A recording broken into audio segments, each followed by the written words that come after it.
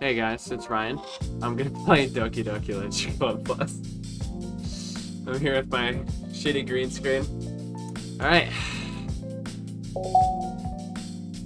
Now I'm gonna try to play through the entire game in one sitting, if that's even possible. And let's get on in here.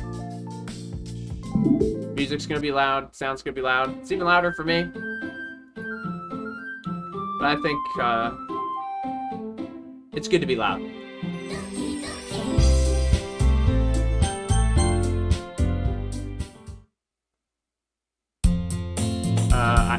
Okay.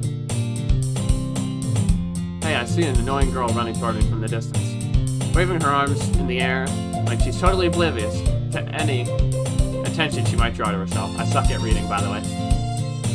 That girl is Sayori, my neighbor and good friend since we were children.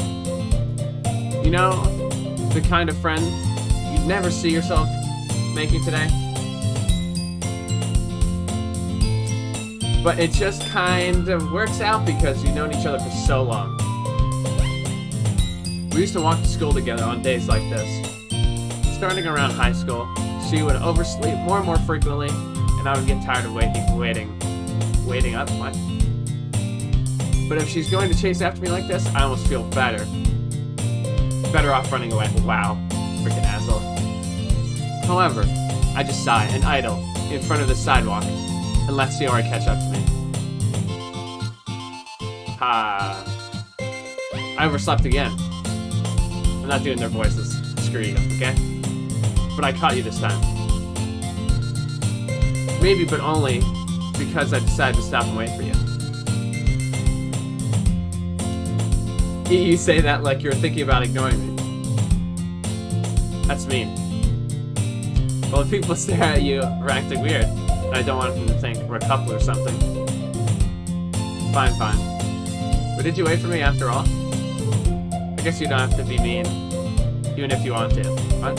Okay. Whatever you say, Sayori. Do you see the steam pop-ups? Okay, I was curious about that. We cross the street together and make our way to school. As we draw near, the streets become increasingly speckled to other students making their daily commute. Oh, okay. By the way, Ryan, have you decided on joining a club yet? Of course. A club? I told you already, I'm not interested in joining any clubs. I haven't been looking either. I just don't want to talk to anyone ever. And that's not true. You told me you'd join a club this year. I didn't say shit, but okay. Did I? I'm sure it's possible that I did. One of the many conversations. Sayori likes to worry a little bit too much about me, when I'm perfectly content, just getting by on the average, while spending my free time on games and anime. That's literally... It's exactly right. I was talking about how I'm worried that you don't know how to socialize or have any skills before college.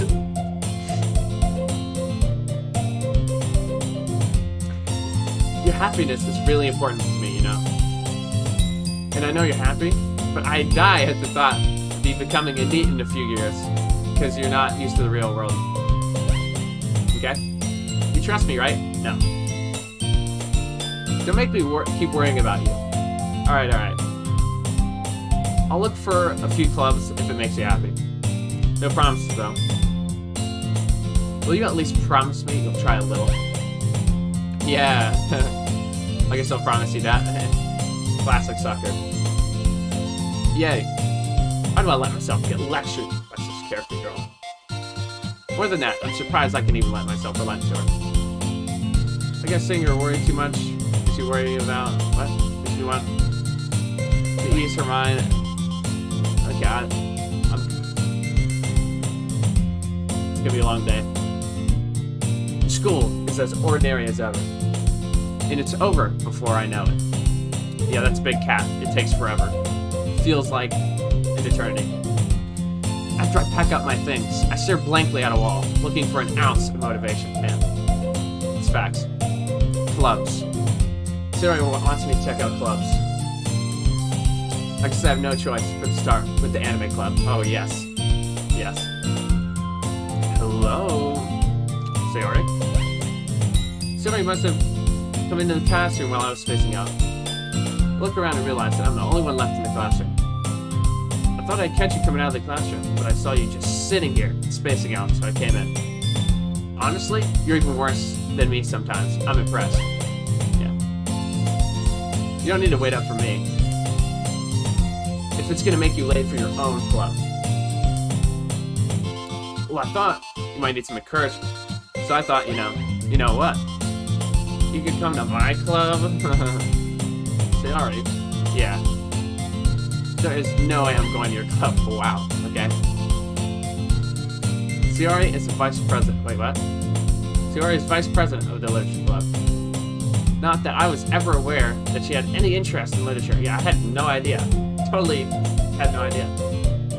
In fact, I'm 99% sure she only did it because she thought it would be fun to help start a new club.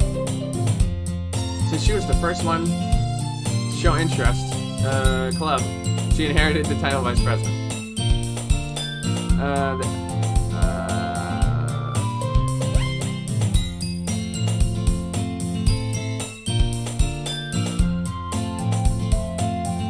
I'm so bad at reading. Wow.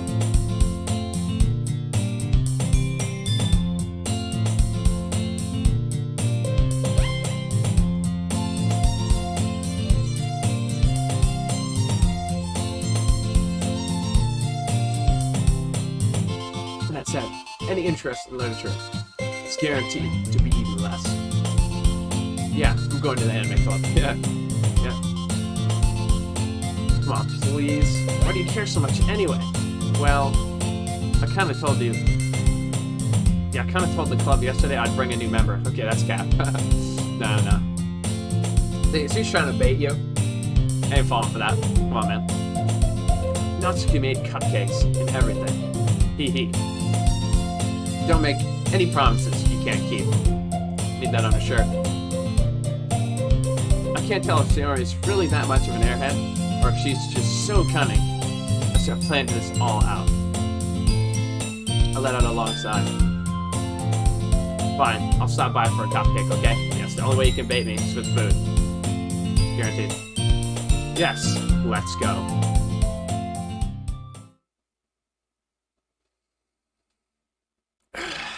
And thus, today marks the day I sold my soul for a cupcake. Okay, that's kind of extra, alright. I dejectedly follow Sayori across the school and upstairs, a section of the school I rarely visit. Sayori, full of energy, swings open the classroom door. And I'm covering her head. Oh. Yeah, I am covering her. Oh, what? Cool. See ya.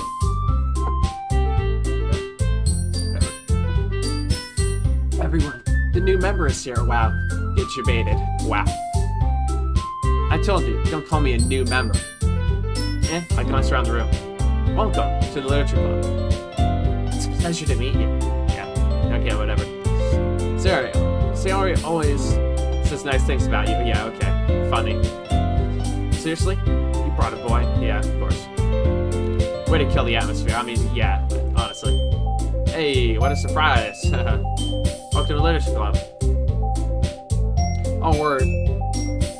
All words escape me in this situation. This club.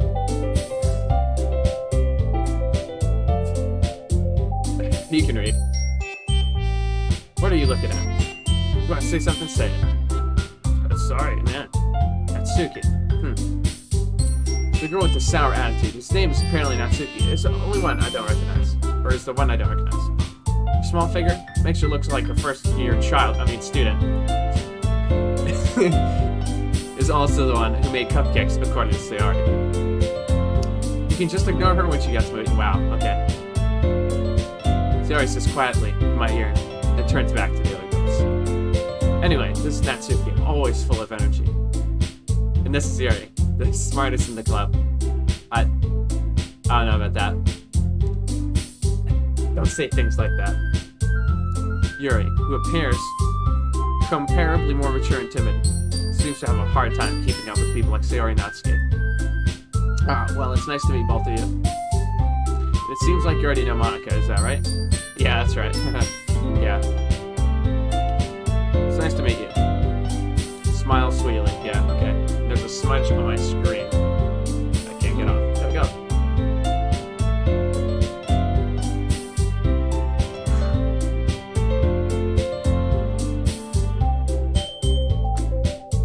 We do know each other. Well, we rarely talk.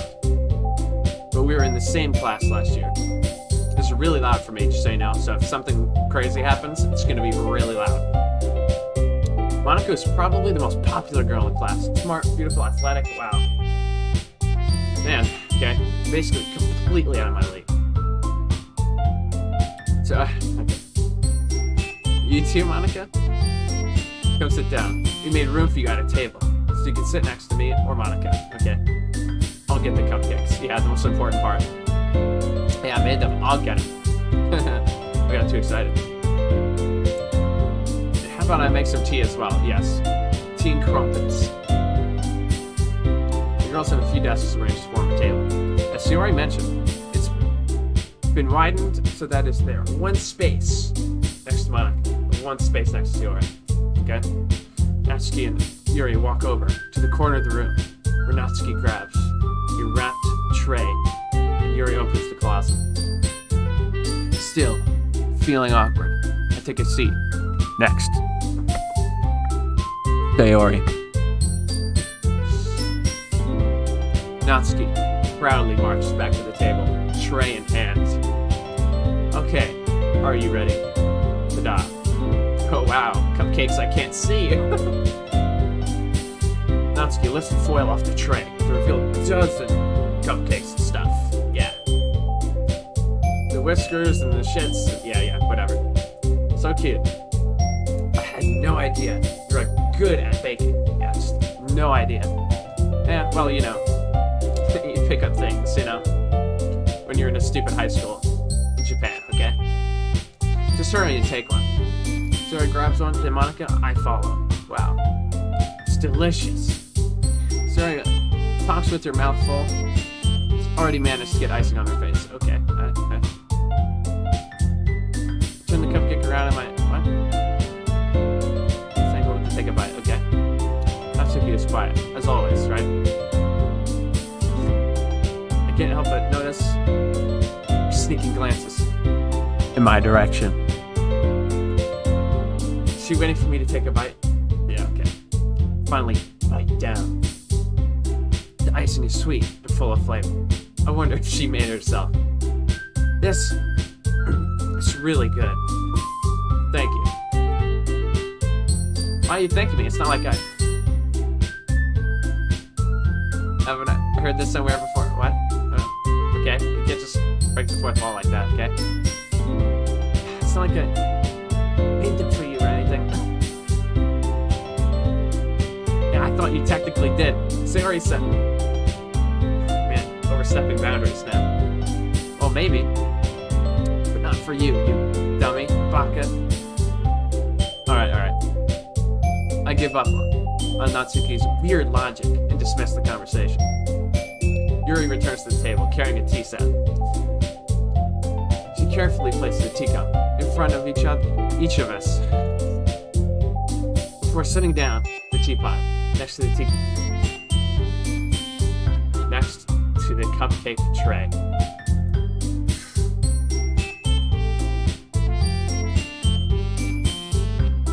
You keep a whole tea set in this classroom? This run-of-the-mill? So weird. Don't worry, the teachers gave us permission. God.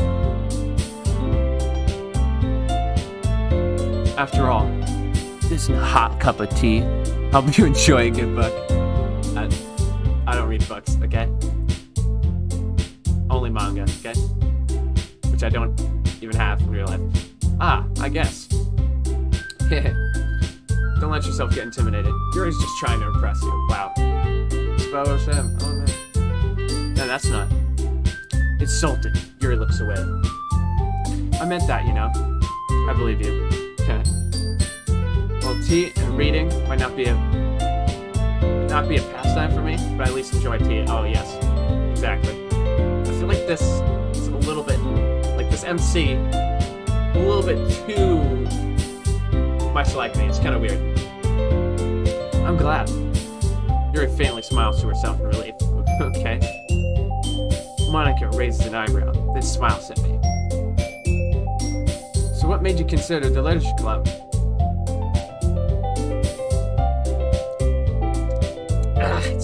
Man, I don't know.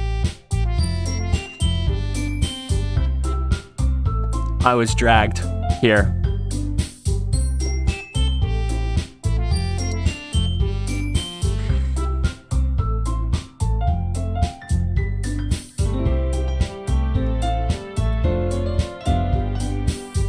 I was afraid of this question. Something tells me I shouldn't tell Monikaa that I was practically dragged here by Sayori. Well, I haven't joined any clubs yet, but Sayori really seemed happy to be here, so that's okay, don't be embarrassed. Yeah. Yeah. We'll make sure you feel right at home, okay? That's not like helping. As president of the literature club, it's my duty to make the club fun and exciting for everyone. I am the president. So superb, you know? Monika, I'm impressed. How come you decide to start your own club on your own volition for no additional, benefits whatsoever? You could probably be a board member in any of the major clubs. Weren't you a leader of the Ddlc club last year? Well, you know, to be honest, I can't stand all of the politics around our major clubs.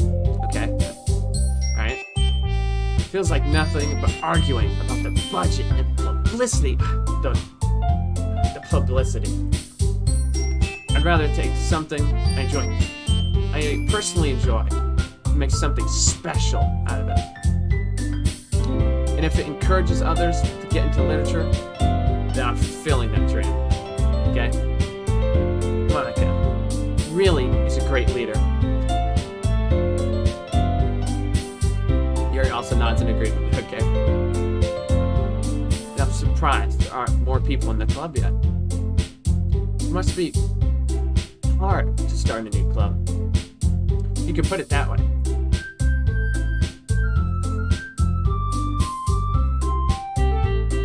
Not many people are interested in putting on all the effort to start something brand new. Especially when it's something that doesn't grab your attention like literature. You have to work hard to convince people that you're both fun and worthwhile.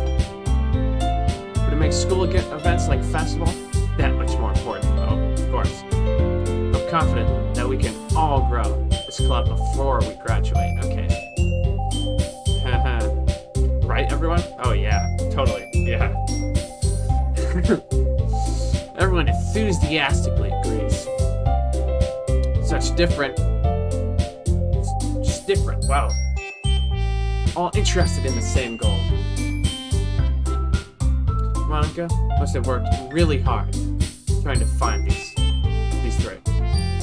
Maybe that's why they're all so delighted at the idea of a new member joining.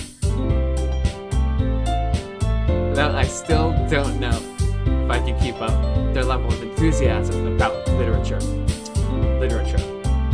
So, what kinds of things do you like to read?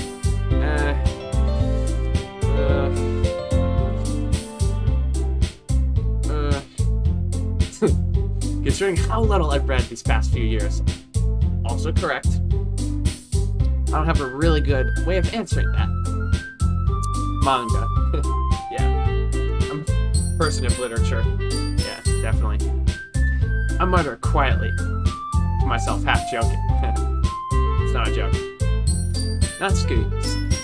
Natsuki's head suddenly perks up. Looks like she wants to say something. She keeps quiet. Not much of a reader, I guess? No. Oh, that could change. Simp. What am I saying? I spoke without thinking after seeing Yuri's sad smile. Anyway, what about you? Well, let's see.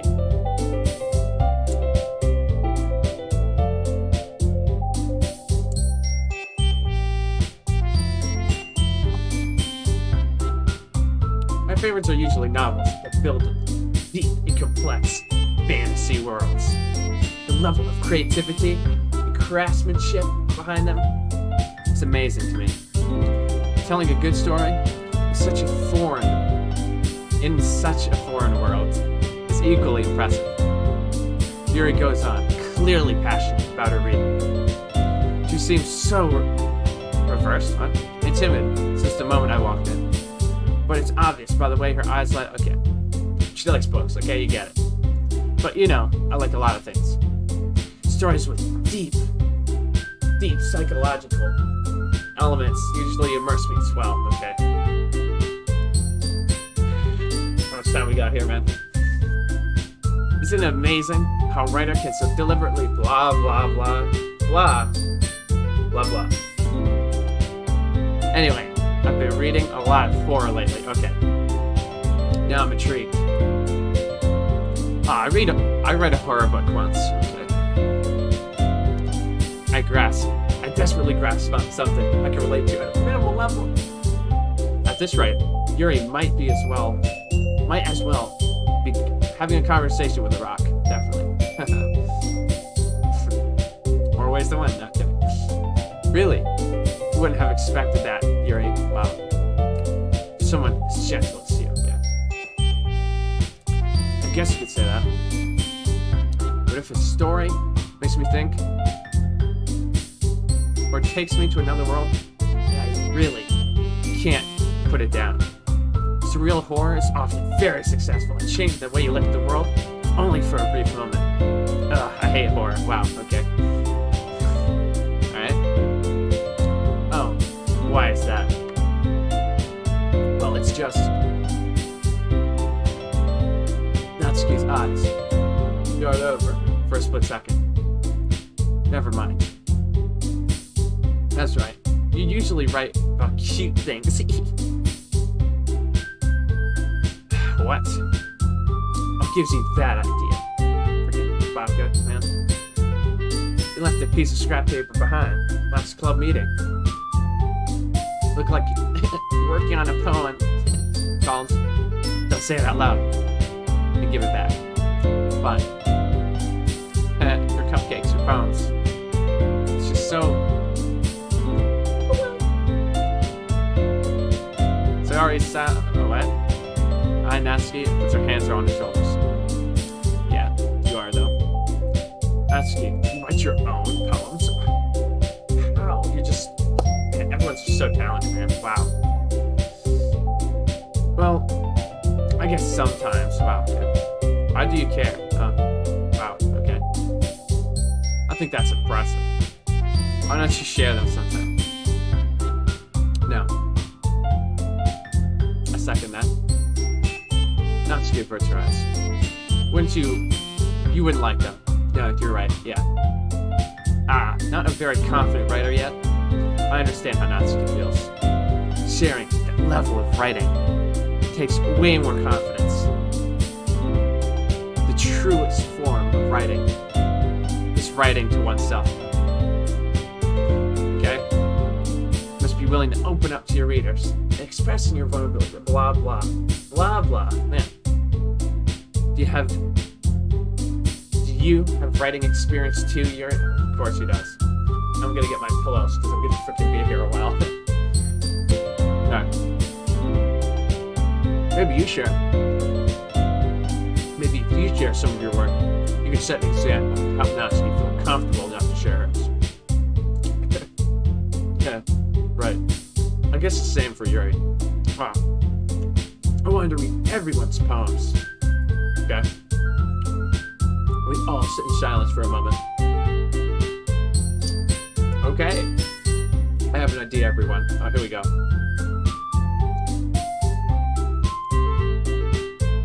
Yeah, get your snacks. Yeah. It'll be a long one. Natsuki and Yuri quizzically at Monikaa. Let's all go home and write a poem of our own. The next time we meet, share them with each other. Cringe. That way everyone is even, of course. Yeah, let's do it. Plus, because, yeah. Now, we can have a new member. I think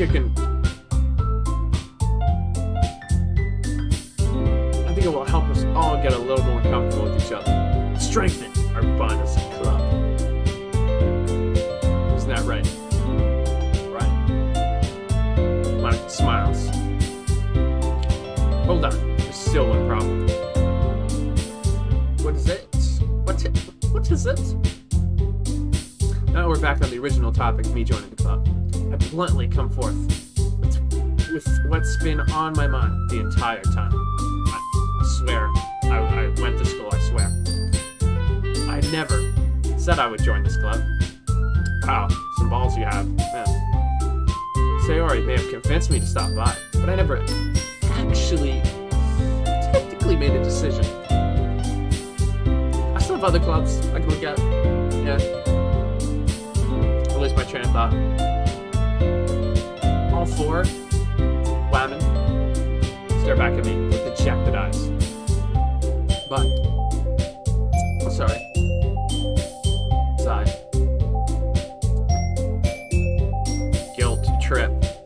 You all, man. Just nothing I can do. I can't just run away, man. How am I supposed to make a clear-headed decision when it's like this? Even if it's writing poems, it's a small price to pay for salvation. Right. Okay, I've decided then. I'll join the literature club. Okay. One by one. Everyone's just like, yes. Yes. And then I get hugged. Hey. Really did scare me for a moment. Yeah. If you really came for the cupcakes, I would be super pissed. Oh yeah. It makes it official. Welcome to Literature Club. Thanks, I guess. Okay, everyone. I think with that, we can officially end today's meeting on a good note. Everyone, remember tonight's assignment. Man, okay, Karen. Write a poem to bring to the next meeting so we can all share. Monika looks at me again. I look forward to seeing how you express yourself in the truest autistic form. Yeah. I can really impress the class star, Monika, with my mediocre writing skills. I already feel the anxiety welling up inside me. Meanwhile, the girls continue to chit-chat. Hey, since we're already here, do you want to walk home together? That's alright. Oh yeah, that's right. Sayori and I always walk home together. Always. Always. Totally. Yeah, totally. Yeah. Who are you again? Sure, might as well. Yay. Yay. With that, the two of us depart. The club room and make our way home. The whole way my mind wanders back and forth between everyone. Sayori, Natsuki, Yuri, and of course Monika. Will I be really happy spending every day at school in the literature club? Yes. Not the writing part though. Perhaps I'll have a chance to grow closer to one of these girls. Alright, that's a hint, okay? We only get one. Everyone gets one. Great. Find that clip now. Cool. Alright. I just need to make a moment. I just need to take most of my circumstances. I just need to make the most of my circumstances. And I'm sure good fortune will find me. Of course, that's wishful thinking. I guess that starts with writing a poem tonight.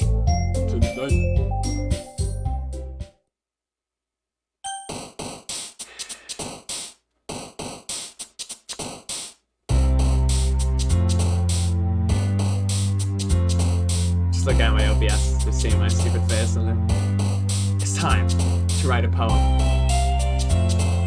Pick words you think your favorite club member will like. Something good might happen. Maybe. So, it's only them three. Monika's not there. That's kind of sus. A little sus. Passion.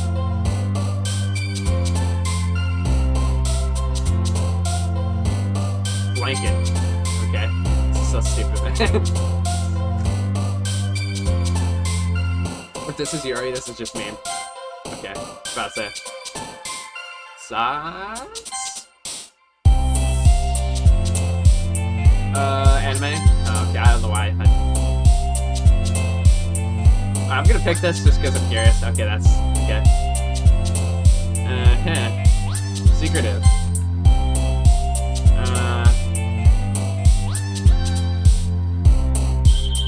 Okay, who do I wanna... Okay, well, there's different... I'll just say it right now, okay? There's different routes. I'm probably just gonna screw around, okay?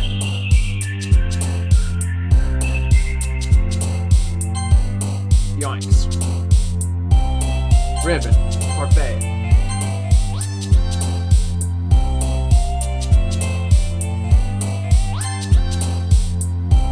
Yeah, I can't randomly click, apparently. Ooh, Adventure. Nightgown. Swimsuit. Feather. Crimson. Captive. Captive. What? Oh man. Hi again. Glad to see you didn't run away on us. Okay. It's like she knows my stereotype. Don't worry. This might be a bit strange for me, but at least I keep my word. Dignity, man. Well, I'm back at the Literature Club. What can go wrong? I was the last to come in, so everyone else is already hanging out. Late, like usual. Thanks for keeping your promise. I hope this isn't too overwhelming of a commitment for you. Wow. Okay. Making you dive at first into literature when you're not accustomed to it. Oh, come on. Like he deserves any slack, bro. He already told me you didn't even want to join the club. Or, hold on, I can do better than that. He already told me you didn't want. He already told me you didn't even want to join any clubs this year. And last year too. Wow. Yeah. I don't know if you plan to just come here and hang out or what. But if you don't take this seriously, okay. I don't see how this is serious. Then you won't see the end of it. Atsuki, you certainly have a big mouth for someone who keeps her manga collection in the club room. Shit, bro. Drop the mic on him. Atsuki finds herself stuck between saying Monika and manga. Manga is literature. Its truest form. Swiftly defeated, Atsuki flops her head back into her seat. Don't worry, guys. Ryan always gives it his best, as long as he's having fun. Wow, okay, that's literally true. He helps me with busy work without even asking me. Okay, that's completely false. Okay. My cooking, cleaning my room. Okay, no, she's like the best friend ever. She's just covering for me, okay? It's all lies. How dependable. Sure. That's because your room is so messy, it's distracting. You almost set your house on fire once. Okay, wow, I'm exposed. Shit. Exposed. Is that so? Hee what? You two are really good friends, aren't you? Might be a little jealous, son. Okay. How come? You and Ryan can be good friends too, of course.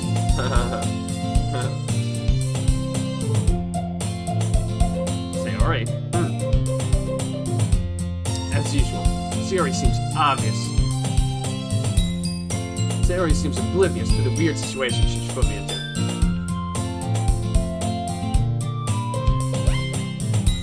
Uh-oh. Yuri even brought you something today, you know? Wow. She's just gonna expose everybody. No wonder people don't like her. Exposed, also. Wait, Sayori. And me? Not really. What? I don't understand that interaction. Don't be shy. It's really nothing. What is it? Never mind. Wow, okay. I read this for nothing. Cool. Sayori made it sound like a big deal when it's really not. What do I do? Sorry, Yuri. I wasn't thinking. I guess it means it's up to me to rescue this situation. Hey. Hey. Don't worry about it, sweetheart. First of all, I wasn't expecting anything in the first place. Yeah, I'm just perfect white knight. Totally. As I sit in my juice box, yeah. So any nice gesture from you is a pleasant surprise. Wow, okay. It'll make me happy no matter what. We just display the thing on screen. Sick. Is that so? Yeah, won't make a big deal. I won't make a big deal. You don't wanna. Alright. Wait, well here. Reaches in her back, pulls out a book. I already don't like her. I didn't want you to feel left out, so I picked up a book I thought you might enjoy, even though I'd never said anything I liked. Okay. It's a short read, so keep your attention. Okay, wow. And we could, you know, discuss it. Yeah, okay. This is how. This is. She even picked out a book she thinks I'll like, despite me not reading much. Yuri, thank you. I'll definitely read this and not skim through it. You know, first couple pages, middle page, and last page. Yeah. I enthusiastically take the book. You. Well, you can read it at your own pace. Okay, well, that's gonna be real slow. About 10 years. I look forward to hearing what you think. Now that everyone's settled in, I expected Monika to kick off some scheduled activities for the club, but that doesn't seem to be the case. Sayori and Monika are having a cheery conversation in the corner. Let me hit that save real quick. Save real quick. Save on him.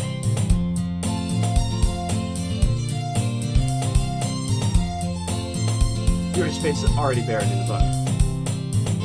I can't help but notice her intense expression.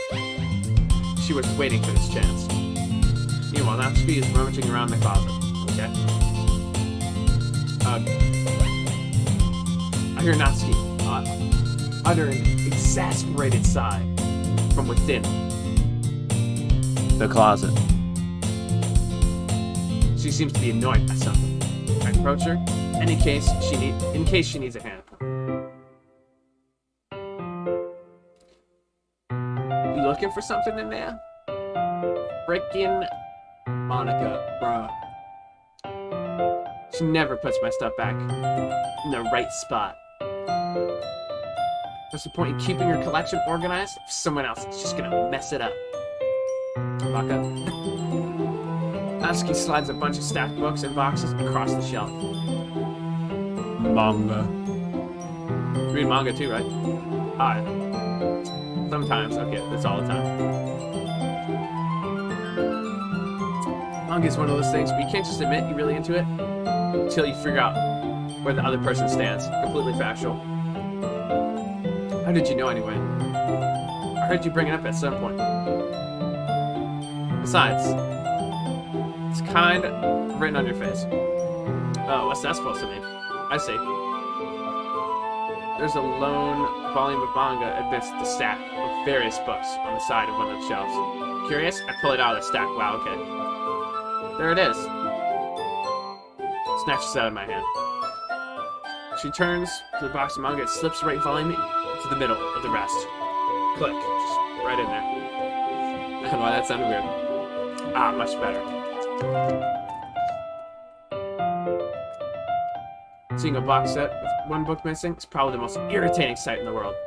R slash, you know, mildly infuriating. I know that feel. I get closer. Look at the box she's admiring. Parfait Girls? That good?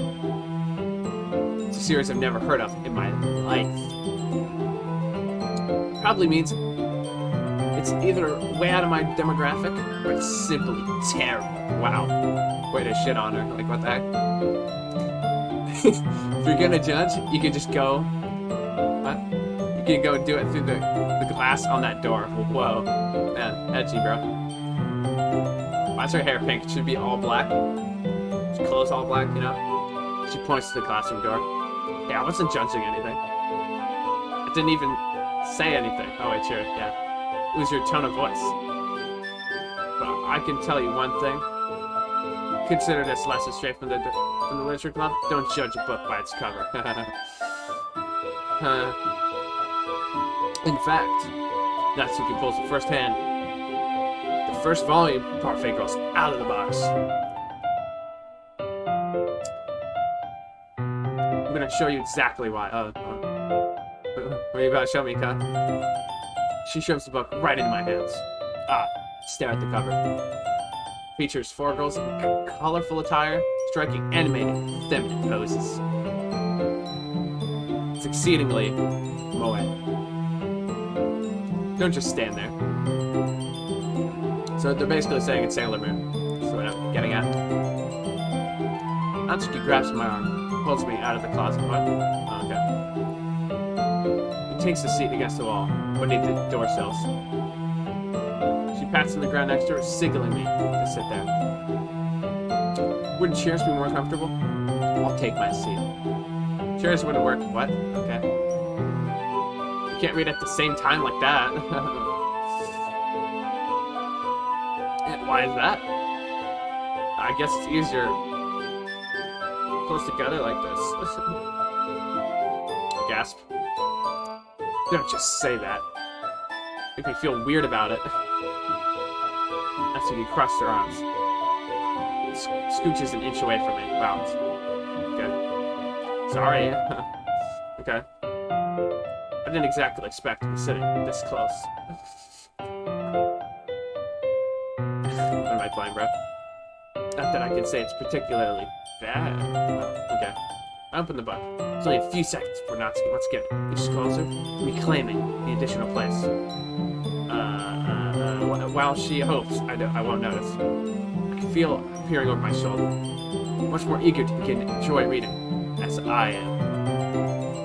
How long has it been since I read the beginning? I know, right? You know, go back and flip through the older volumes every now and then? Not really. Yeah, literally no one does it. Maybe sometimes, after I already finished the series. Okay, that's true.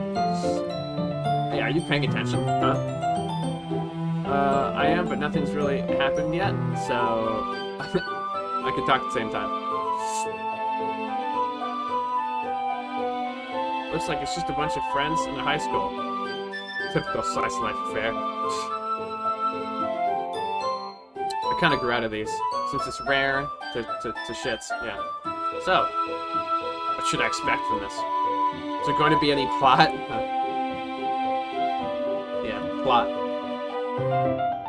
Well, obviously. Come on, man. You think I would enjoy something that didn't have a plot? Yes, actually. I mean... Well, I know what you're saying.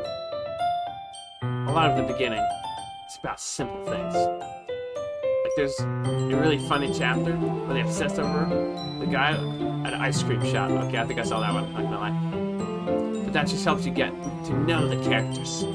It's totally not filler. It's not filler. It's not filler. And besides, it's totally entertaining. Totally, bro. But later on, there's all kinds of drama. Like when they all get into their backstories, when some of the romance starts to happen, that's when it all gets good. Totally. So many touching parts. It's just perfect. Ah, is that so? Sounds like you really know what you're talking about. Maybe I underestimated you. Hee hee. Hey, wait. What's that supposed to mean? Natsuki gives me a little shove. The abusive relationship starts. I just meant that I haven't ever seen you at your full power. Oh, what? Okay. Good save. Yeah. This chapter seems like it's about baking. This is just a guess. Was there a lot of baking in this manga? Man, who would have thought? It's baking manga? Man. Well, Natsuki pauses for a moment, as if she doesn't want to admit something. Yes. Why does that matter? It doesn't. I was just curious. Since you enjoy baking too, right? Got him. That's just a coincidence. I think not. I just happened to get into baking around the same time I got this manga. Yeah, okay. Right. I would ever get into anything because it's in a manga. Yeah, you would. I feel bad for anyone that impressionable. Haha. Definitely not a coincidence. Yeah. I guess that explains Natsuki's interest in baking. Still, all of the hobbies to pick up from manga, that's definitely one of the better ones. Not to mention, she's really good at it. So who am I to judge? We read on for a few more minutes. A few moments later. I finished a couple chapters at this point. Are you sure this isn't boring for you?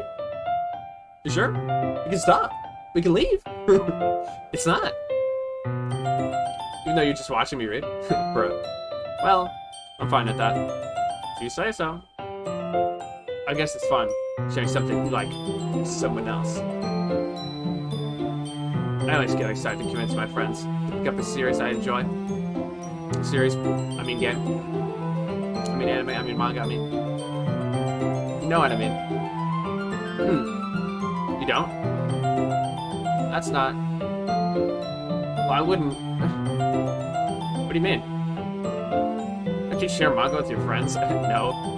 You don't got friends? Come on. Do not rub it in. Jeez. Ah, sorry. Like I could ever get friends to read this. It's literally the perfect thing to say. They'll just think manga's for kids. It's not. Let me just tell you. Can't even bring it up to them without being all like... You still haven't grown out of that yet? Makes you want to punch them in the face. Like, really hard. By little girl hands. Yeah, totally. Ugh. I know those kinds of people. Honestly, it takes a lot of effort to find friends who don't judge you. Much less friends who are also into it. I'm already kind of a loser, so I guess I gravitated towards other losers over time. Wow. That's the most passive-aggressive insult I think I've ever heard. But it's probably harder for someone like you. Nudge. Yeah, that's pretty accurate. Wow, she just agreed. Wow, I wasn't expecting that. Wait, which part? I mean, I feel like I can't even open it in my own room. I don't even know what my dad would do if he found us. At least it's safe here in the club room. Except, Monikaa is kind of being a jerk about it. I just can't win, can I? Well, it paid off in the end, didn't it? I mean, here I am, reading it. Well, it's not like that solves any of my problems, okay? Maybe. But at least you're enjoying it yourself, right? No. Geez, that's enough. Are you gonna keep reading or what? Yeah. Yeah. I flipped the page. Suddenly, Natsuki starts laughing. I totally forgot that happens. You're doing that thing with the... Yeah. Put your finger on one of the panels. Minori is one of my favorite characters. Did they have names in the other version? I don't remember. You always feel so bad for her since she's so unlucky. classic. But it gets especially bad when... Spoiler alert. Oh, I shouldn't be talking about that yet. Just finish this chapter. Natsuki's voice sparkles with excitement. It's a spark, contrast, to her visual, bossy tone. But if she's not used to sharing her favorite manga with her friends, I can't understand why. It's hard to express in words. The feeling you can't. The feeling you get when connecting with someone like that. So much reading, bro. I'm actually gonna die. Being able to provide that to Natsuki, for whom it's a rare experience. The thought makes me smile a little. Yeah, totally. Okay, everyone. Are you ready with today's poems? No. No. Yeah. Come on. Is your timing any worse? Sorry. I just need to make sure we have enough time, okay? Like, this totally isn't an after-school event, okay? Though you do look pretty cozy over there.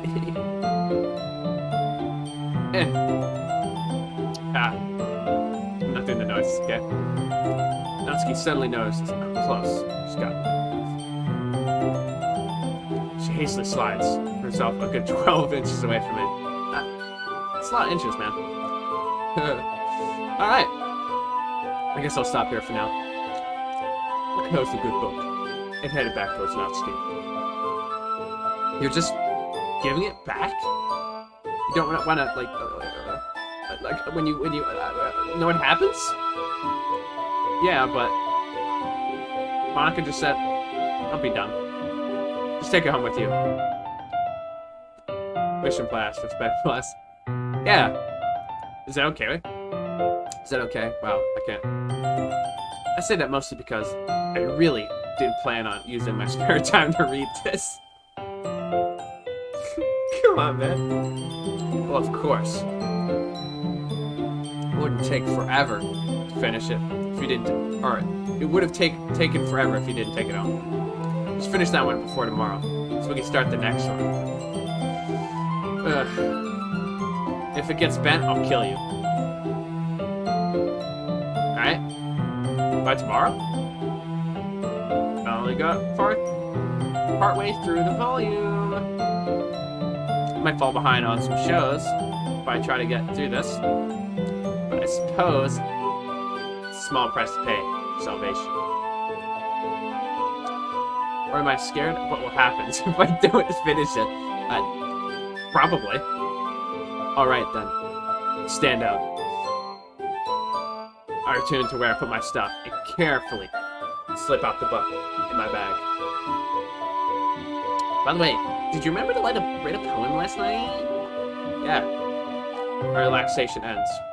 I can't believe I agreed to do something so embarrassing. I couldn't really find so much inspiration since I've never really done this before. Oh no, that's... Well, now that's everybody. Well, now that everybody's ready, why don't you find someone to share with? I can't wait. I'm just so exhilarated, bro. Sayori and Monika enthusiastically pull out their poems. Natsuki is a wrinkled sheet of loose leaf torn. What? I can't speak English. On the other hand, Monika's wrote hers in a composition notebook. I can already see Monika's pristine handwriting where I sit. Simple. Natsuki and Yuri reluctantly comply as well, reaching into their bags. I'd do the same myself. Who should I show the poem to first?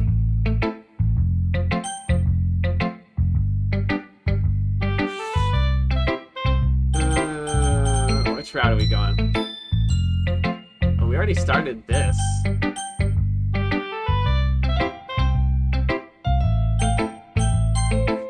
I should start with Monika. Yesterday, she seemed eager to read my poem. So I go back now. She seemed eager to read my poem. I want to know. I want her to know I'm putting in effort. Totally. I totally did just spam click everything. Hello. Good time so far? Yeah. Good. Glad to hear it. By the way, since you're new and everything, you ever had any suggestions for the club? Like new activities? Or things we could do better? I'm always listening. Don't be afraid to bring things up, okay? Alright, I'll keep that in mind. Of course, I'll be afraid to bring things up. I'm much better off going with the flow until I'm more settled in. Anyway, want to share your poem with me? Poem? It's kind of embarrassing. I guess I'll have to. Lol, check W. Don't worry. We're all a little embarrassed today, you know. But it's that sort of behavior that we all learn to get past soon. Totally doesn't stick with you for the rest of your life.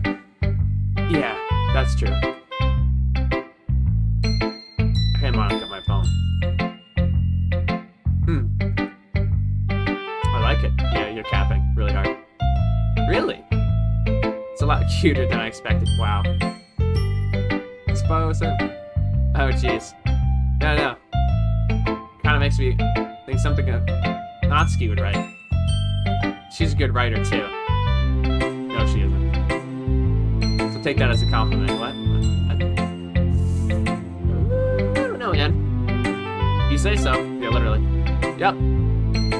There are lots of poems or stories out there.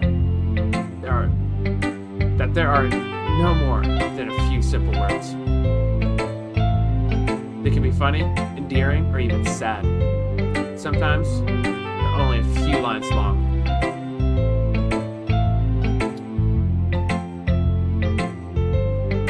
They might even feel like they're written for kids, but if you think about them, they can express views on the world that would apply to anybody. Okay? I see. So you think that Natsuki is kind of like that? Man, they're just giving me so many hints, bro. I get it, okay? A two-timer, bro. Sort of. Maybe she's not an expert. But you probably won't find much filler in her poems. Wow. Expose. They might be easy to write, but they're super challenging to get the beating through. So I can see why it would be your kind of poem to explore. Oh, wow. I'm sure I'll end up trying different things a lot. No. It could take a while before I feel comfortable doing this. That's okay. I'd love to see you try new things. That's the best way to find the kind style that suits you. Everyone else might be a little bit biased toward their own kinds of styles, but I'll always help you find what suits you the most. So don't force yourself to write things where everyone else wants you to write. Well, I'm gonna do that because it's freaking dokey, bro. It's not like you have to worry about impressing them or anything. Hint.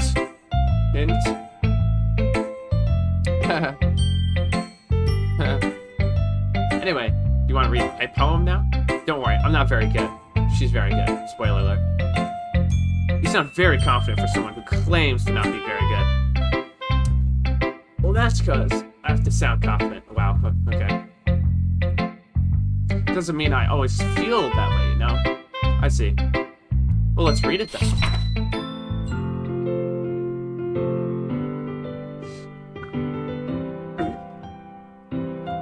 Hole in the wall. There's nothing weird about that. It couldn't have been me. Hold on. It couldn't have been me. Seeing the direction, the sparkle. Yeah, sparkle protrudes. A nosy neighbor, an angry boyfriend, I never know. I wasn't home, what? Okay. I peer inside for a clue. No, I can't see, I can't reel, blind. Like a film left out in the sun. But it's too late. My retinas. But that's not what it says. I can't read that, okay? Already scorched with a permanent copy of the meaningless image. It's just a little hole. It wasn't too bright. It was too deep. Stretching forever into everything. A hole of infinite choices. I realize now that I wasn't looking in. I was looking out. And he was on the other side, looking in. Okay.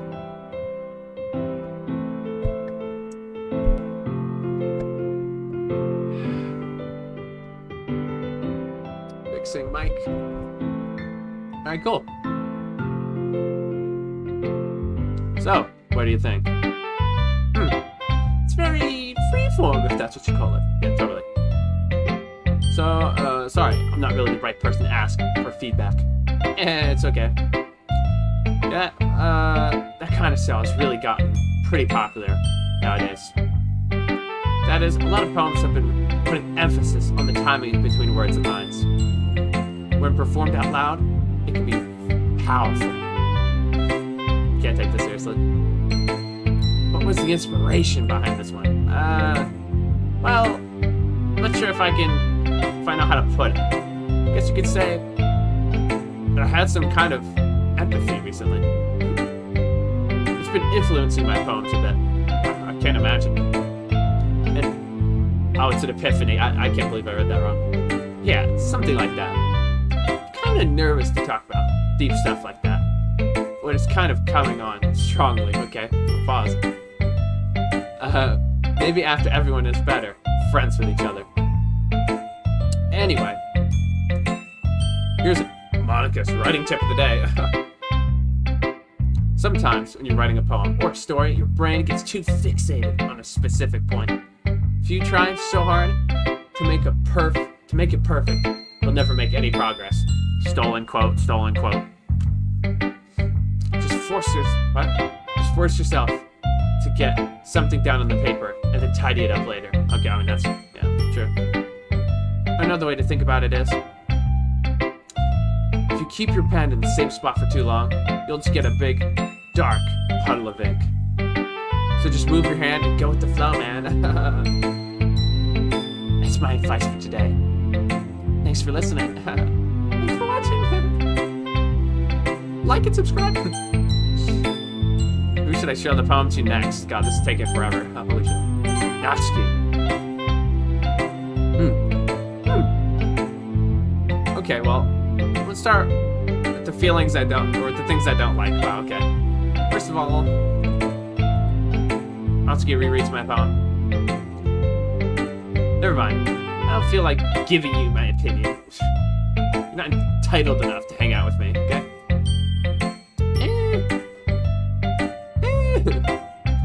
And what's the point of sharing it in the first place?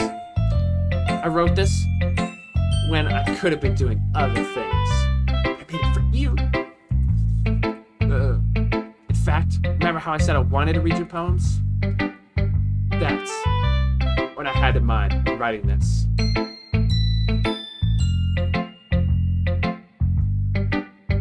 I want to help you feel comfortable enough to share yours. Like Monika said,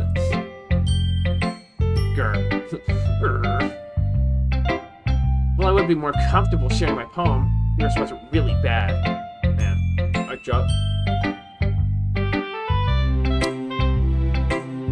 You were supposed to show me your dumb poem. Make me go, ha. Well, if it's not that great, then let me show you what real literature looks like. Literature Ultra. And you went and ruined it. How dare you be good? How dare you be better than me? I hope you're happy. So, in other words, you're saying you liked it? Got him. Ddlc's retort gets caught in her throat, okay? You don't understand anything, do you? I already told you that you don't have to go announcing to the world like you're all self-important. Pretty sure you never actually said that. I say that mostly to myself. Ddlc must really hate me or something. Baka. I can't figure out if it's a winner or a loss. I actually like my poem. In any case, you still need to show me yours, right? Fine, I guess. Only because Monika will make me if I don't. Yeah, right. Eagles can fly. Monkeys can climb. Crickets can leap. I don't think so, but horses can race. Owls can seek. Cheetahs can run. Eagles can fly. People can try. That's about it. Yeah. I told you weren't gonna like it. I like it. The nose gets longer. What? Just be honest. I am. Are you so convinced I don't like it? Well, because everyone in high school thinks that writing has to be so sophisticated and stuff. So people don't even take my writing seriously. Period. Isn't that the point of poems? For people to express themselves. Your writing style wouldn't make your message any less valid. Yes, exactly. Did you know? Like horses run and stuff? Bruh. Yes, exactly. I like when it's easy to read, it hits you hard, like a Tonka truck. Like in this poem, seeing everyone around you do great things can be so disheartening. So I decided to write about it. Yeah, I understand. Other nice things about simple writing is that you puts more weight on your wordplay. Like I set up for a rhyme at the end, but then it fall flat on purpose. They made it fall flat on purpose. You would fall flat? Game? Play? It helps bring out the feeling in the last line. So you did. I guess more went into it than I realized. Wow, okay. Guess that means I'm a pro. I'm glad you learned something. Didn't expect that from the youngest one here, did you? Yeah, I guess not. Get educated, man. I decided to humor her with the last comment. I don't really care how old everyone is. Wait, what? Huh? Okay. I think you should be. But if Natsuki is feeling proud, then I won't take that away from her. Cool. Let's just...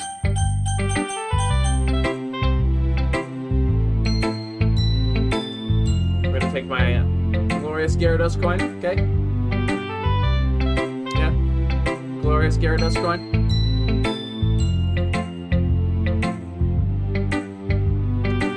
Alright, Sayori's hats, okay? Oh, we got Sayori. Damn.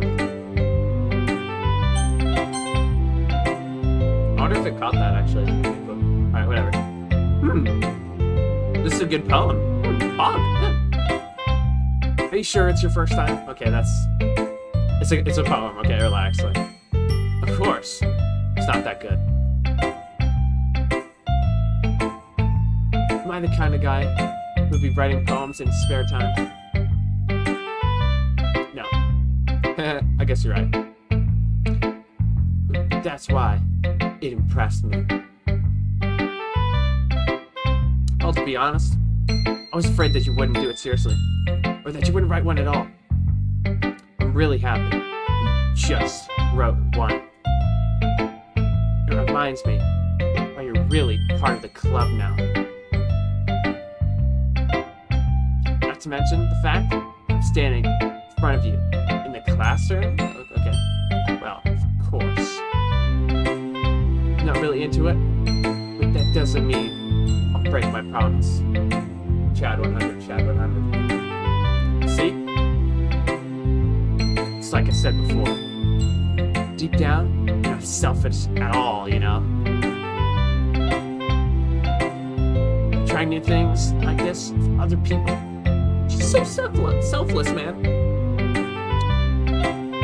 It's something only really good people do. Thanks, Sayori. I'm not sure if Sayori sees the full picture of my motive here. Then again, can't deny that she's part of the reason I joined. And how much this means to her and all. Yeah.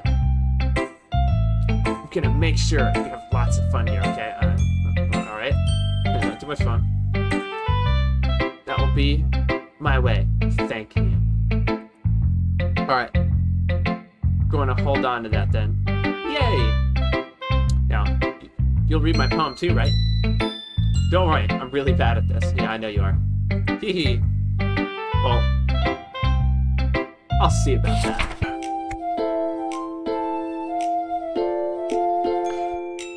Dear sunshine, the way you glow through my blinds in the morning makes me feel like you miss me, kissing my forehead to help me out of bed, making me rub the sleepiness from my eyes. Are you asking me to go out and play? Are you trusting me to wish away a rainy day? To look above, the sky is blue. It's a secret, but I can trust you too. If it wasn't for you, I could sleep forever. But I'm not mad. I want breakfast, okay? Sayori.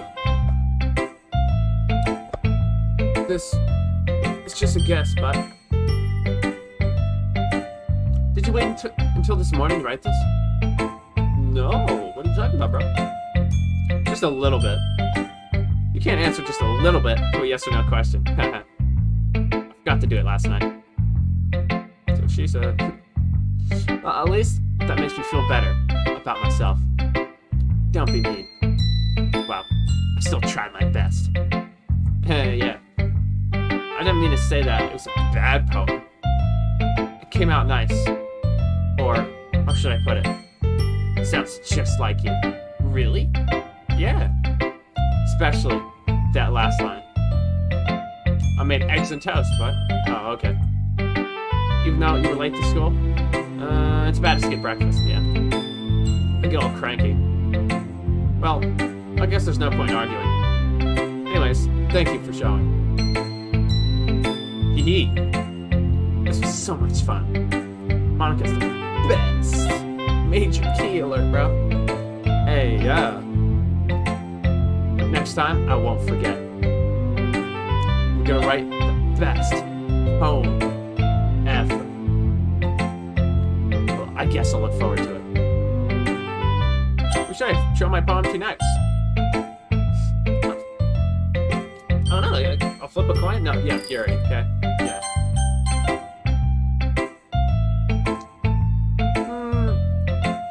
Yuri stares at the poem.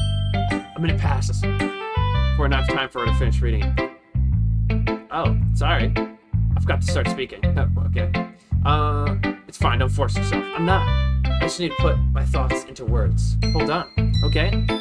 This is your first time writing a poem, right? Yeah. Why do you ask? I'm just making sure. I guess that it might be after reading it, though. Oh, so it's that bad. No. Did I just raise my voice? I'm sorry. She buries her face in her hands. I couldn't help but notice. It's been several minutes and we haven't gotten anywhere. It might take Yuri a while to get used to new people. It's fine. I didn't notice. What were you saying? Right.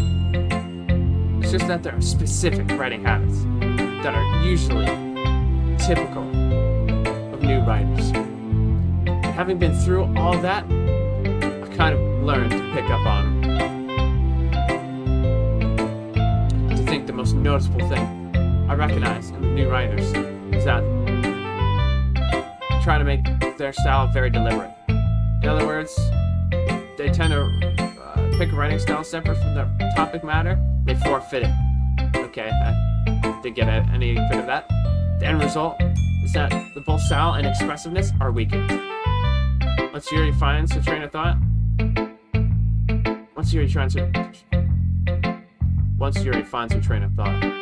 it's as if her demeanor totally changes. Her stammering is completely gone. She sounds like an expert. Of course, that's not something you could be blamed for. There's so many different skills and techniques that go into writing even a simple poem. Not just finding them and building them, but getting them to work together is probably the most challenging part.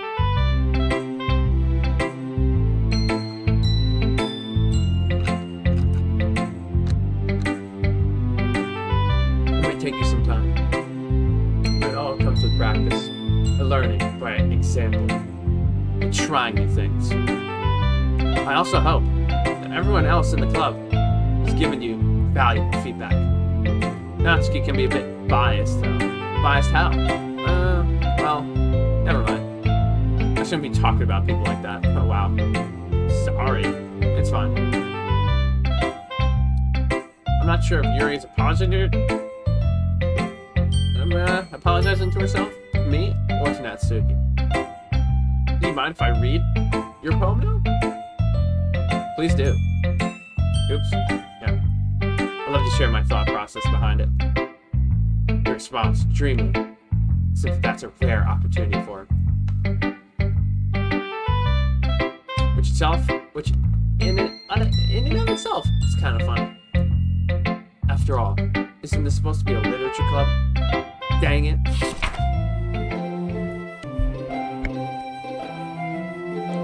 Ghost, under the light, the tendrils of my hair illuminate beneath the amber glow, bathing. It must be this one, the last remaining street light to have withstood the test of time. The last yet to be replaced by the sickening blue-green hue of the future. I bathe calm beneath air of the present, but living in the past. The light flickers. I flicker back.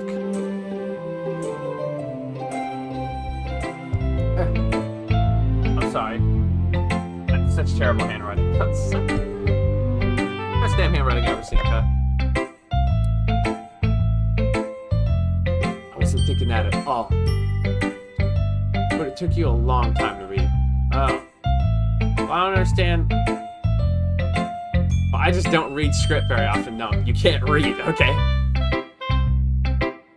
Actually, I think your handwriting is pretty. Eh? That's a relief. Also, I like the poem. Even though it's short, it's really descriptive. It wasn't too short. I usually write longer poems, yeah. Not at all. I'm really glad you liked it. To be honest, since it's our first time sharing, I wanted to write something a little more mild. Something easy to digest, I suppose. Aren't you into ghost theory? Okay, that's random. Hoo-hoo.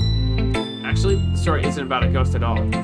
Really? I must have totally missed the point, because I'm dumb. Well, I suppose you did only glance over it after all. But remember the poems? That poems often express their own thoughts, feelings, and experiences in their work. They usually do more than tell a simple story or paint a picture. In this case, perhaps, the subject of the poem is only being symbolically compared to a ghost, lingering their last remaining place of comfort, unable to let go of the past, and soon to be left with nothing. It's a lot more solemn, putting it that way. I hadn't even thought of that. That's impressive. It's nothing, really.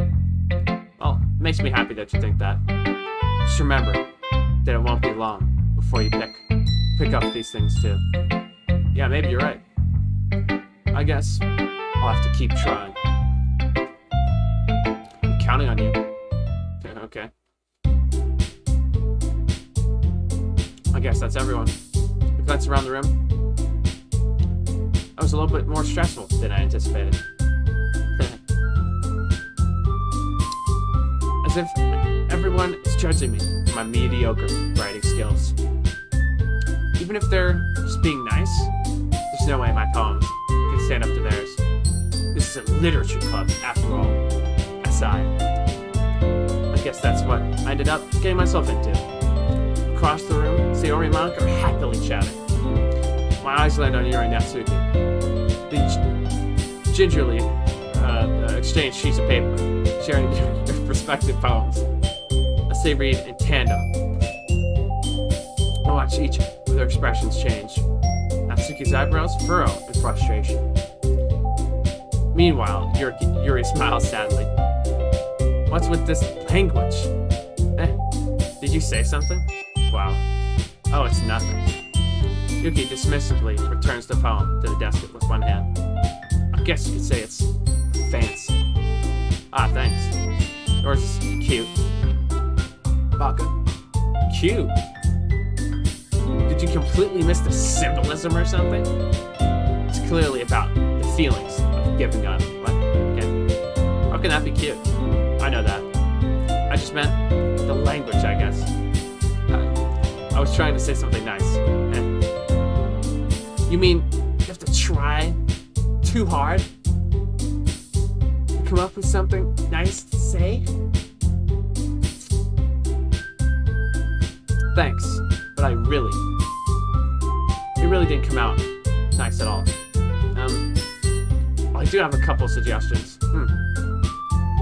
If I was looking for suggestions, I would have asked someone who actually liked it. Which people did, by the way. Sayori liked it. And Mike did too. Wow. So based on that, I'll gladly give you some suggestions of my own. First of all, excuse me. I appreciate the offer, but I've spent a long time establishing my writing style.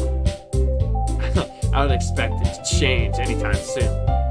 Unless, of course, I come across something particularly inspiring. Which I haven't yet, bruh. Ryan liked my poem too, you know. He even told me he was impressed by it. Tsuki suddenly stands up. Hold up. Save time. Saving. Save on him. Tsuki suddenly stands up. Oh. I didn't realize you're so invested. Something to impress. Ow. New member, Yuri. Eh? That's not what I... Yuri stands up as well. If you're just jealous, Ryan appreciates my advice more than he appreciated yours. Huh? Now that, you know, he didn't appreciate my advice more. Are you that full of yourself? No. If I was full of myself, I would deliberately go out of my way to make everything I do overly cutesy. Is everyone okay? Well, you know that. And you know what? I wasn't all I wanted. Boost, magic grew, size bigger. As soon as Ryan starts showing up. Wow. Natsuki. Got him. Natsuki, that's a little... This doesn't involve you. I don't like fighting, guys. I do, though. Suddenly, both girls turned towards me, as if they noticed I was just standing there, menacingly. Ryan? She's just trying to make me look bad. That's not true. She started it. Yeah, that's what they all said.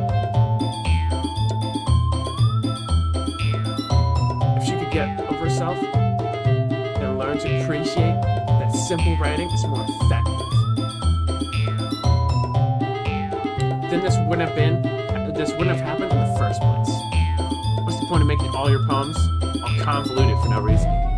The meaning should jump out of the reader, not force them to have to figure it out.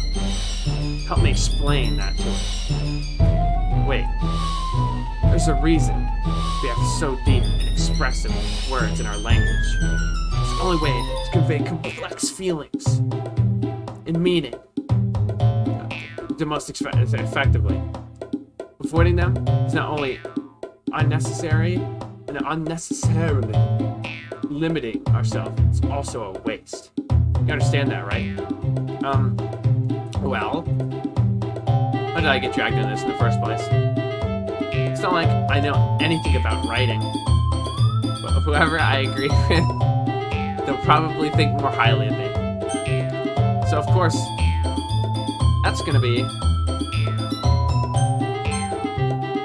Natsuki. Natsuki glares at me, drying up any words I had in my mouth. So instead, I turned to Yuri. Yuri? But Yuri's expression is so defenseless that I can't bring myself to say anything. Sayori. Huh? Yeah. Everyone's fighting It's making Sayori uncomfortable. How can the two of you keep fighting when you know you're making your friend feel like this? So inspiring. Well, that's her problem. This is about her. Or this isn't about her. I agree. It's unfair for others to interject their own feelings into our conflict. Yeah, unless Sayori wants to tell Yuri what a stuck-up jerk she's being. She would never. It's your immaturity that makes her upset in the first place. Excuse me. Are you listening to yourself? This is exactly why nobody likes... Stop. Echo. Natsuki, Yuri. You guys are my friends. I just want everyone to get along and be happy. My friends are wonderful people. And I love them because of their differences. Natsuki's poems, they're amazing. They give you so many feelings with just a few words. Yuri's poems are amazing because they paint beautiful pictures in your head. Everyone's so talented. Why are we fighting? Because, well, also, Natsuki's cute, and there's nothing wrong with that. And Yuri's are the same as they always were. Okay? Sayori stands. I can't read that. Anaki stands behind her, with a bewildered expression. I'll make some tea. Do that. Yuri rushes off. Natsuki sits down with a blank expression on her face, staring at nothing. So, this is why Sayori is vice president. I whisper to Monika. She nods in return. To be honest, I might come off as a good leader, but I can organize things. But I'm not very good with people. I couldn't even bring myself to interject. As president, that's kind of embarrassing for me. Haha, nah. It's not like I could blame you. I wasn't able to say anything either. Well, I guess that means Sayori is just amazing in her own ways, isn't she? You could say that. She might be airheaded sometimes. It's weirdly suspicious that she knows exactly what she's doing. I see. Take good care of her. Okay? I would hate to see herself get hurt. Alright?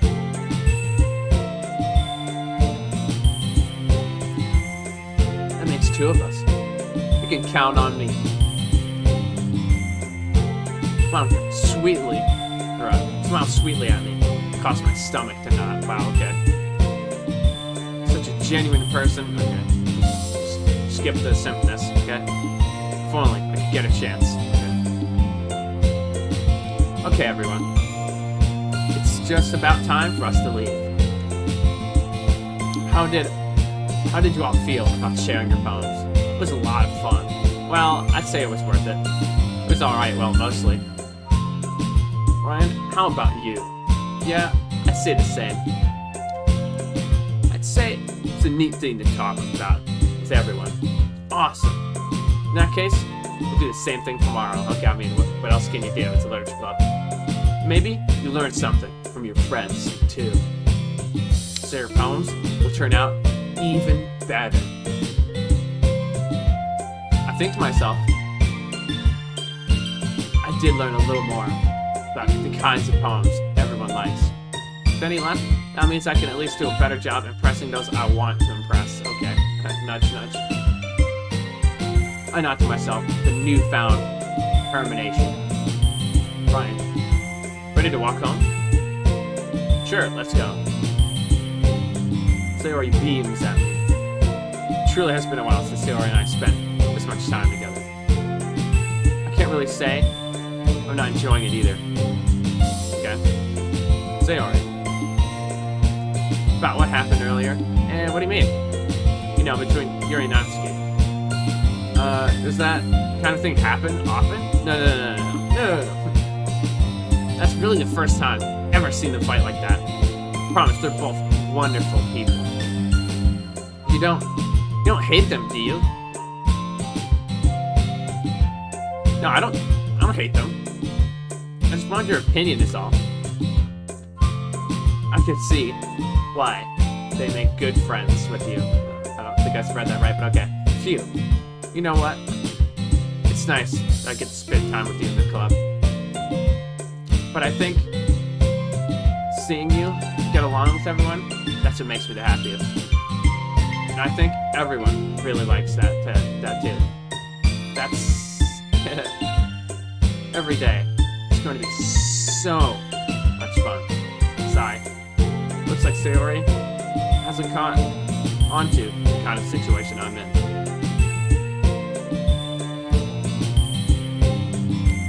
Sure, being friends with everyone is nice, but does it need to stop there? We'll just have to see what the future holds, Sayori.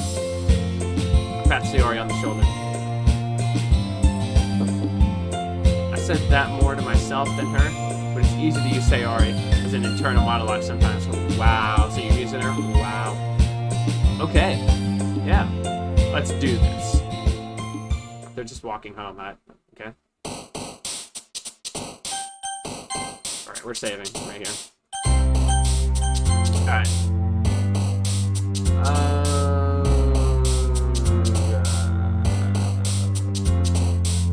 Okay, I'll actually try, I guess. Okay, that's not what I expected. What? Okay, also what lucky? I swear I'm not trying to, like, Natsuki, man, you know? What did I say? Parfait, there we go. Bounce, okay. Bliss, rain cloud, together. Extraordinary strawberry. Candy? Anger. Vitality, imagination, flying. Sweet? No. Sadness. Portrait? No. Funny. Silly? No, that's not what I'm trying to freaking do. Hair? I don't get what that means. Entropy. Firefly's ribbon. Mr. Ray Holiday. Yeah, okay.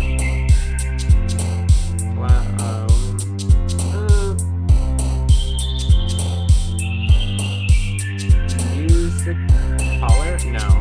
Yeah, okay. Chronos, stars, peace, loud. Bye, sunny. Kitty, no. Fantasy. Okay. That sensation, disoriented. Email? I feel like that fits in that one. Alright. Giggle. Boop. Doki Doki Poetry Slam. That was the achievement I just got that you can't see. Poetry Slam, bruh. So good. I'm just the best. Better than the rest. Another day passes, and it's time for the club. It's time for the club meeting already. I've gotten a little more comfortable here over the past couple days. Entering the club room, the usual scene greets me. Hey! Yo! Looks like you're in a good mood today. Hee. I'm just not used to you being in the club, that's all. I see. I mean, I can just sleep. That's a pretty simple thing to get you in the mood. But I guess it's always the simple things with you anyway. Speaking of which, I'm kind of hungry. Will you come buy me a snack? Damn, wow. No thanks. It's not like you at all. I have my reasons. Why don't you take a look at your purse, Sayori? What's that all of a sudden? Yeah, no reason. I just want to take a look at it. Sayori nervously retrieves her coin purse. She fumbles with the latch to get it open. Turns out, she turns it upside down. As the contents spill onto the desk, only 2 small coins fall out. I knew it. You see right through you. It's not fair. How'd you even know? It's simple. You got enough money in the first place? You would have bought a snack before coming into class. You're either not hungry, want an excuse to take a walk? That you plan to conveniently forget that you spent all your money so that I would lend you some. But then there's one more thing. Always hungry. Me too. And so, that only leaves the one opinion. I give up. Don't make me feel guilty. If you feel guilty, that means you deserve to be guilty. Haha. Yuri suddenly giggles. Wow. Just gonna randomly interject in our conversation? Wow. Eh? I didn't even notice she was listening in. Her face in her book, as always. Ah. I wasn't listening or anything. It was just something in my book. Right. Yuri? Tell Ryan to let me borrow some money. Sucker. That's... Don't get me involved like that, Sayori.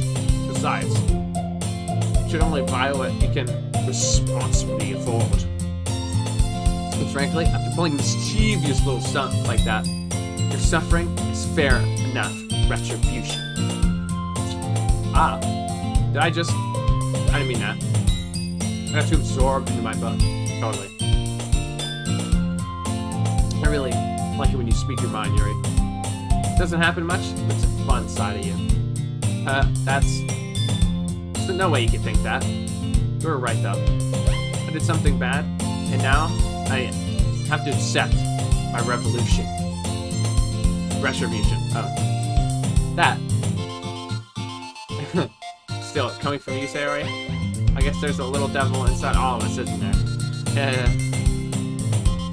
Don't let her fool you. Sayori knows exactly what she's doing. After all, she told you guys she was bringing me to the club before she even told me. Wow. But you wouldn't have come if it weren't for the cupcakes. Exposed. So I had to trick Natsuki into making them. Come on. Give me more credit than that, Sayori. Out of nowhere, something smacks Sayori in the back. Smacks Sayori in the face, tumbles onto the desk. Damn, that's pretty good sound effect. Yeah. Ow. What was that? A cookie. Sure enough, it's a giant cookie wrapped in plastic. Sayori glances around. Is this a miracle? It's because I prayed my retribution. Actually, that one almost worked. I was just gonna give it to you. But then I heard you blab about the cupcakes. Totally worth seeing your reaction though. Natsuki, so nice of you. So happy. Sayori hugs the cookie. Okay. Yeah, geez, just eat it, bro. Sayori rapidly tears open the wrapper and takes a big bite. So good. Sayori suddenly clasps her hands over her mouth.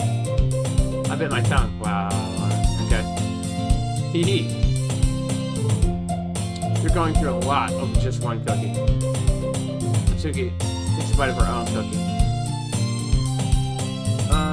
Yours looks really good too, Natsuki. Can I try it?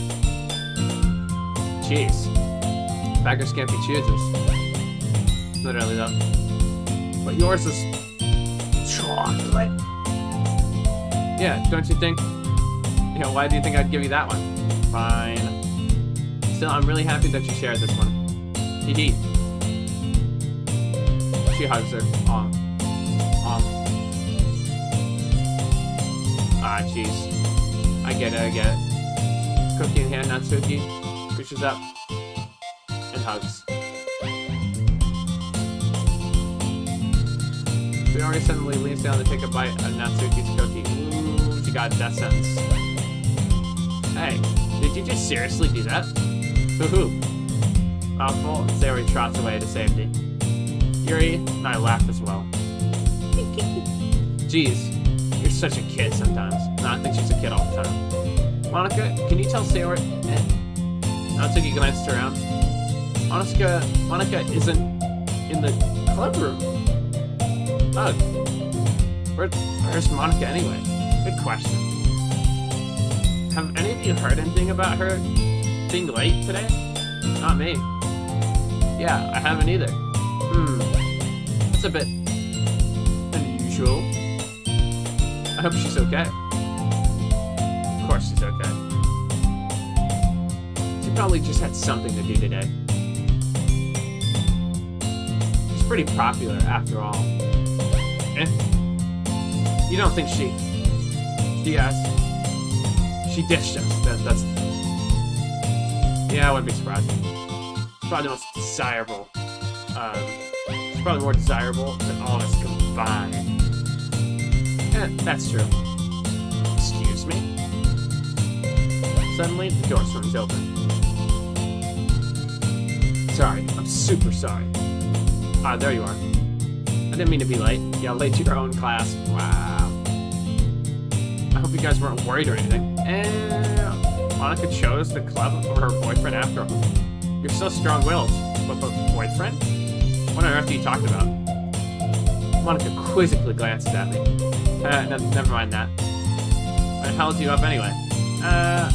Oh, my last period today was study hall. To be honest, I kind of just lost track of time.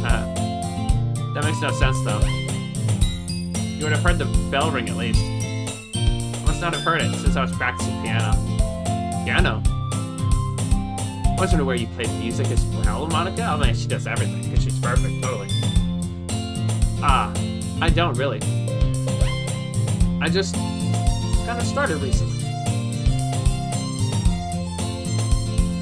I've always wanted to learn piano. That's so cool. You should play for us sometime, Monikaa. Monikaa looks at me. Maybe once I get a little better, I will. Yay! Sounds litty. I'd also look forward to it. Is that so? In that case, I won't let you down.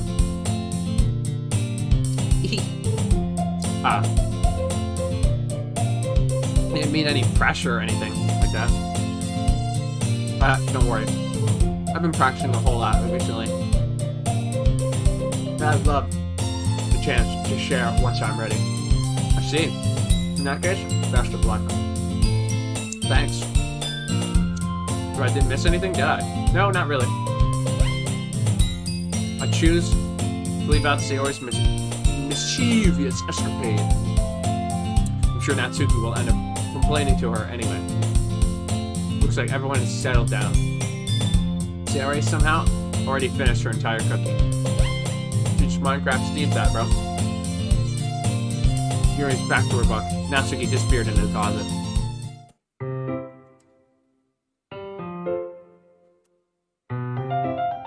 It's not long before Natsuki comes up to me, expectantly. Yeah. Don't worry. I kept my promise. I pulled the first volume of Parfait Girls out of my bag.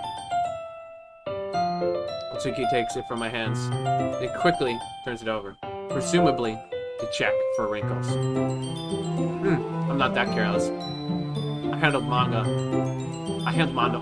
all the time, you know. I just wanted to make sure. Can you blame me for being paranoid? I don't give people my manga every day, you know. That's true. I don't blame you. Well, anyway, let me put this one back. We'll get the next one, okay? Natsuki makes her way to the closet. I'll follow. Of course. So, you're gonna tell me everything you thought, okay? Alright. When did this volume leave off again? I forgot. The chapter ended when Minori and Alice found Monikaa. Natsuki's voice resonates. We're out of the closet. Monikaa. Eh? Up here inside. All of Natsuki's books are lined up on the top shelf. Did you move my manga again? Sorry. The teacher got mad at me for taking up so much space in her closet. So I had to move some stuff around and clean up a bit. So, it's still there. I just had to organize it a bit. The top shelf is far above Natsuki's head. She makes a futile hop, trying to figure out how to reach her manga. Jeez. This is so inconvenient. I'm moving all of these back down. There's plenty of room on the shelves. And besides, they're really pretty to look at when they're all lined up. Why would you waste the time on that top shelf? Ah, Natsuki. There's a stool on the wall right there. In the closet, there's a collapsible stool that's hanging on the wall. If you want, I can reach up there and hand them to you. I'll get them myself. Natsuki grabs the stool and from the wall and unfolds it. You think I'm too short or something? Yes. I mean, I do it. Well, you know what? Just watch me. Natsuki hops on the stool, which ends up being a little wobbly because it's a collapsible design. Rickety. Ah, careful. I know what I'm doing. Standing on the stool, Natsuki's fingertips reach the top shelf. The stool would be enough for me to easily grab the books, but Natsuki is being stubborn, as usual. I don't know what that sound was. Natsuki uses her fingers to scoot one of the smaller boxes to the edge of the shelf. See? Kia. The box suddenly tips. Natsuki barely catches it before it falls to the floor. The stool wobbles. Kia. Losing balance, Natsuki hops off the stool. Thankfully, she was able to stay on her feet. She holds the box triumphantly. There. We almost fell. Natsuki is a bit shaken up. Jeez. No need to prove yourself to me. There's no way you'll be able to get the bigger boxes like that. I can reach them, so I said I can do it. I don't want your help, okay? I'm gonna get a chair, so just hang on. Natsuki forces her away and past me out of the closet. Alright, audio is good. Whoa. Let's see. The classroom chairs have the desks attached, so they're too inconvenient to fit into the closet. Ah. Natsuki trots over to the teacher's desk, which has a computer chair behind it. She rolls on its wheels over to the closet. Ah. It's a little dangerous since the chair swivels and rolls. I've already learned my lesson, so I'll keep my mouth shut. But it's not good. Natsuki climbs on the chair and then slowly balances onto her feet. Since she refuses my help, I'll take a seat with my back against the side of the doorway and simply watch. Ah, there we go. See? I can easily do it now. Natsuki grabs the sack of manga, bends down, put it on the shelf below. Wow. The chair swivels. Natsuki catches herself on the shelf. What are you doing? Can you at least hold the chair steady instead of sitting and doing nothing? Who was it who told me not to help? Yeah, I got you. I hold the chair while Natsuki reaches back up. I can almost read. Yeah. I force myself to turn away. Natsuki seriously didn't think this through. Once she realizes, I'll be dead. Natsuki wraps her arms around Parfait Girl's box set. Easily the largest one on the shelf. Heavy. Hey, I don't think I can bend down without falling. Hurry and take this one. What? I don't have to let go of the chair. That's fine. Just for a second. Hurry up. Alright. Just let me stand up. I slowly release grip from the chair. What do you mean, stand up? Natsuki looks down at me. What? Why all the way back? Natsuki looks like she just realized something and then loses her balance if she moves. Natsuki, the box. What are you looking at? I was trying to look at my... Natsuki's like shaking. No, I'm not. I was just... Natsuki, don't try to move. Just give me the box. You perv. You set me up. Go away. Get out. Even though it was literally her idea, but okay. But I'll do it myself. Aha. Stairs suddenly swivels beneath Natsuki's feet. Natsuki. Kya. The scene turns to chaos in a split second. The chair flies from under Natsuki's feet. Frantically, I try to catch it. The box topples out of her hands and the books go flying. I got you. Crash. The full force of Natsuki's body against me throws me to the ground. A whole bunch of books pelt me in the face. Natsuki tries to shield herself with her own arms as her face lands straight on my chest. Ugh. My right arm and my back seriously felt the impact. Ugh. Slowly, Natsuki comes to her senses. She presses her arm straight into me to prop herself up. Huh? Natsuki seems to realize that she's not on the floor that's beneath her. Good. Gross. Yeah. A fist pounds into my chest. Natsuki then hoists herself under her feet. What were you thinking, you sicko? Everything okay over here? I heard a loud noise. Monika suddenly peers in. Monika, see what happens when you put the manga on the top shelf? Are you trying to kill your club members or something? Jeez. sorry. I totally didn't do that on purpose. Haha. Oh, and one more thing. Seems like your most recent club member is total perv, bro. Totally, yeah. I hope you're so happy. I didn't. Somehow, it's impossible for me to explain the whole bizarre situation to Monika. I didn't do anything, I swear. I know. Don't worry. Monika says that quietly to me. Looks like I'm off the hook. Oh no. Look down. Natsuki's kneeling on the floor, holding one of the books that all scattered all over.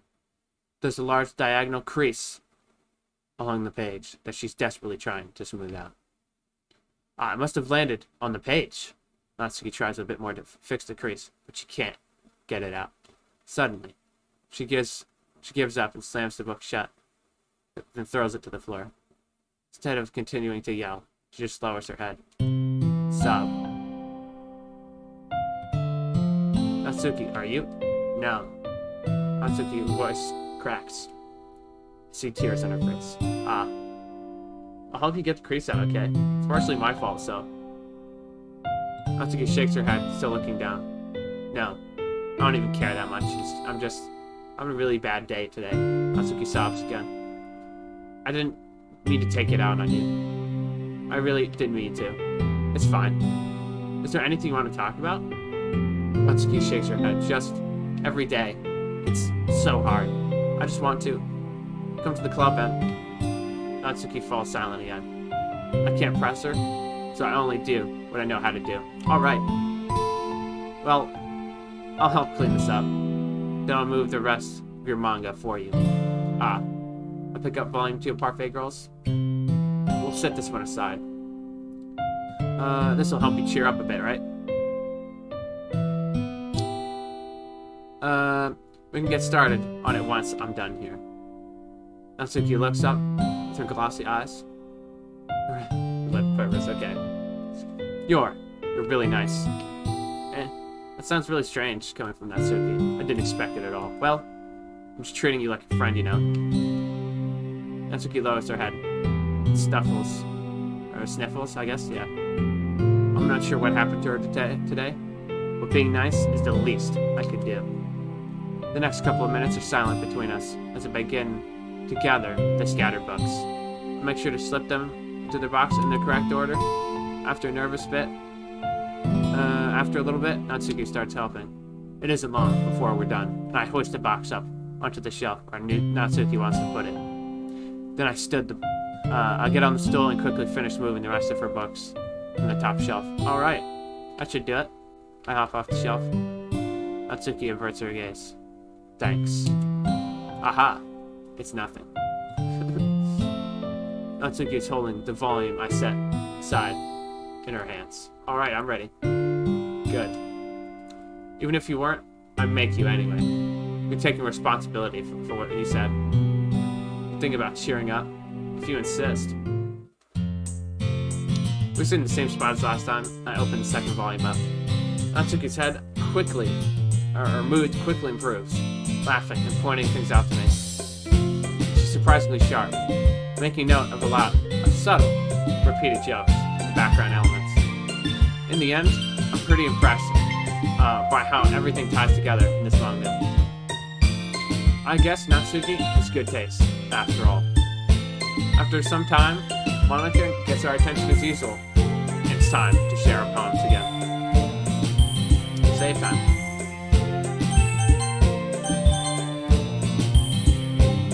guess I'll be holding on to this for now. Yep. Then you sound more enthusiastic this time. Well, I'm starting to get into it, you know? Hee hee. I told you. Yeah. I returned to my seat and stuffed the book into my bag. Who should I show my poem to first? Why not, bro?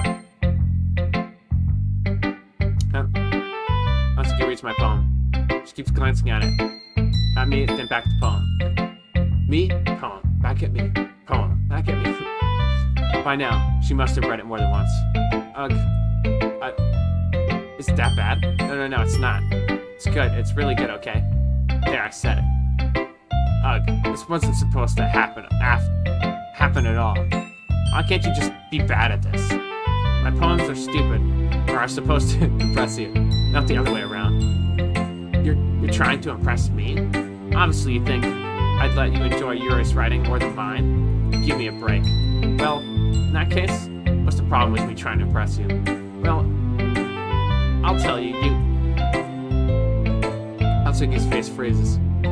Like she just realized something. You're trying to impress me? Natsuki vigorously scans her eyes over the poem one more time. And the poem slips out of her hands and flutters to the floor. I have to use the bathroom. Right. Red face, Natsuki quickly walks out of the room. Hey, did you do something to Natsuki? I saw her rush out like that. Didn't do anything terrible, did you? No. I just told her that my voice gets caught in my throat. There's no way I could tell Monikaa that I'm trying to impress Natsuki. Monikaa sees the poem lying on the ground, swiftly picks it up. Reads through it, her smile not fading from her face. I see it. You wrote this for Natsuki, didn't you? No. I mean, not really. In fact, didn't she like your poem a lot the other day, too? I'm surprised. You know, her tastes so well already. Are you sure you're not cheating? What do you mean? Cheating? What do you mean by that? Never mind, I'm just kidding, haha. I didn't understand Monika's joke at all. Anyway, how do you think Natsuki feels about you? Oh, don't you... you don't need to answer that. It was just something for you to think about. Hey! Natsuki comes and snatches the poem from out of Monika's hands. Neither of us had noticed or re-entered the classroom. Did you read this, Monikaa? Of course, I liked it. Ugh. Really, you need to stop reading things that aren't for you, you know. You have a bad habit of doing that. But Ryan wrote this poem. We're supposed to share it with everyone, right? Natsuki freezes. She apparently forgot the poem is technically for everyone to read. Well, I think Ryan is done sharing this poem with everyone. It's not like anyone would want to read this anyway. Baka. In fact, I'm just gonna hold on to this. If you insist. What? Why are you looking at me like that? Like what? Like what? Never mind. Ah, Natsuki. I'll give you the poem, but that's not fair to Sayori. She hasn't gotten to read it yet. So what? Well, I guess Ryan is right, Natsuki. It's not fair if you let everyone finish reading it.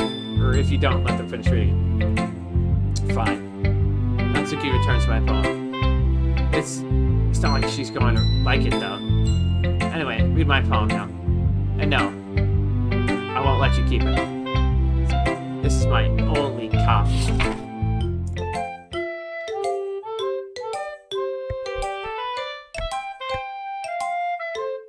Amy likes spiders. You know what I've heard about Amy? Amy really likes spiders. Icky, wrinkly, hairy, ugly spiders. That's why I'm not friends with her. Same. Amy has a cute singing voice. I heard her singing my favorite song. Every time she sang the chorus, my heart would pound to the rhythm of the words. But she likes spiders. That's why I'm not friends with her. One time, I hurt my leg really bad. Amy helped me up and took me to the nurse. I tried not to let her touch me. She likes spiders, so her hands are probably gross. That's why I'm not friends with her. Amy has a lot of friends. I always see her talking to people. she probably talks about spiders. What if her friends starts to talk about spiders too? That's why I'm not friends with her. Doesn't matter if she has other hobbies. It doesn't matter if she keeps it private. It doesn't matter if she doesn't hurt anyone. It's gross. She's gross. The world is better off without spider lovers. And I'm gonna tell everyone. Not bad, right?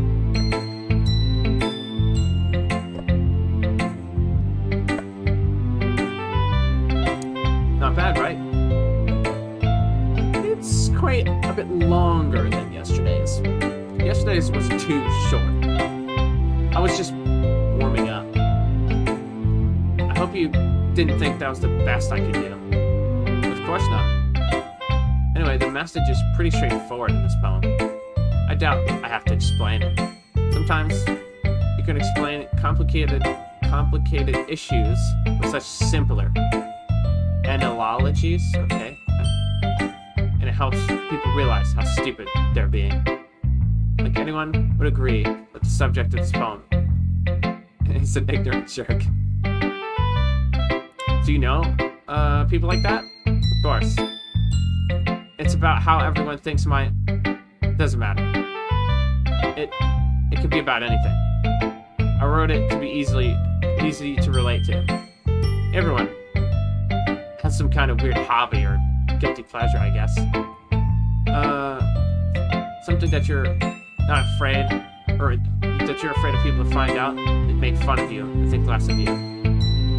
But that just makes people stupid. Who cares that someone likes, as long as they're not hurting anyone and it makes them happy? To think people really need to earn respect for others for liking weird things. Well, you're definitely right. At least I can relate to that. And I'm sure a lot of other people can too. You know? I'm glad you can appreciate this kind of writing.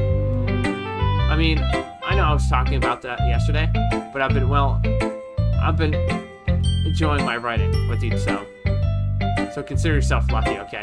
Haha. Well, thanks for being honest. So, what's that supposed to mean? I'm always honest. Jeez. Just look forward to tomorrow too, okay? Alright, I will. Should I show my poem to you next?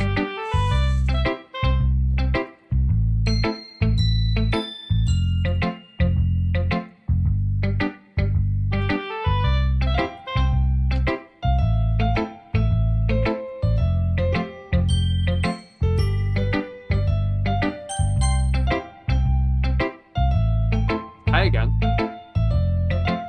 That was kind of silly with Natsuki earlier, wasn't it? I'm glad the two of you are getting along so well. That's one way to put it. Anyway, I read your poem, so you can go ahead and read mine now. I like the way this one turned out, so I hope you do too.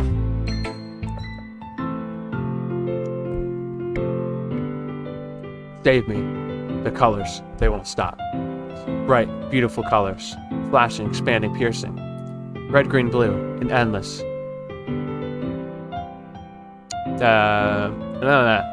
A meaningless noise. The noise, it won't stop. Violent, grating, waveforms, speaking, screeching, piercing. Sine, cosine, tangent. Like playing a chalkboard on a turntable. Like playing a vinyl on a pizza crust. An endless poem. A meaningless.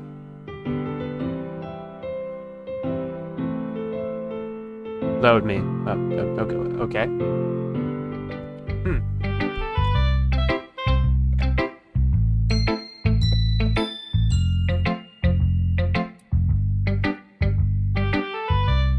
It's even more abstract than your last one, huh? I guess it's just the way I write. I'm sorry if you don't like it. No, I never said that. It's just the kind of thing I never really seen before, I guess. Kind of like playing with my space on the paper. Choosing where and how to space your words can totally change the mood of the poem. It's almost sick. By the way, I wrote the lines really short. Makes it feel like you're trying to speak over the noise. I see. It's so hard for me to tell what's about, though. Haha. Sometimes asking what a poem is, or is about, isn't the right question. A poem can be abstract as a physical expression of feeling, or a conversation with the reader. So putting it that way, not every poem is about something. Anyway, here's Monika's writing tip of the day. Sometimes you'll find yourself facing a difficult decision. When that happens, don't forget to save your game, okay? I'll proceed to save the game. You never know when you might change your mind. Okay. That's sus. Or when something unexpected may happen. Unexpected, huh? Okay. Wait. Is this tip even about writing? What am I even talking about? That's my advice for today. Thanks for listening. Who should I show my poem to next? Oh my goodness. So good. I love it. Especially after yesterday's poem. You're too honest sometimes, Sayori. No, but really, I want to put this on my wall. Can I? Sayori, you must be seriously overreacting. I'm not a good writer at all. I honestly have no idea what I'm doing. Well, that's why. Because I have no idea what I like either. Jeez. I'm sure Yuri's opinion has to be a little more constructive than this. Maybe even Natsuki's. Are you sure you don't just like it because I wrote it? Well, I mean, that's part of it. I think to understand you better than a lot of people, you know? When I read your poem, it's not just a poem. It's a Ryan poem. Wow, okay. That makes it feel extra special. Like I can feel your feelings into it. Sayori hugs the sheet against her chest. You're so weird, Sayori. Well, I'm not very good at figuring out if poems are good or bad.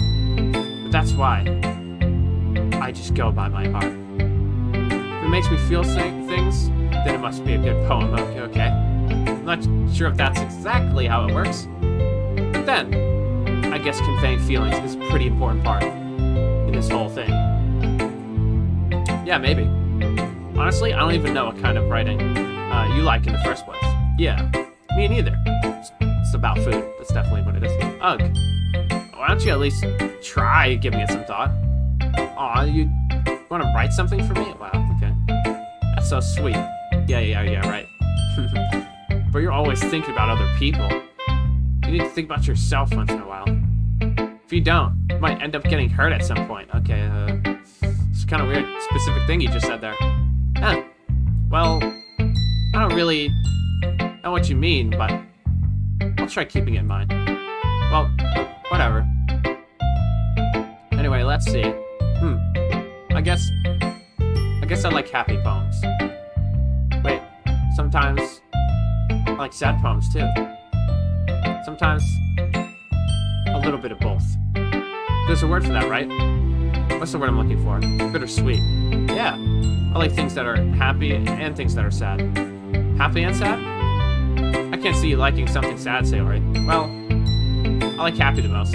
Sometimes, when you have a little rain cloud in your head, a sad poem can give that rain cloud a little hug. Make a happy rainbow. Okay? Sayori, that's unexpectedly poetic. Is it? Maybe I'm getting better at expressing my feelings after all. Thanks. I should go write that down then. You can read my poem now, okay?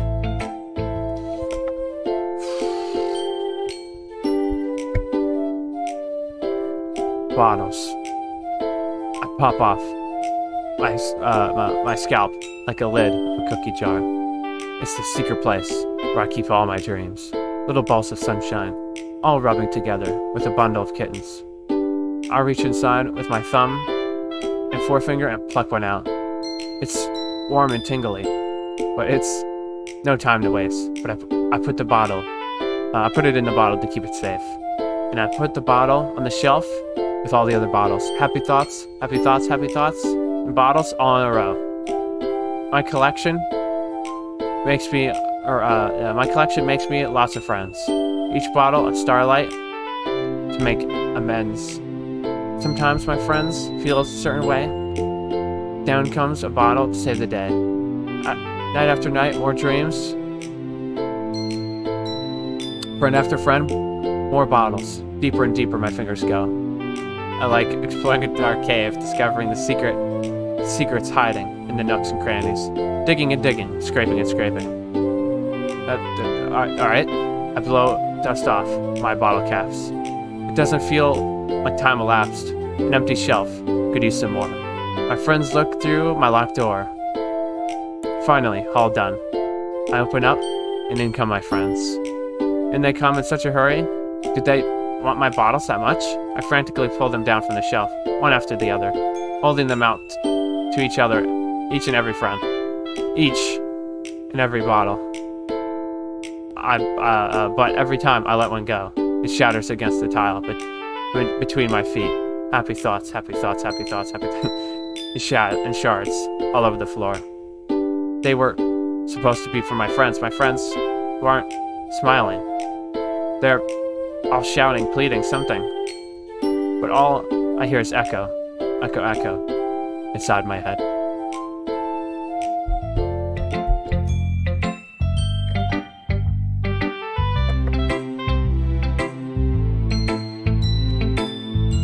Holy crap. Theory, did you really write this? Of course I did. Didn't I tell you yesterday I was gonna write the best poem ever? Yeah, but, I mean, I didn't expect something like this coming from you. Monica taught me a whole lot. And I've been really in touch with my feelings recently. I can see that. It's almost kind of creepy. Creepy? Well, not exactly. Maybe because I'm so used to you being so cheerful. Well, never mind. Thinking too hard about it. The point is, it came out good, and you should be proud of it. Aw, thanks. I feel like I wasn't meant to express myself this way. It even helps me understand my own feelings a little bit better. Writing is like magic. You've gotten pretty passionate about this, huh? I hope you keep it up. Yeah, writing's the best. I'm gonna keep writing until I die. Okay? Anyway, don't get ahead of yourself. Sayori's always had a habit of being obsessed with something before dropping it no more than a week later. I wonder if this is one of those signs. But seeing the passion in her eyes makes it hard for me to be pessimistic. Save time.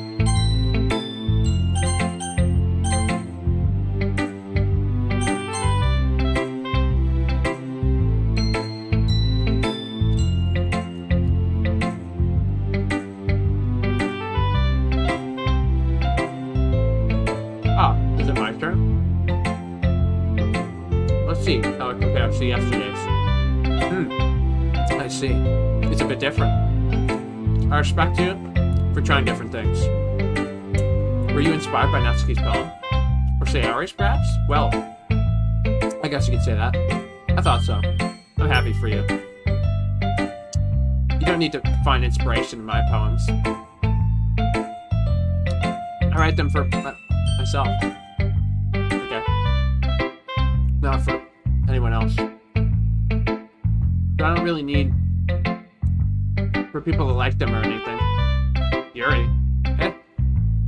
Sorry for being blunt, but you're overthinking this a little. Just because our styles are so different, doesn't mean I dislike your poems.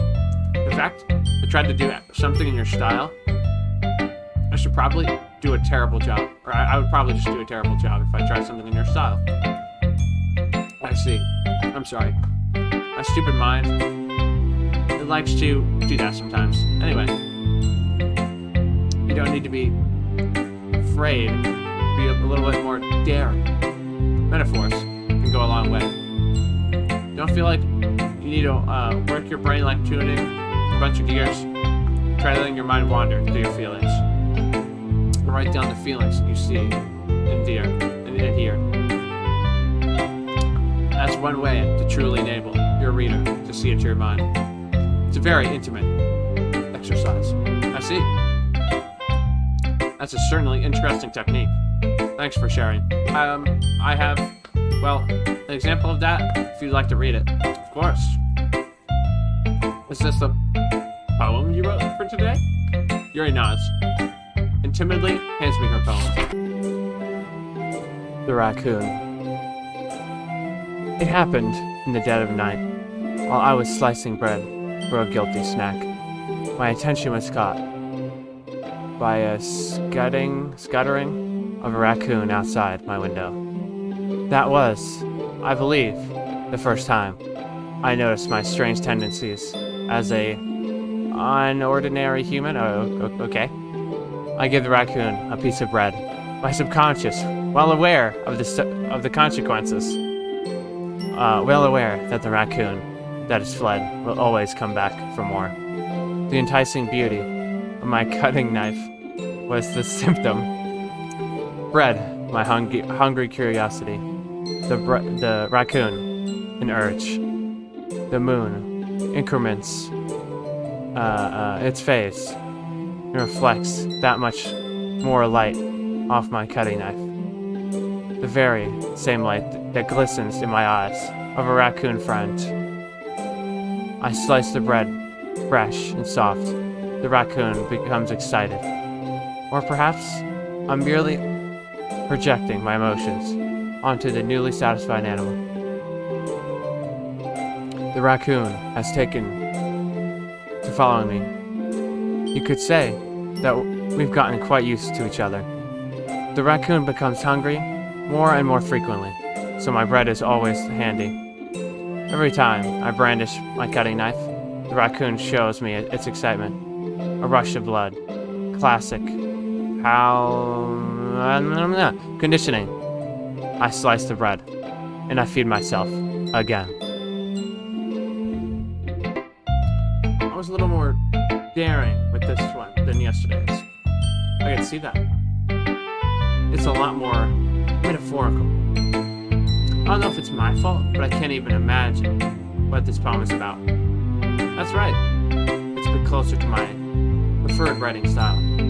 Using the poem as a canvas to express vivid imagery and conveying emotions through them.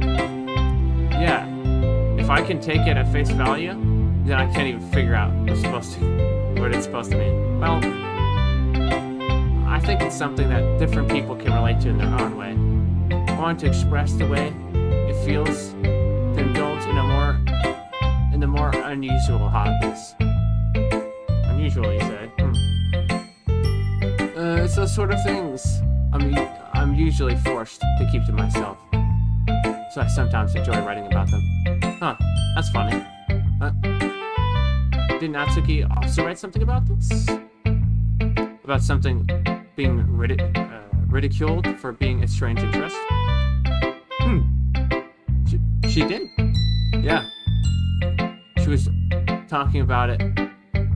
Doesn't matter what you're into as long as you're not hurting anybody. She's right. I mean, does she really feel that way? Yeah. Sounds like you two have that in common. That's interesting. To me, she seemed like the kind of person who would make fun of my hobbies. But I suppose that's my fault for judging, isn't it? Please don't tell her I said that. Don't worry. I have no reason to. Okay.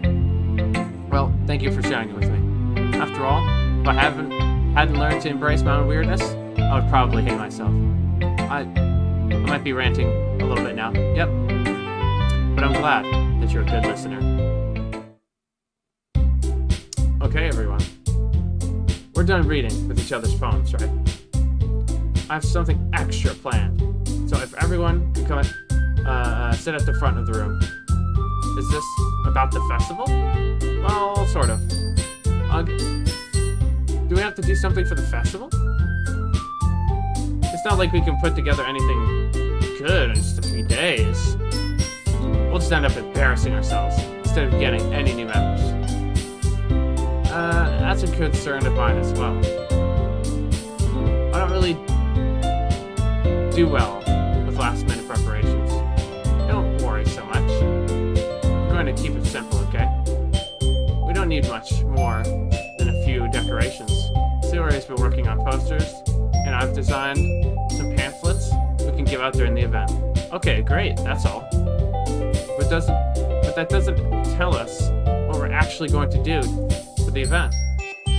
Ah, sorry. I thought you heard about it already. We're going to be performing. But Monikaa? Yeah, we're going to be having a poetry performance. Each of us are going to choose a poem to recite during the event. But the cool part is, we're also going to let anyone else come up and recite poems too. Sayori's putting it on all the posters in case anyone wants to prepare ahead of time. Hee. Sayori, who's been coloring a poster, holds it up for us to see. Are you kidding me, Monikaa? You didn't just already start putting those posters up, did you? Well, I did. Did you really think it's that bad of an idea? Well, no. It's not that bad. But I didn't sign up for this, you know? There's no way I'm going to be performing in front of a group of people like that. I agree with Natsuki. I could never in my life do something like that. Imagining it, Yuri shakes her head in fear. Guys, no, Sayori. I understand where they're coming from. Remember that Natsuki and Yuri have never shared poems with anyone until just a couple days ago. It's a lot to ask for them to recite poems out loud to a whole room full of people. I guess I kind of overlooked that. I'm so sorry. But I think we should give it our best. We're the only ones responsible for the fate of this club. If we start the event, we each put each other, and each put on a good performance.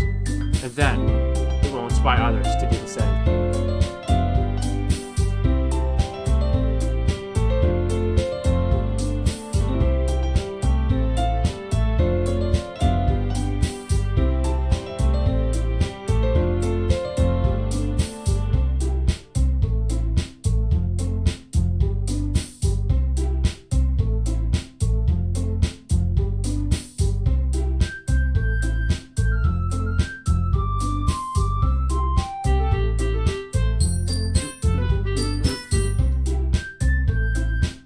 The more people who perform, the better.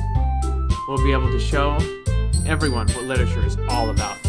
Yeah, it's all about expressing your feelings, being intimate with yourself, finding new horizons, and having fun. That's right. And it's those reasons that we're all in this club today. Don't you want to share that with others? Inspire them to find the same feelings that brought you here in the first place. I know you do. I know we all do. And if all it takes is standing in front of the room for 2 minutes and reciting a poem, then I know you can do it. Natsuki and Yuri remain silent. Sayori looks worried.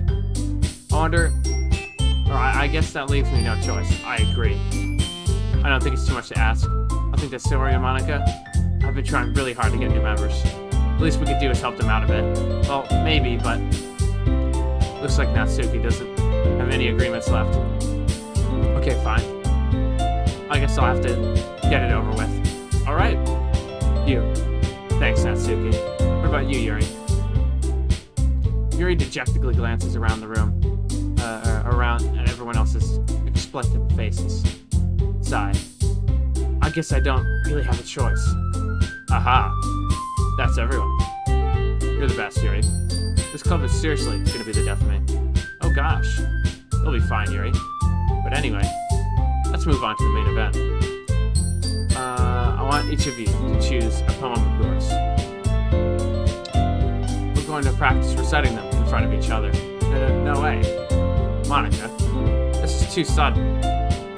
Well, if you can't recite your poem in front of the club, how do you expect to do it in front of strangers? Oh no. Don't worry. I'll start off to help everyone feel a little bit more comfortable. Can I go next? Haha, of course. Now let's see. Monika flips through her notebook to a specific poem she has in mind for herself. Then she stands behind the podium.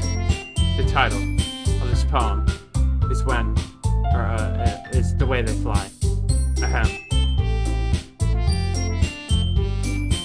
Monika begins reciting her poem.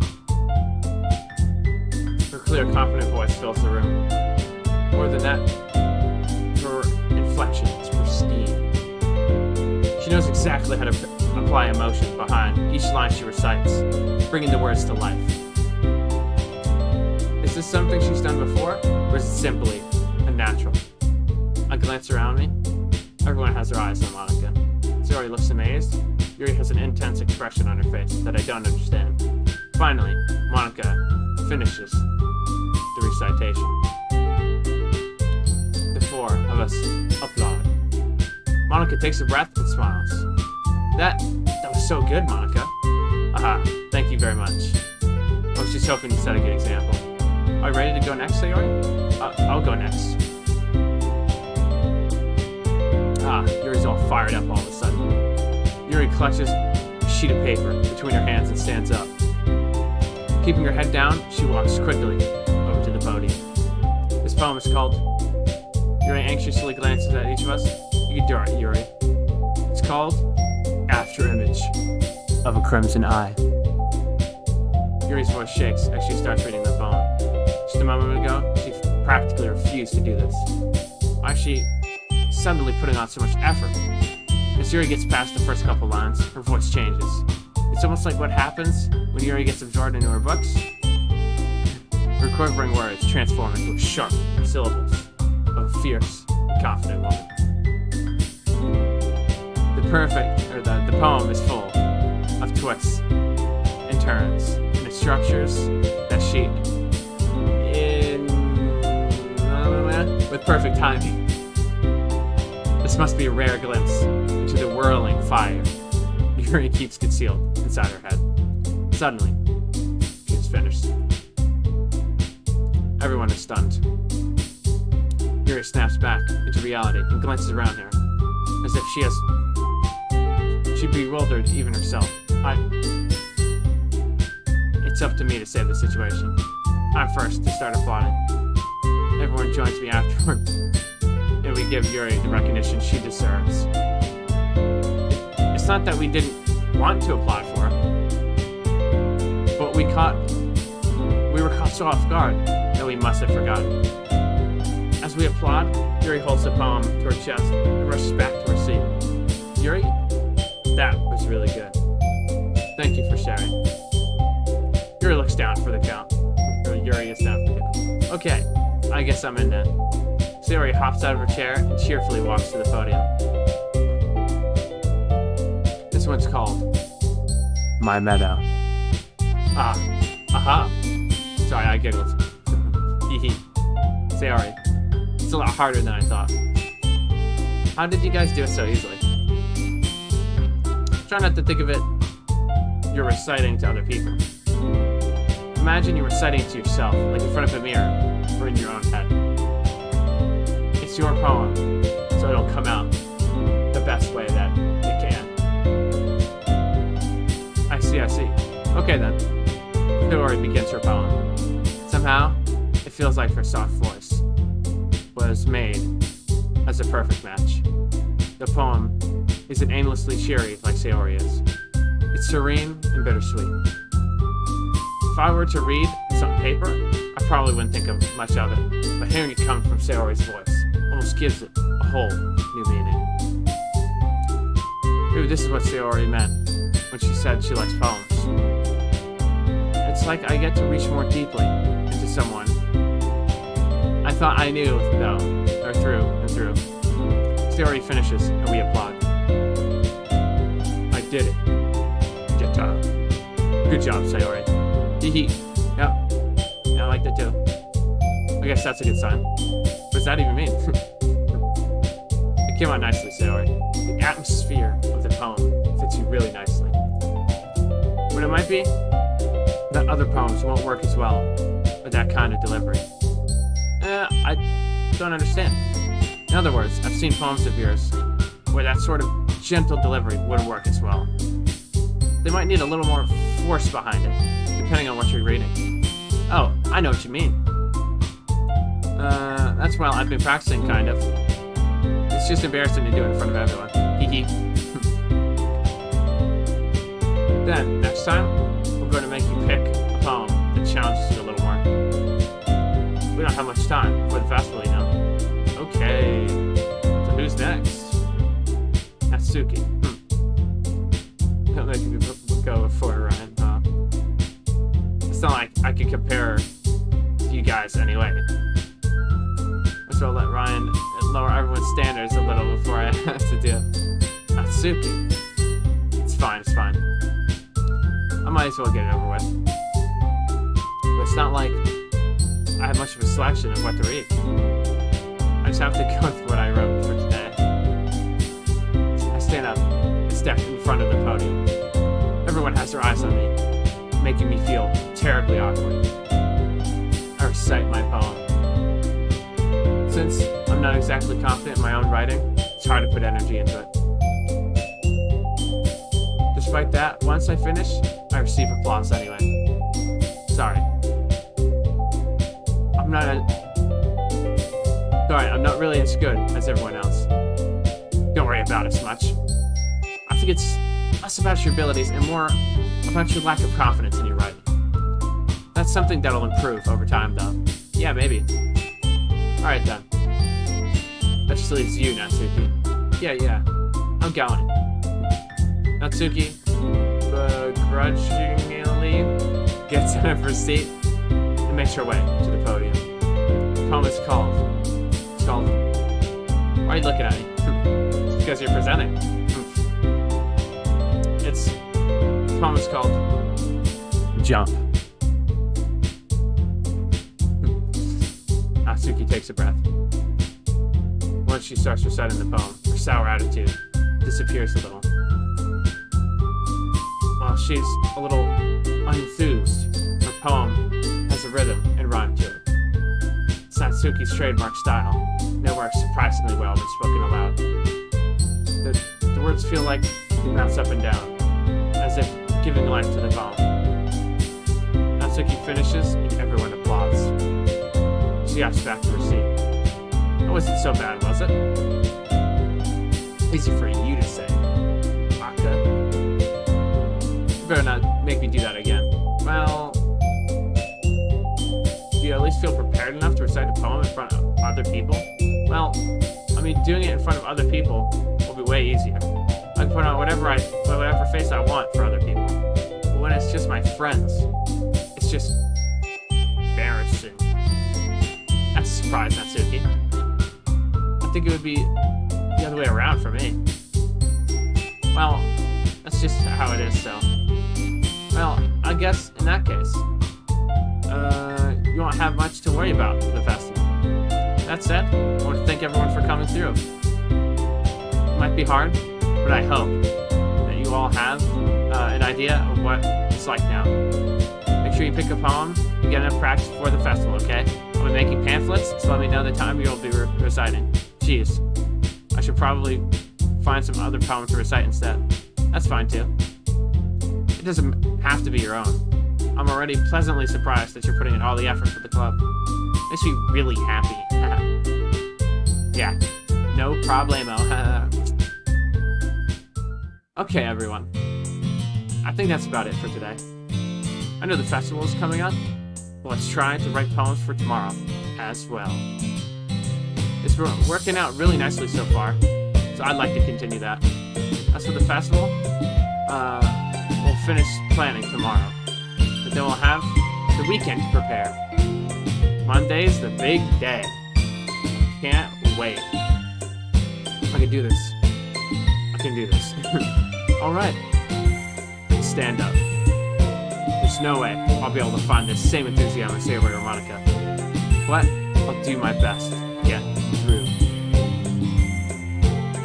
If it's for the club's sake, and impressing Monikaa, then I'll have to do my best. Ready to go, Sayori? Yep. Look at you two, always going home together like that. It's kind of adorable, isn't it? Jeez, guys. Make such a big deal out of it. It must be a little nice, though. Well, what am I supposed to respond to that? It's okay. You don't have to say that. Whatever, let's go.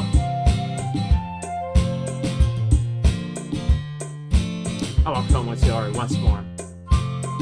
Even though it's only been a few days, a lot of things has already changed. But today, Sayori is a little bit quieter than usual on the way home. Hey, Sayori. Sorry I was spacing out. No wonder. I was thinking about something from earlier. I like how we get to, Sayori fumbles with the words. So let's just say that one day, Natsuki asked to walk home with you? Huh? What would you do? What kind of question is that? You kind of put me on the spot here. Well...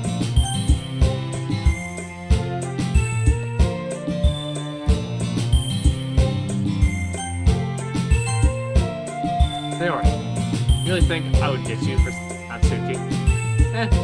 But you're so cute and fun to be around. Jeez. I already see her in the club every day. Besides, you seem really you seem to really like going home together. I wouldn't just ruin that for you. You're so silly. You think about me too much sometimes. Natsuki would deserve it if she wanted it to, so... Sayori, I've made up my mind. I can't really figure you out sometimes. Sorry. Besides, what's the point speculating something that's never gonna happen? The conversation trails off. It's kind of a weird thing for Sayori to care so much about. I want to respect her, keep her happy too. And again, the festival is only in a couple days away. Who knows what will happen in that time?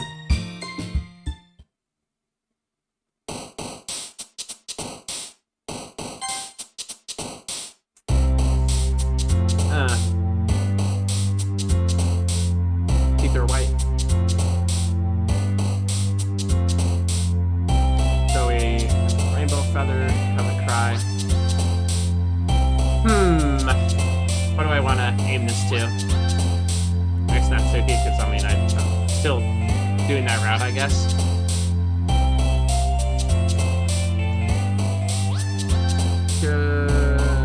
Covet. I don't know. Why not? Promise? Come on, man. Grief, pure scars. Rain cloud. Destiny, landscape, fantasy, yes. Starscape, treasure, smile, puppy. Empty, fickle, shame, disaster, extremely. Okay. Comfort, loving, precious. Childhood? Oh. I should have known that. Socks? Okay. Laugh. Vertigo? Okay. Headphone. Okay. Space. Reading vibrant sun. Melancholy. Jumpy. Lollipop. Imagination. Oh. Your sweet master and noble. Joy. Dazzle. Despise.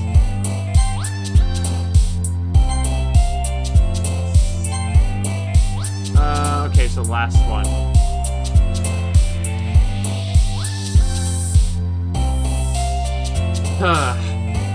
I'm not entirely sure which. Thought so. As I thought. Oh man. I'm the last one here again. Don't worry, I just walked in too. Were you practicing piano again? Yeah.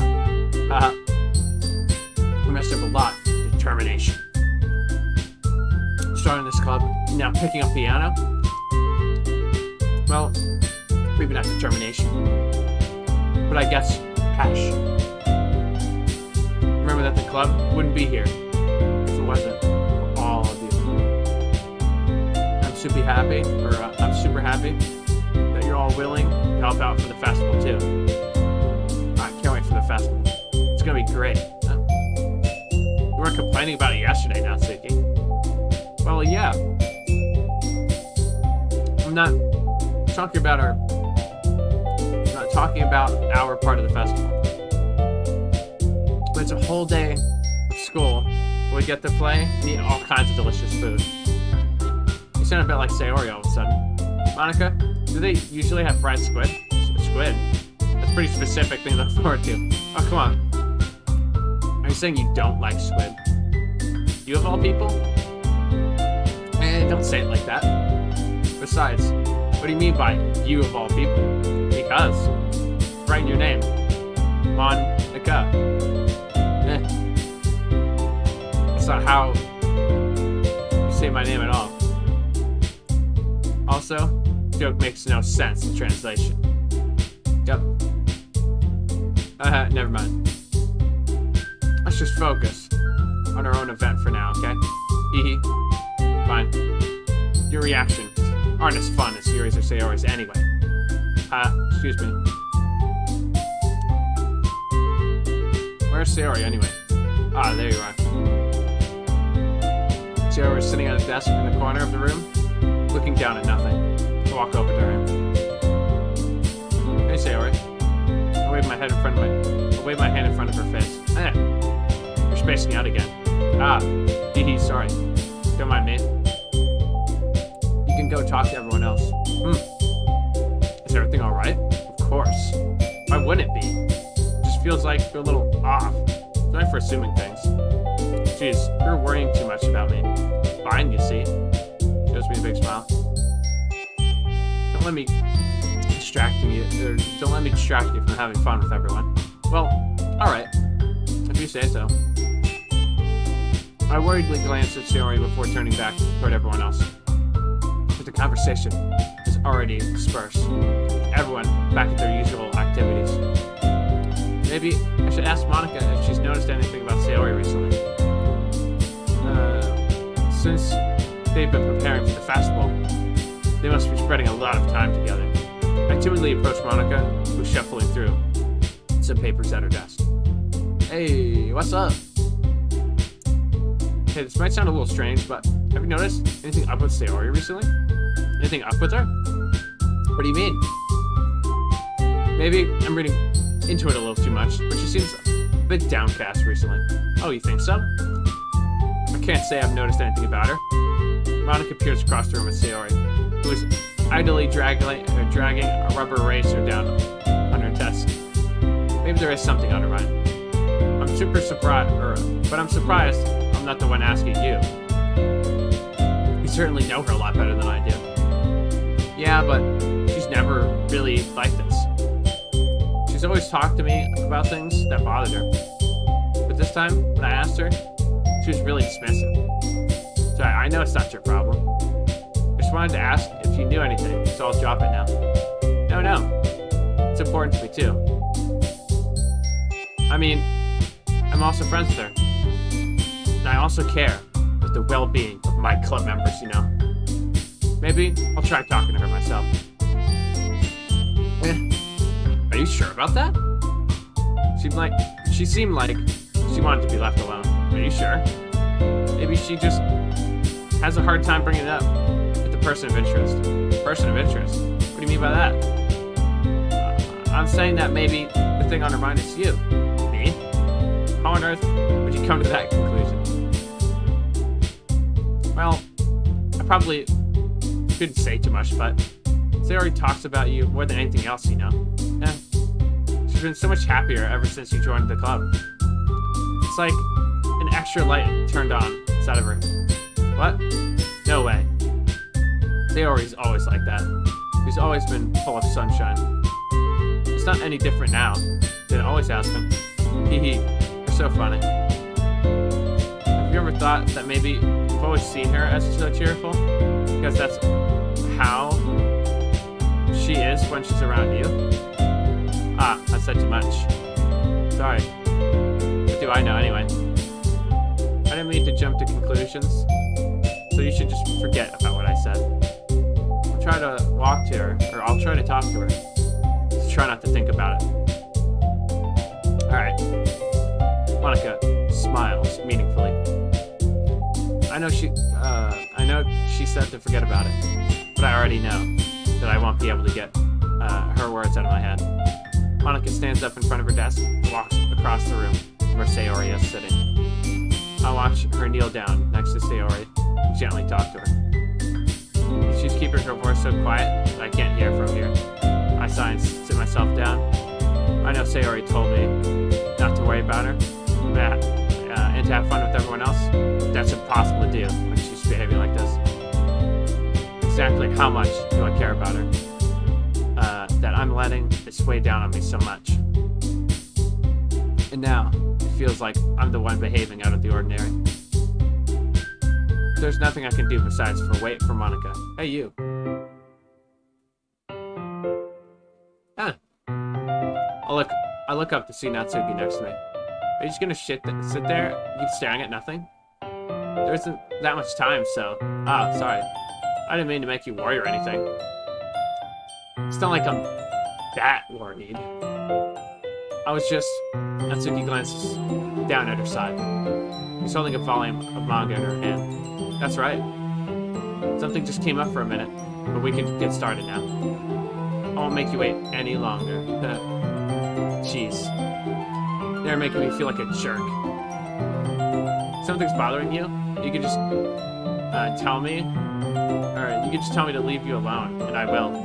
I mean, assuming you didn't feel like talking about it or anything.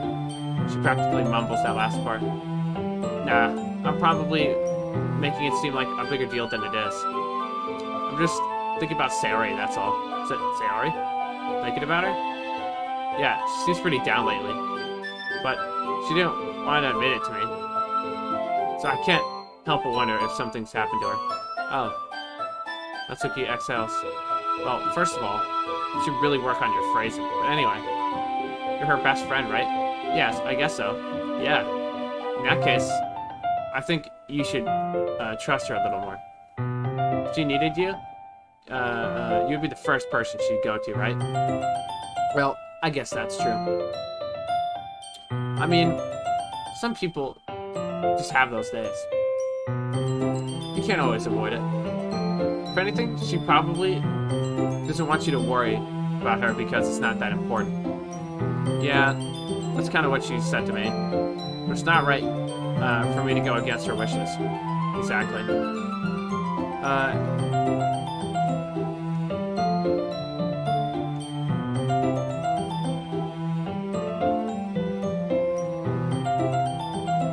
little bit tired.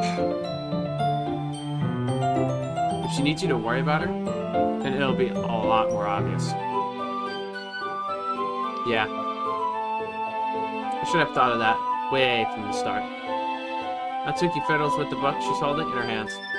She really means a lot to you, doesn't she? Ah. Don't get the wrong idea or anything. We've just been friends for a long time. It's normal to be worried about your friends. I mean, you were worried about me, so I was not. Jeez. If you're fine, then let's just hurry and get started already. Yeah. Okay, everyone. After some time passes, Monika calls out to the club room. Why don't we share our poems now? Now, before I know it, everything's back to normal.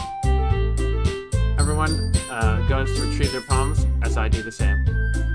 I make contact with Monika and she smiles at me. I wonder what she's talking about with Sayori. Alright. So I guess. Let's see. You're certainly enthusiastic today. Of course. You know, I like your writing. just surprised. It seemed like you had a lot of trouble admitting that before. Well, of course. I just had to put you in your place a bit. It's not like... I mean, it's not like I was shy or anything stupid like that. Or jealous. I wasn't really jealous. Just because you happen to be a good writer. That's such a dumb thing to get jealous about. Haha. Natsuki. What? You're not very confident about your writing, are you? What are you talking about? My writing is obviously the best, right? Oops, I accidentally clicked too far. Took me a while to figure out, but I think I finally did. Maybe Natsuki acts so arrogant because she's trying to make up for her own insecurities. Wow, that's deep, bro. If she acts like she's the best, then other people would think that way too. Right. Ryan, please tell me, please just tell me you like my poems. I don't care if you hate them. Please tell me I'm the best. I really need to hear that from someone. I know that I sound stupid. There's a reason I never shared my poems before this. Natsuki. Because nobody ever takes me seriously. That's the point. Sharing my poems. People just laugh and say, that's cute. Just like you, Natsuki. Sometimes I don't want to be cute. But nobody understands that. I try really hard when I write this.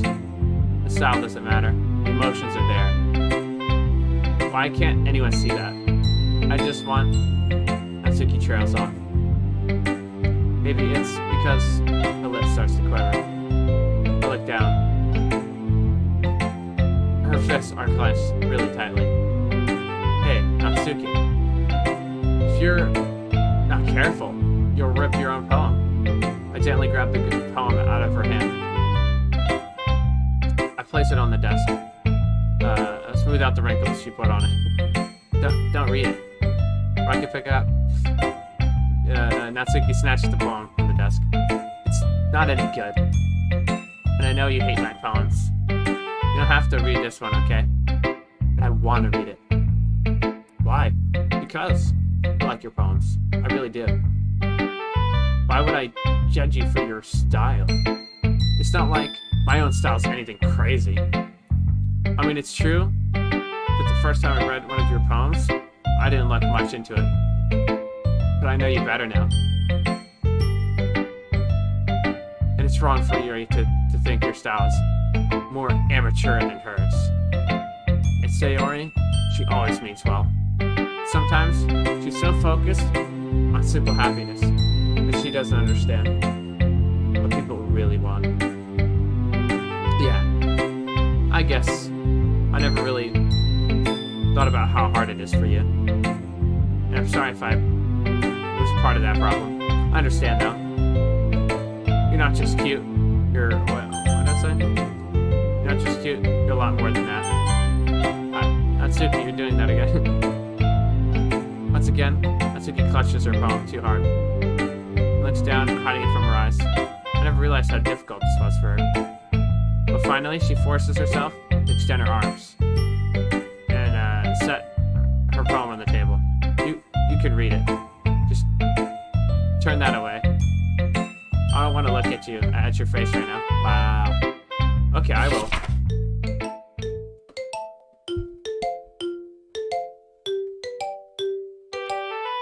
Because tomorrow will be brighter, with me around. But when today is dim, I can only look down. My looking is a little more forward, because you look at me. When I want to say something, I can say it with a shout. But my truest feelings can never come out. My words are a little less empty, because you listen to me.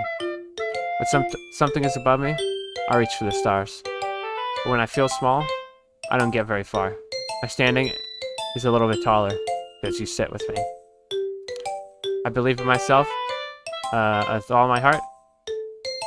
But what I do, when it's all torn apart, my face is a little bit stronger, because you trusted me. My pen always puts my feelings to the test, but I'm not a good writer. But my best is my best. My poems are a little bit dearer because you think of me. Because you.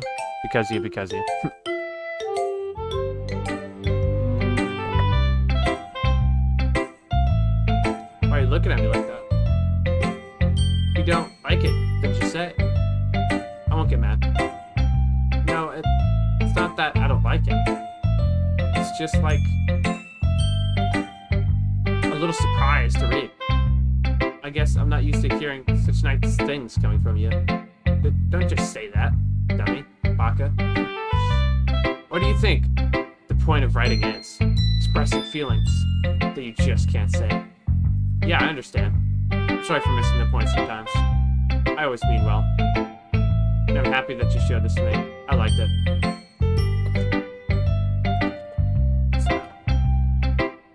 Sit up in my chair. Well, yeah. I'm a pro, so that's if he mumbles, completely failing to sound confident like she usually does. Just remember that I can think these things sometimes too. You know that when you're next to me, it's meaningful. I'm glad. Sensing Natsuki's satisfied. I started to hand the poem back to her. As I do, Natsuki takes my hand and pushes it back away. My hands away. Her small soft hands surprise me. I don't want it. Why not? I just don't. Jeez. I realize what Natsuki is doing. Unable to be honest, he's trying to give me the poem in a roundabout way. Well, in that case, I'm gonna keep it. Instead of teasing her, I choose to go along with it. Good. Do you insist? If you didn't, I would. Never mind. I'm glad you want it. Natsuki backpedals on her words and leaves it at that. Despite her best efforts to hide her expression, I could see her faintly smiling to herself. That's all for now, so go put it away before someone sees it, okay? Yeah, I'll do that. With that, I return to my seat so that I can put away Natsuki's poem. Who should I show my poem to next? So much reading.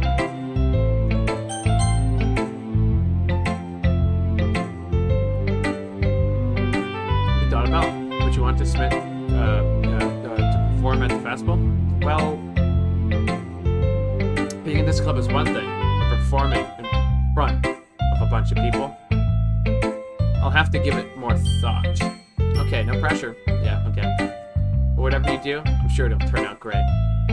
I'm sure it will also make me happy to see. Haha. Anyways, let's take a look at today's poem. Sure. I let Monikaa take the poem. I'm holding my hands.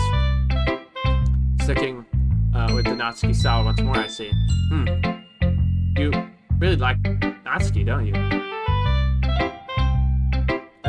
That's... Oh, come on. Awfully suspicious, you know? Spending time with her in the club room every day. Pretending to like manga that she's into. You know how Natsuki is. If you don't indulge her, she'll end up hating me. No, I think you're misunderstanding. It's not like Natsuki just hates anyone who doesn't give her what she wants. Yeah, Natsuki's assertive, but she's not that selfish. In fact, I think you're the only one who's indulging her as much as you have. Is that so? I kinda knew that. I just didn't want to admit it. So I just need to ask something from you. Be careful, please. Natsuki is kind of unpredictable. A lot of times, she doesn't even know what she wants. But after all, she is the youngest one here. She might not know how to handle her own feelings properly. What I'm saying is, if something bad happens to her, then it could end up damaging the club too. Then you wouldn't want that, or you wouldn't want to do that to me, right? Oh, okay. that's... I'm not sure how to respond to that. All I care about her in the club, it's also kind of unfair to bring that up. Well, you're smart. I'm sure you'll do the right thing. Monika smiles sweetly. Anyway, I'll share my poem with you now. Alright.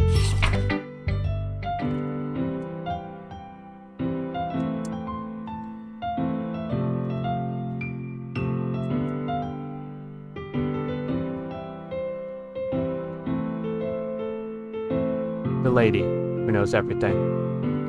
An old tale of a lady who wanders the earth.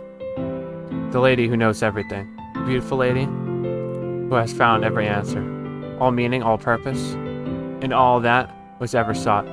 Here I am, a feather. Lost adrift the sky.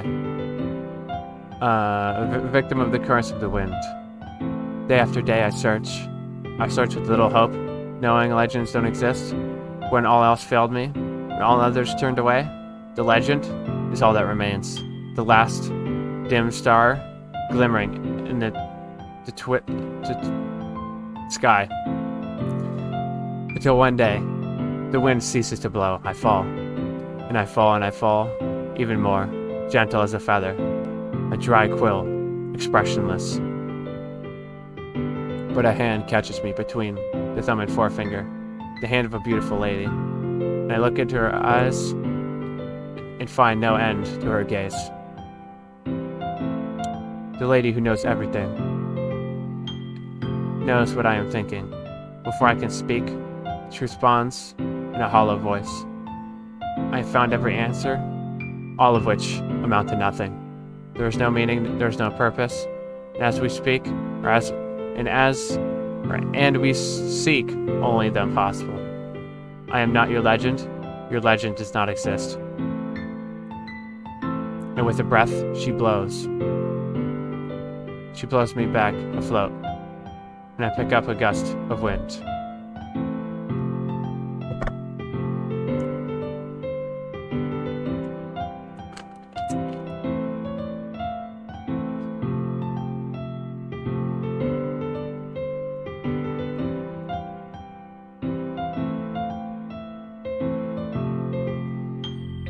You know, I feel like learning and looking for answers are the sorts of things that give life meaning. Not to get so philosophical or anything, but it was like on my mind. So that's what I wrote about. Actually, I never really put much thought into it. In a way, it's almost paradoxical. Because if we all had answers, wouldn't the world start to lose its meaning? You know, there's one thing I noticed. It seems like everyone in the club prefers writing about things that are more sad than happy. Starting to put the pieces together, huh? Haha, are you surprised? I mean, if everything was okay, we wouldn't really have anything to write about, would we? Humans aren't two-dimensional creatures. I think you'd know that better than anyone. You mean one-dimensional? Yeah, like that. Anyway, here's Monika's writing tip of the day. Are you ever too shy to share your writing because you're afraid it's not any good? It can be disheartening to get a lukewarm response to something you put so much into. But if you find other people who enjoy writing, sharing becomes a lot easier. Because instead of just telling you that your writing is good, or okay, or bad, they'll want to focus more on everything that went into it, and the things you can work on. It's much more encouraging that way, and it will make you want to continue improving. It's almost like having your own little literature club, don't you think? That's my advice for today. Thanks for listening.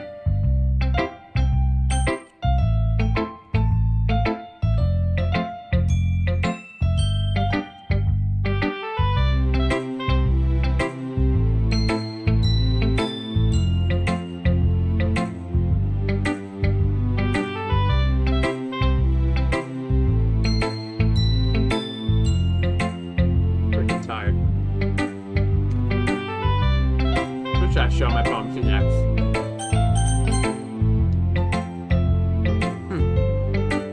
It's nice, I guess. Come on. We can already tell you don't like it. Well, you don't need to worry about what I think. After all, you wrote this for someone else, didn't you? Yeah. Probably not stupid. I didn't write this for anyone specifically. Maybe. That's not really what I meant, though. But it's okay. You're making new friends, just like I was hoping. It makes me really happy. And you're happy too, right? In this club? Well, of course I am. Good. That's all that matters to me. Thank you. Theory. There's something wrong? Huh? No. Nothing. I'm just a little tired today. Yeah, me too. It's a long-ass game. Hee hee. Alright. Just tell me if you need anything. I will. Don't worry about me, okay? You can go play with everyone else now. You insist? Yay. I'm gonna go home a little bit early today. Theory? Tell Monikaa I wasn't feeling well, okay?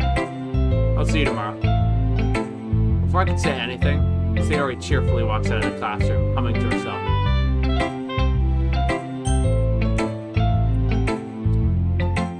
You trust her?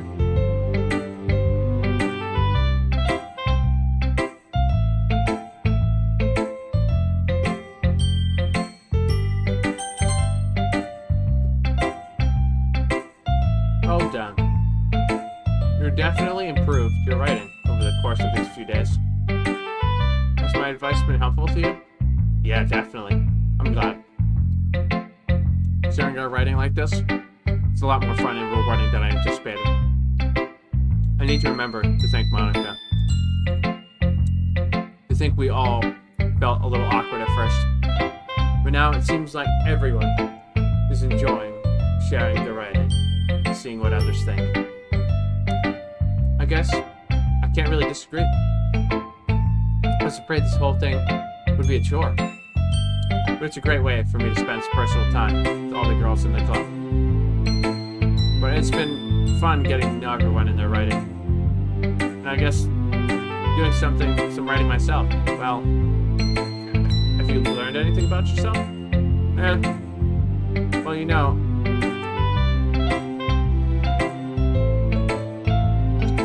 know, how I like to say that writing is way more personal to get in touch with yourself. In the end, it doesn't matter if you're a good writer or a bad writer. And even if opinions are just opinions, you know? As always, I believe what's more important is exploring and discovering yourself. That's comforting. I'm kind of afraid of disappointing you in some other way or another. Why me? Well, you're always so sophisticated in your writing. And have the most advice to share. Is that so? Yuri thinks for a good minute. That must be terrible. What? Huh? For me to have to become someone whose opinion is fearsome. How unlikable of me. Yuri. It's not as bad as you're making it sound in your head. It's just I just meant that I respect your opinion. I see. I'm always I'm sorry that I always overthink and come to those sorts of conclusions. I'm just a little too used to it. Overthinking? Being disliked. Yuri? What am I saying? Sorry, I didn't mean to bring that up. Let's move on. Alright. Do you want to share your poem now? Okay. Here.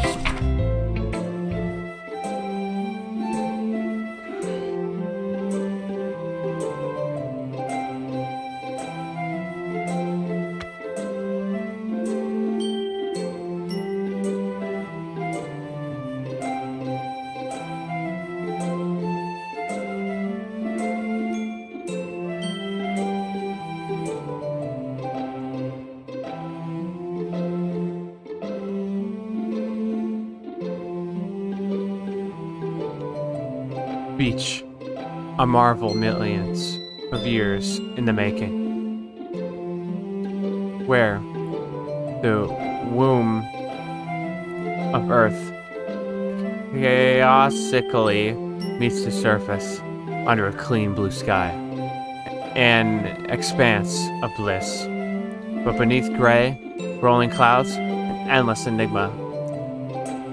The easiest wood to get lost in, a world to get lost in, is one where everything can be found. One can only build sandcastle where the sand is wet. But where the sand is wet, the tide comes. Will it gently look at your foundations? Will you give in? Or will a sudden wave send you chasing down in the blink of an eye? Either way, the outcome is a shame. Yet, we still build sandcastles. I stand where the foam wraps around my ankles, where my toes squishing into the sand. The salty air is therapeutic. The breeze is gentle yet powerful. I sink my toes into the ultimate boundary line, tempted by the foamy tendrils. Turn back, and I abandon my piece to evade at the shore. Drift forward, and I return to Earth forevermore.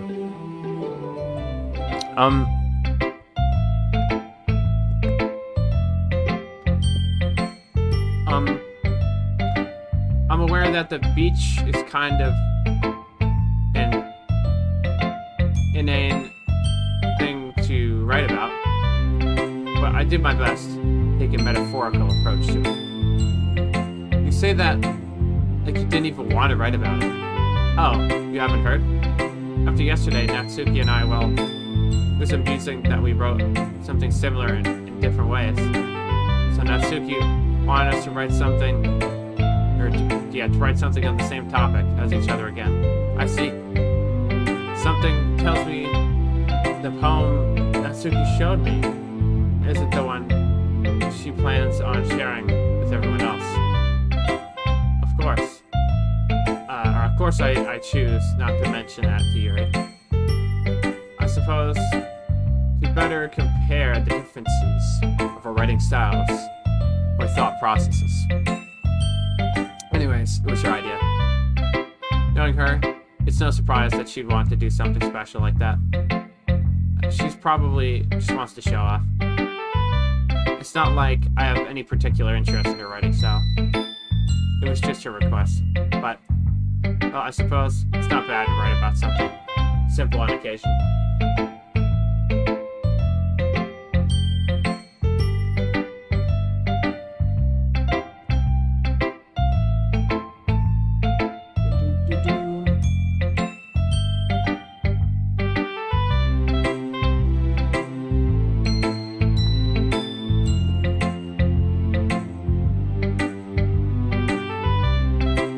I suppose it's not so bad to write about something simple on occasion. It could be refreshing, you know?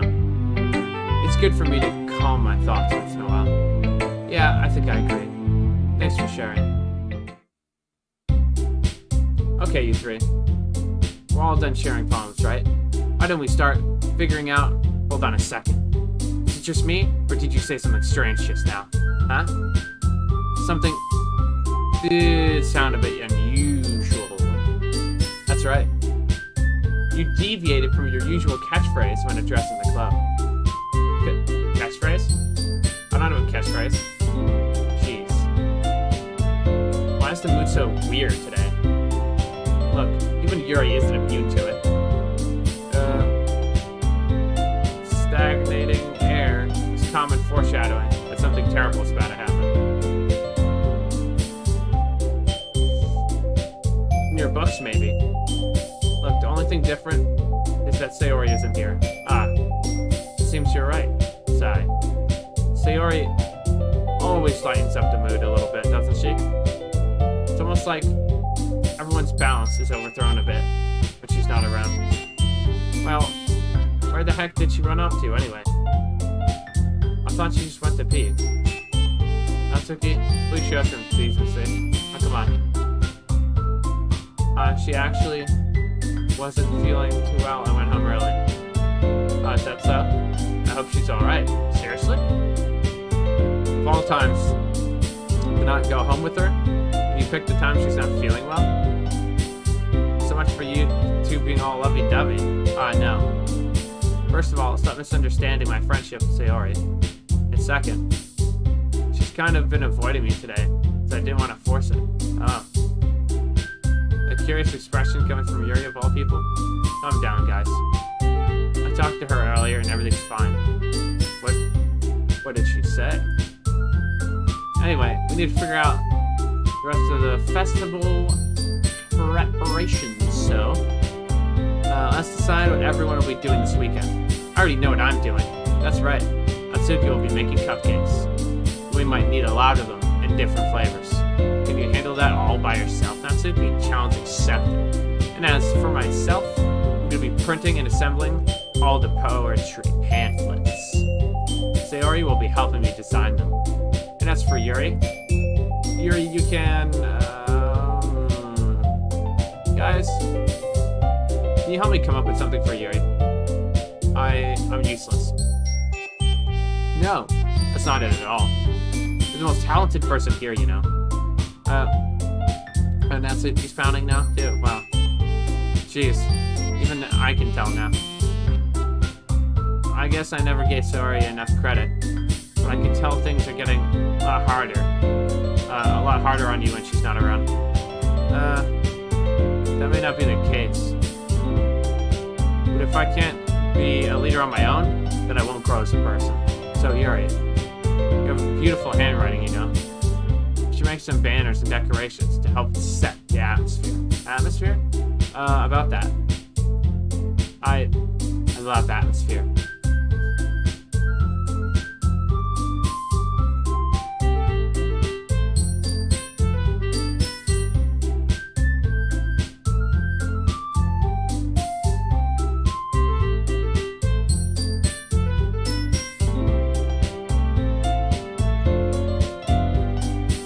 Yuri's expression suddenly changes, and she stares at her desk in focus and starts nodding to herself.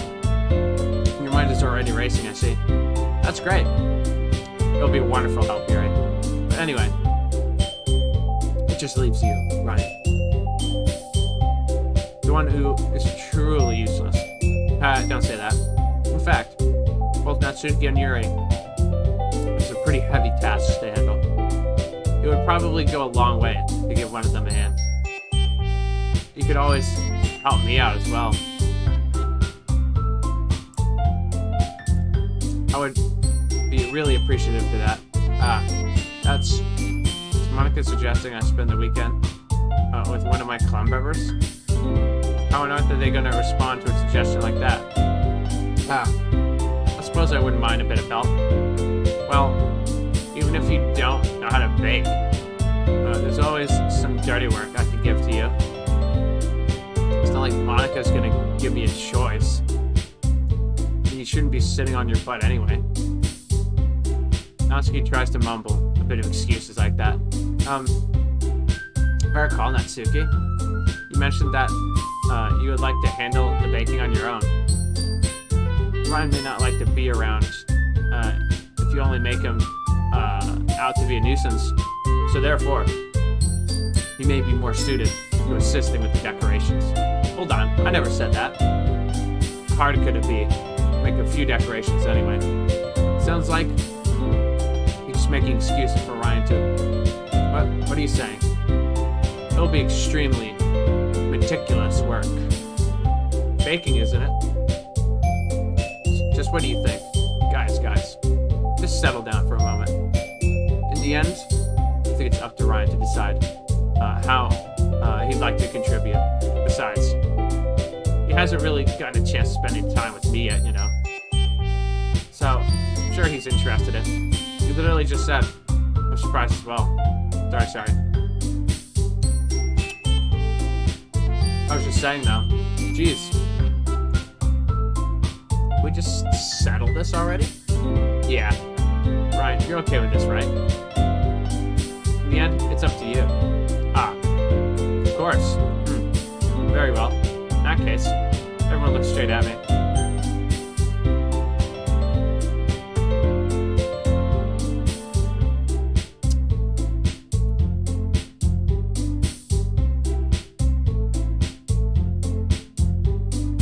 Alright. So I'm probably gonna pick Natsuki, but it's because it's the route I'm going, I guess. Well, baking sounds like it could be fun. You guys made it sound like a lot of work, so it could probably use 2 people. Don't worry. Baking is a ton of fun. You'll definitely agree. Just a minute ago, you were just saying that's because... Never mind, okay. Anyway, you'll be fine by yourself, right, Yuri? Of course. I'm used to it after all. Yikes. That's good. Even though Yuri is being melodramatic, it's a little hard to not feel bad. So that's everything, right? Anything else we need to talk about? Nope, I think that's it. Are you guys excited? Yes? Everything except for the performance is gonna be awesome. I don't think that really counts. What about you? Me? I guess you could say I'm interested to see how this will turn out. That's good enough for me. What about you, Yuri? Yuri? You're still sulking. Natsuki starts pouting too. It's not that big of a deal or anything. Well, it might not be just that. I think that Yuri might just be feeling a little underappreciated in general. Having to come up with something for her to do that nobody offers to help. That doesn't mean... Natsuki glances back and forth between everyone with a worried expression. Look. Natsuki goes over and puts her hand on Yuki's shoulders. Yuri, you really are the most talented one here, and we're going to help make the event a lot more fun and welcoming. I mean, the cupcakes will help a lot too, but you're gonna make the atmosphere special. That'll be the important. That'll be really important for the way that people feel during the performance. So, you need to stop being dumb. Give yourself more credit. Natsuki releases her hands, turns around to face in the other direction. You didn't really mean that, did you? Not really, but... Yuri isn't the only one surprised. Monikaa and I also taken back in Natsuki's words. Natsuki of all people, saying such encouraging things. But I begin to understand. Natsuki was trying to sound like Sayori. Even if it didn't work perfectly, I could tell she tried to say something Sayori would have said at this time.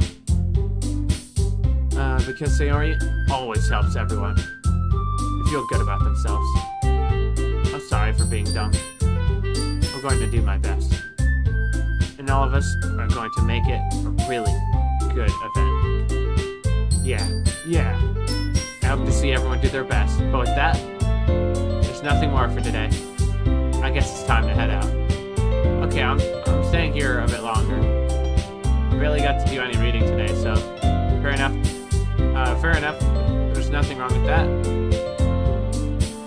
Everyone packs up their things, start to follow Monikaa and Yuri out the door as they chat between each other. Where are you going? Did you figure out plans for this weekend? You literally would have gotten home and realized that you didn't have a way to contact me. Oh, that's true. I have no way of... Reading just gets worse and worse. I have no idea how that slipped my mind. Jeez, good thing I stopped you. I'm giving you my number, okay? Better not make it weird or anything. Why would I do that? Natsuki gives me your number. Okay. I'm coming over on Sunday. I'll bring over all the ingredients. Wait, you're coming to my house? Well, yeah. What's wrong with that? I mean, I just figured that since I'm the one helping, I would be going to your house. Yeah, right. Like, I could have a guy over at my house. My dad would kill me. Really? It's kind of strict if you ask me.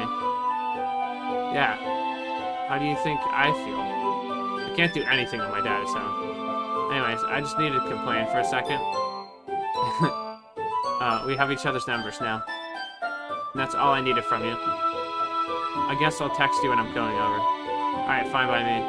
Yeah. I'm really gonna show you why I love baking so much. So, you'd better look forward to it. Oh? Didn't you say you were going to just give me the dirty work? Well, I was just saying that. So, like, I could act like that in front of anyone. Or everyone. That I was looking forward to this. Wait, really? Well, kind of. Just because I never got to bake with someone else before. That's all it is, so... Alright, I get it. Sorry for overreacting.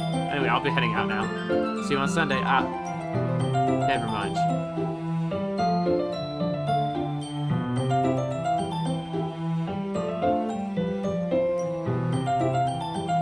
I can't believe this. I think he's going to come to my house on Sunday? My anxiety shoots through the roof. Even though I've gotten pretty used to handling her at this point, there's no way what might there's no telling what might end up happening when we're outside of school. More than that, she told me she was looking forward to it. This is the chance I have to make something happen between us, or is it too early for that? Only time will tell. But until then, I won't be able to take my mind off it. I seriously can't wait.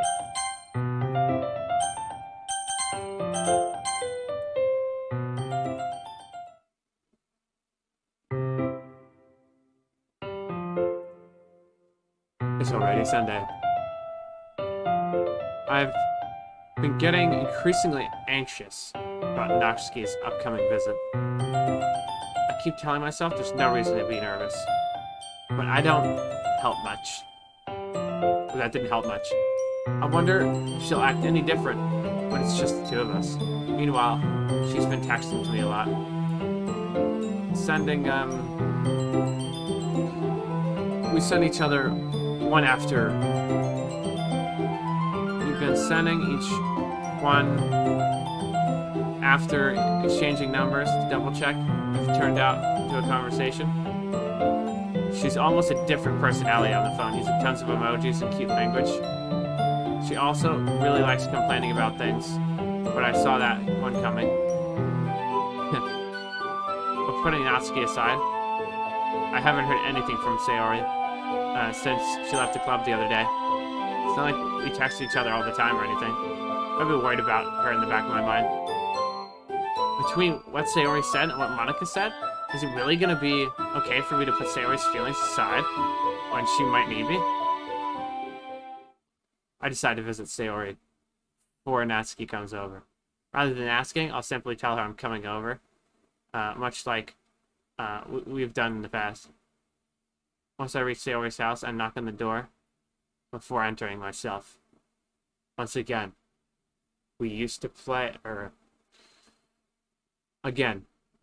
so often that we made it a habit of simply entering each other's houses like we were family. The house is quiet. Sayori isn't anywhere on the first floor, so I assume she's up in her room.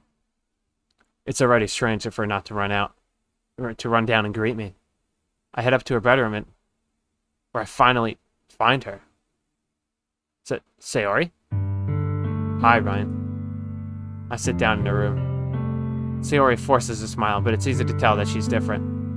There's a minute of silence between us. You haven't come over like this in a long time, have you? Well, I guess you're right. It has been a long time. Not much has changed, has it? Sayori's room is messy, as it always been. I recognize the same stuffed animals and wall decorations that she's had for years now. Hee hee. If you came over more often, it wouldn't be such a mess. That's because I end up cleaning it up for you. How come you suddenly wanted to come over today? Aren't you supposed to see Natsuki today? Yeah, but... Wait, how did you know that?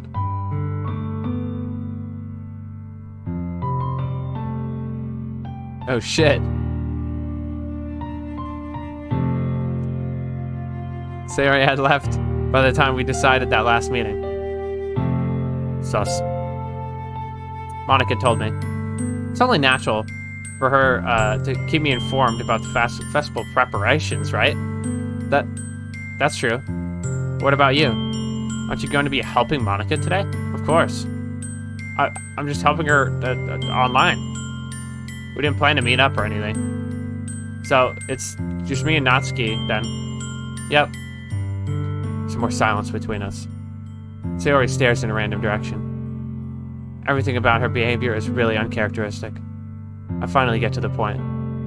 I just wanted to see how you were doing after you left on Friday.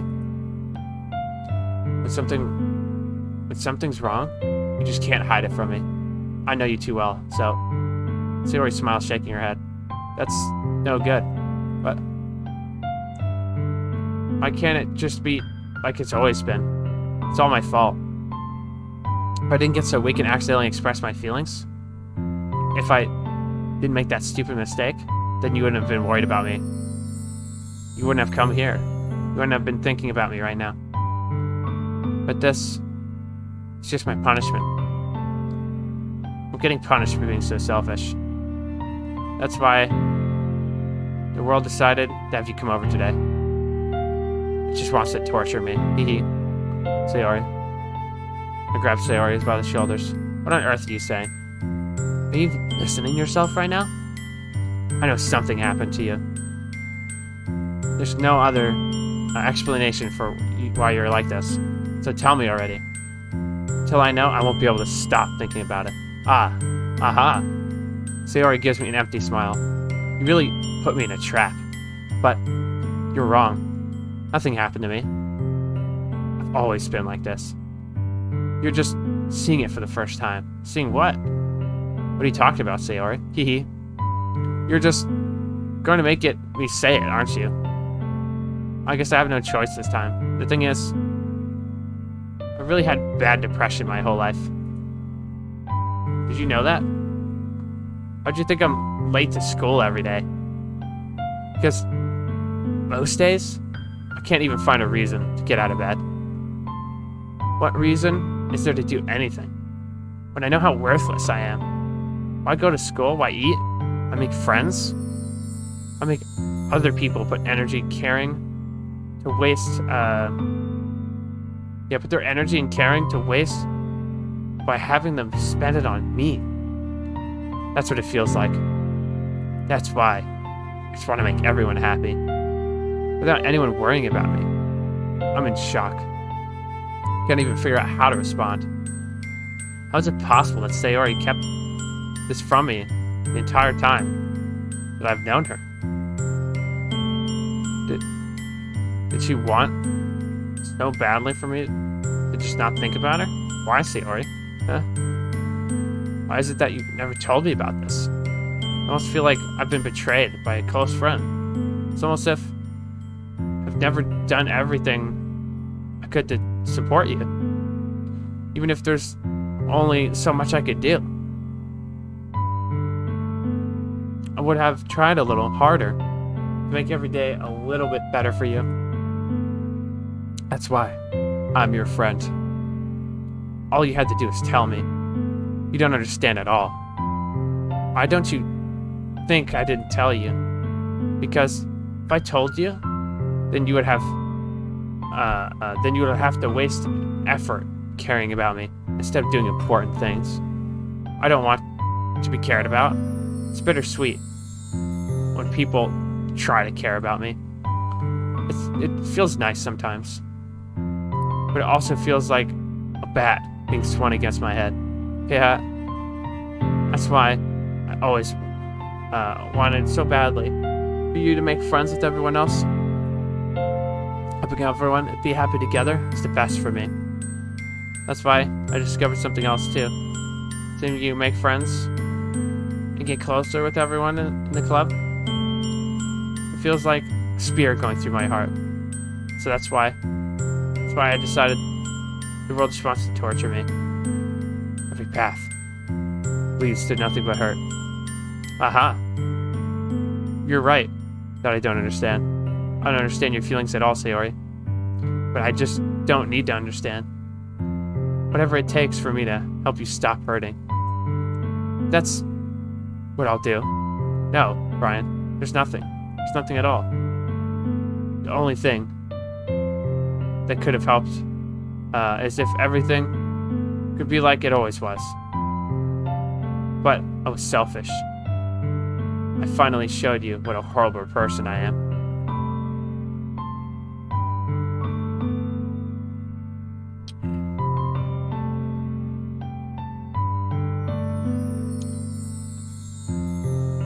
Tears shrieked down Sayori's face. I made you join the literature club because I was selfish. And I was punished by my heart hurting in a way that I couldn't understand. And now you came here, and I made you hurt too. I'm just weak and selfish. That's all I am. And that's why I'm going to accept these punishments. That's why I deserve every last one. Without thinking, I once again grabbed Sayori's shoulders. This time, I pull her into a tight embrace. Sayori, I don't care if you feel selfish. I'm really happy that you convinced me to join the club. Seeing you every day makes it worthwhile enough. If I make friends with everyone else, then that's just a bonus. But please, never underestimate how much I care. I wouldn't have it any other way. Sayori isn't hugging me back, despite my arms being wrapped around her. Sayori's arms remain at her sides. She starts sobbing in my ear. No, don't do this to me. Please don't do this. Sayori barely manages to speak between her sobs. I don't know if I'm doing the right thing. All I want to do is that I care. If you have to do, if you have it in you to call yourself selfish, then you have to let me be selfish too. No matter what it takes, I'll figure out what needs to change. I'll make these feelings go away. And if there's anything that you need me to do, then you better tell me. I'll get mad if you don't. I don't know. Gently, Sayori finally puts her arms around me in return. I don't know anything. It's all really scary. I don't understand any of my feelings. The only time I'm not feeling nothing is when I'm feeling pain. But your hugs are so warm. And that's really scary too. Sayori lets me go. As she does, I let her go as well. The festival is tomorrow. Yeah. It's gonna be fun, right? Yeah. Why? How would you like for me to spend it all with you? That's what I want. I promise. I think that'd be nice then. Yeah. Sayori wipes her eyes. What if I could spend the whole day here? I would. All days? Of all days, this has to be one where I have other plans. Maybe I should cancel. No, don't. Please don't. If you did that, then I really wouldn't forgive you. But it's almost time for Natsuki to meet me at my house. At the very least, do you want to come along to help out? It would be fun. Surprise. See my surprise? Sayori shakes her head. I'm sorry. I don't know if that would be very good for me today. You understand, right? It's kind of hard for me to fully understand, but I'm trying my hardest. It's okay. If you don't worry too much about it, I'll see you tomorrow, okay? Alright. I'll look forward to it. I say goodbye to Sayori and exit her house.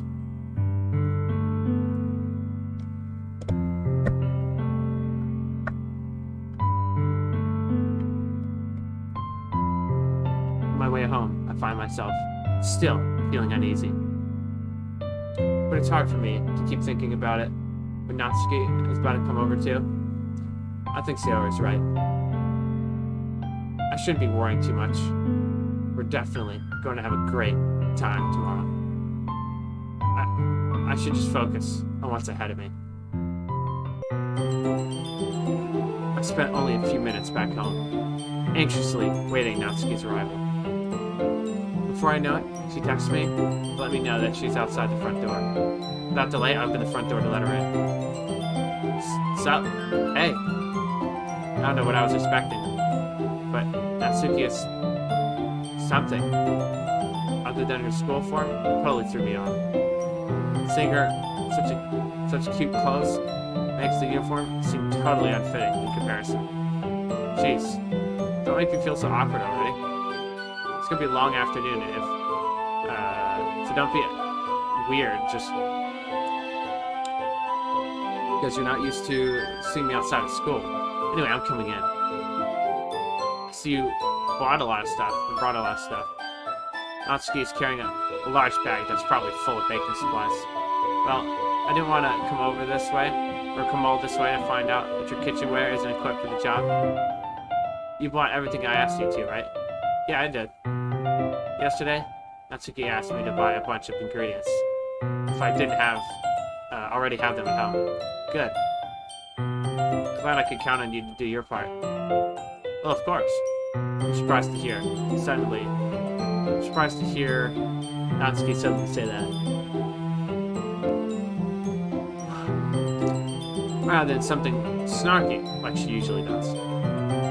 Could it be that she is a little different outside of school after all? Anyway, let's go to the kitchen. But you're not even gonna offer to take this heavy bag for me? Where's your hospitality? Oh, come on. Since when did I need to be a gentleman? I grab the bag Natsuki holds out for me. This is ridiculously heavy. I carried that all the way here. Are you impressed? I see now. Yeah, I am impressed, Natsuki. It seems like I really underestimated you. Hee. It's because I'm so small, isn't it? You jerk. Natsuki hits a fist into my chest. Hey. Your size has nothing to do with it. Do you really hate being small that much? It's not like I hate it. I mean, sometimes I like proving people wrong when they only think I'm worth my size. It's fun when I get to be small and also better than other people. But, geez, never mind. What are you making me say? Don't think you can make me talk about weird things just because we're not at school. Are we getting started or what? There's a lot of stuff I gotta teach you. What? That's a little bit more like you. You're more fun when you speak out of mind like that. Hey. Now you're treating me like a kid. I was just trying to be nicer to you, you know? And don't just because I don't have a mature, sexy figure like Yuri, doesn't mean you should treat me like a... Natsuki catches her words. Her face turns red. Natsuki, forget it. I didn't say anything. I should apologize. I appreciate that you're trying to be nicer. I should have been a little bit more considerate too. But also, if that's what you're thinking, then you should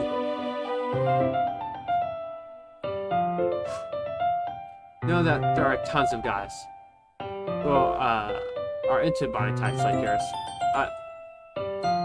Why would you know that anyway? Just trust me on this one, okay? Gross. Hey, what? Is that to me? Who else? Man. Let's just get this started, alright? You get all sour when a girl calls you gross. Finally found your weakness. Natsuki smiles deviously. Please spare me. Well, if Natsuki decides to dish out more insults like that, there's no way I'm not fighting back. But she's satisfied enough for now. Before long, the whole kitchen is a mess. Spoons, dirty bowls, flour, spilled fluid. The mixture isn't big enough to make all the batter at once, so we had to do it several times. Meanwhile, Natsuki's babysitting all of my movements to make sure I don't mess up her precious bacon. Where did you put the food coloring? Batter's going in the oven soon, and I need to fill the trays. I think it's still in the bag next to the table. What are you using it for? To color the batter, of course. I'm making each tray a different color. That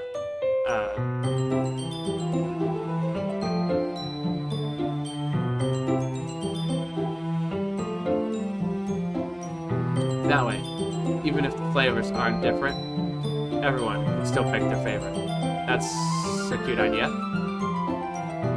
Are we doing anything like that with the icing? Do you want to? You're asking me? I don't really have a preference, Sami. Come on. You're not putting any heart into this at all. Could you at least try to have fun? I'm having fun. I'm not really sure what Natsuki's trying to get out of me. Well, I can see her. Meanwhile, I see her separate the batter into smaller bowls, putting a few drops of food coloring into each.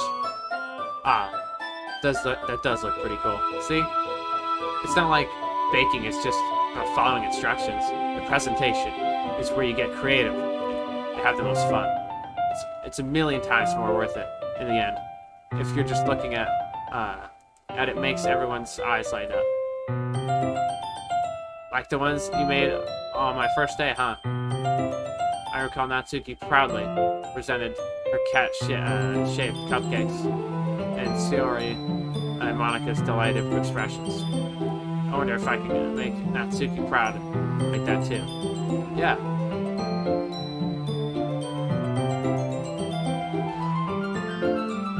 Maybe I'll use the food coloring then. Sounds like you're starting to understand. Just make sure you completely finish mixing the icing before you mess with the food coloring. Yeah, it's getting there. We're using the electric mixer. Yeah, the icing's still all lumpy. Are you even trying? Well, yeah. It'll just take a little longer. Jeez, I'll be here all night if you don't do that. Here, look. Natsuki grabs the whisk from me and uses her hand to tilt the bowl back. You just really need to beat the crap out of it. After a few seconds, the consistency of the icing has already improved. See? As if I need to emphasize, Natsuki sticks a finger in the icing and pops it in your mouth. I reluctantly do the same. Hey! Natsuki suddenly grabs my wrist. I don't want your gross fingers in my icing. Your icing, eh? Are you forgetting who did all the work? Wow. I start to fight back, trying to itch my finger toward the ball. Don't make me beat the crap out of you next. I'd like to see you try. I push harder, just enough for my finger to reach the icing. I triumphantly scoop some with my finger, just as Natsuki tugs with all her might. Ah, the force of Natsuki's pulling caused me to stumble, making her stumble in return. Gross. Got on my face. Whose fault was that? It's a big glob of icing on Natsuki's cheek. She tries to reach it with her tongue, but it's too far away. Jeez. You know what? Take this. Natsuki, instead of wiping it off with her finger before shoving it, her finger toward my finger. You wish. I'm faster. I grab her wrist with my hand before it reaches my face. She tries to use the other hand to fight back, but I grab that one as well. Stop. So you apologize for calling me gross. But fine. Sorry for calling you gross. No, I don't mean that. It's just fun seeing how you react to it. You do that to me all the time, you know? Saying dumb things just to get my attention out of me. You really shouldn't tease girls like that. Is that so? In that case, I probably shouldn't do this either. Take Natsuki's finger and put it in my mouth. Bruh. ripping off the icing. But, what? Did you seriously just... Natsuki is so surprised. She can't even figure out how to get mad at me. Her face is entirely red. You really shouldn't do that thing. The kind of thing that girls, unless you really like them. You know that, right? What kind of question did she ask me just like that? How did the mood turn to this so quickly? What? Natsuki gazed at me in silence. I noticed her shallow breaths. Why am I starting to feel dizzy? Out of nowhere, the fire alarm starts going off. Natsuki rushes over to the oven. Something burning? I thought you didn't put the cupcakes in yet. Cough. No wonder. You left a dirty tray in there, dummy. Baka. How could you make a mistake like that? You should have checked it before turning on the oven. Don't blame me for your mistakes. Jeez. Natsuki uses an oven mitt to grab the blackened tray out of the oven. She sets it on top of the stove. In another moment, the fire alarm stops. Anyway, putting them in the oven now. Yeah. The tension from the moment before still lingers over our heads. But the moment has already been lost. I watch as Natsuki slides the cupcake tray into the oven. I reluctantly pick up the whisk and continue with the icing, like nothing ever happened. That smells so good. The cupcakes are ready to be pulled out of the oven. As soon as Natsuki opens the door, a blast of sweet-smelling, warm air fills the room. Look at how cute they all look. She proudly shows off the different colored cupcakes in each of the trays. They'll look even better once we add the icing. Not like you need to tell me to do that. I brought decorative stuff, so I hope you can get creative. Here, scoop the icing into these bags. Natsuki hands me some plastic bags. I have these nozzles that will make it look nice and fluffy. This one can even make flowers. We probably won't be using it this time though. What's this for?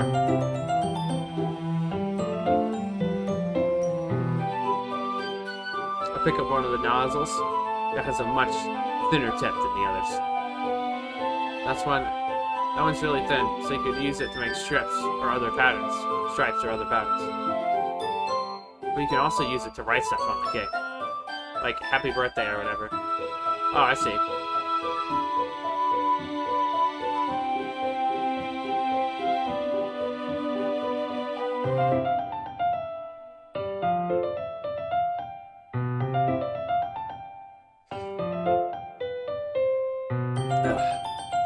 That gives me an idea, actually. Well, it's a literature event, right? We could make it more literature-themed by writing a different word on each other's cupcakes. It would be fun to see people choose their cupcake based on a word they like.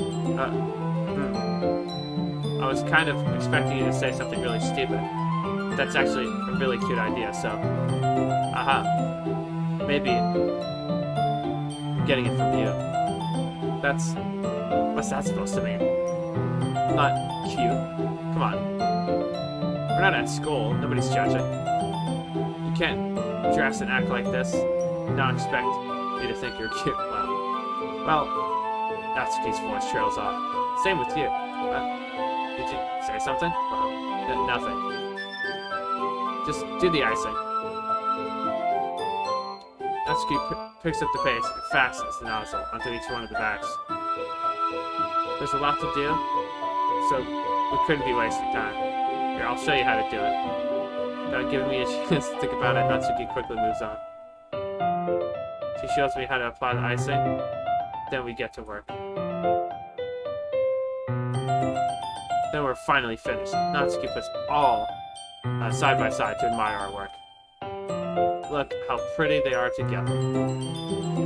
Yeah, they are, aren't they? I wish I could have one now. Well, there's no reason you can't, right? See any harm in that. Yeah, that's how it starts. Yeah, well, but my dad's making dinner tonight, so I really need to save my appetite. Sayori's the exact opposite in that regard. If she was here, we'd probably be down 10 cupcakes already. She would still eat dinner. Come on, that's just unhealthy. Besides, my dad cooks and I need to eat as much as I can. Well, anyway. Okay. I was hoping we would have time for manga, but I need to be home for dinner. Already? That's a shame. It's your fault for working so slowly. You should have thought about that.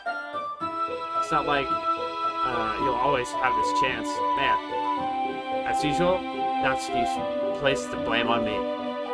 You can't bring up the cupcakes tomorrow, or you can bring up the cupcakes tomorrow, right? You and Sayori each carry some, and you can probably do it in one trip. Yeah, I can do that.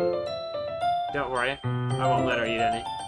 I wish she would listen to me for the way she listens to you. Yeah. I think back on the conversation I had with Sayori earlier today. I felt so helpless. Sayori always does listen to me, but at a point, it felt like she wouldn't listen to me at all. Well, I'm all packed up. Good work today. You too. I'll walk you out, I guess. Just like that, Natsuki is already about to leave. Feels like the afternoon went by in a flash. More than that, did I even take the opportunity to get closer to her like I wanted? Well, I guess I'll be off then. Thanks for all the help and everything. Well, see you tomorrow. Wait, Natsuki. What you said before, always having this chance, doesn't have to be that way at all. I had fun today. You showed me how fun baking is, like you wanted. But aside from that, you can come over anytime, okay? I think that if possible, I'd like to spend more time like this. If you want to read manga or go out somewhere, do you really mean that? Natsuki looks at me tensely, like she's trying to hide her expression. Yeah, I want to spend more time with you. I thought you only cared about getting this done. Sorry, I had to leave so early today. I didn't really want to. I would really stay here longer if I could. I feel the same way as you. Natsuki suddenly gets closer to me. Wait, Natsuki. Stands inches away from me. Natsuki looks to me. I feel her fingers gently clutch at my sides of my shirt, as if holding onto me. Her rose colored cheeks, matching my eyes, fill my vision, along with her slightly parted lips. What is happening? My head starts to go dizzy as I feel her soft breaths against me. I felt it, but for a while now. Atsuki suddenly jumps back. Okay. Sayori.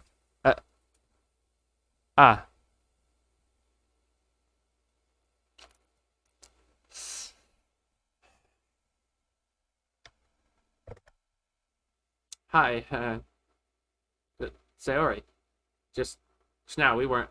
It's okay. I just stopped by to say hi. Well.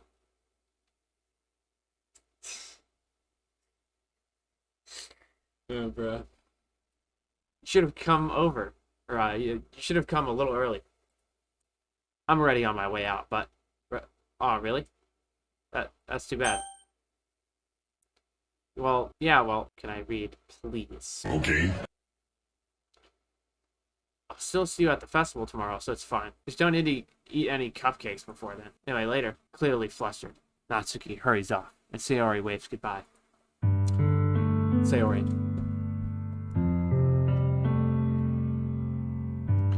I thought you didn't want to come over today. Yeah, well, I tried staying in my room, but my imagination is really mean to me. So, I had to come here and see for myself. See what? See, what are you talking about? You know, how much fun you guys are having or you were having with Natsuki, and how close you got to her. Makes me really happy that you made such good friends. That's all that matters to me. Tears start to fall down Sayori's face. That's all that matters to me. But why am I feeling this way? I'm supposed to be happy for you. Why does it feel like my heart is splitting in half? It hurts so much. It hurts so much. This would be so much better if it could all just disappear. Sayori, don't say that. It's true. If I wasn't here, then you wouldn't have to waste your sympathy on me. You wouldn't have to put up with being so selfish. Monika was right. I should just... Monika? Monika was right about... what? Sayori? What I said... What I said before was true. I'm not gonna let this continue. Caring about you like this isn't a burden your mind is making it out to be. It's something that makes me happy. It's something that I wouldn't trade for anything else. So even if it takes an entire lifetime, I'm gonna be by your side until you don't feel any more pain. But Sayori looks away. I put a hand on her shoulder to reassure her. I'm scared. I'm really scared. What are you scared of? I'm scared that you might...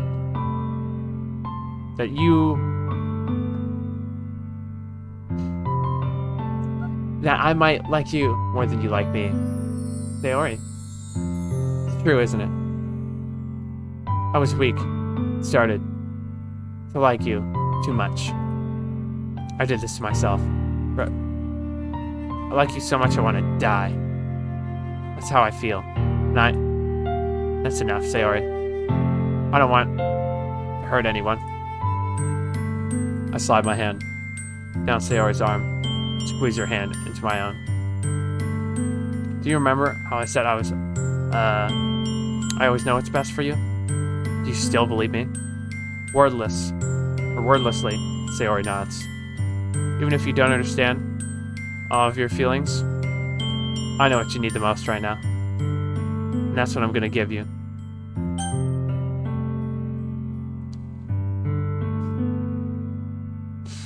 No. Oh, she already, saw it, so... I can't really just make shit up,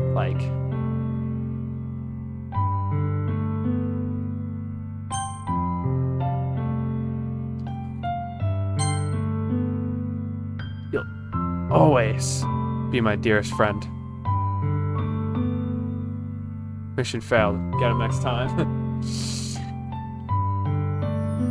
What you need most is for things to be like they've always been. Monika told me the truth. She told me how much happier you seemed after I joined the club. Now, I know you're struggling with some really difficult feelings right now, but please trust me that I know what's best and what will make you happy in the end. I promise I'll get things back to the way they were. I see. Sayori forces a smile through an incredibly pained expression. Aha. This is what it feels like to get stabbed in the chest. I should write a poem about this. Sayori, it's okay. This is just my punishment, remember? For being so selfish. So please. Please don't worry about these stupid feelings. I know you're right. I knew this whole time that there's no happiness down that path. That's why I came here. Just so I could get the answer I needed to hear. And the other thing, you're also right that I just want to go down, or go...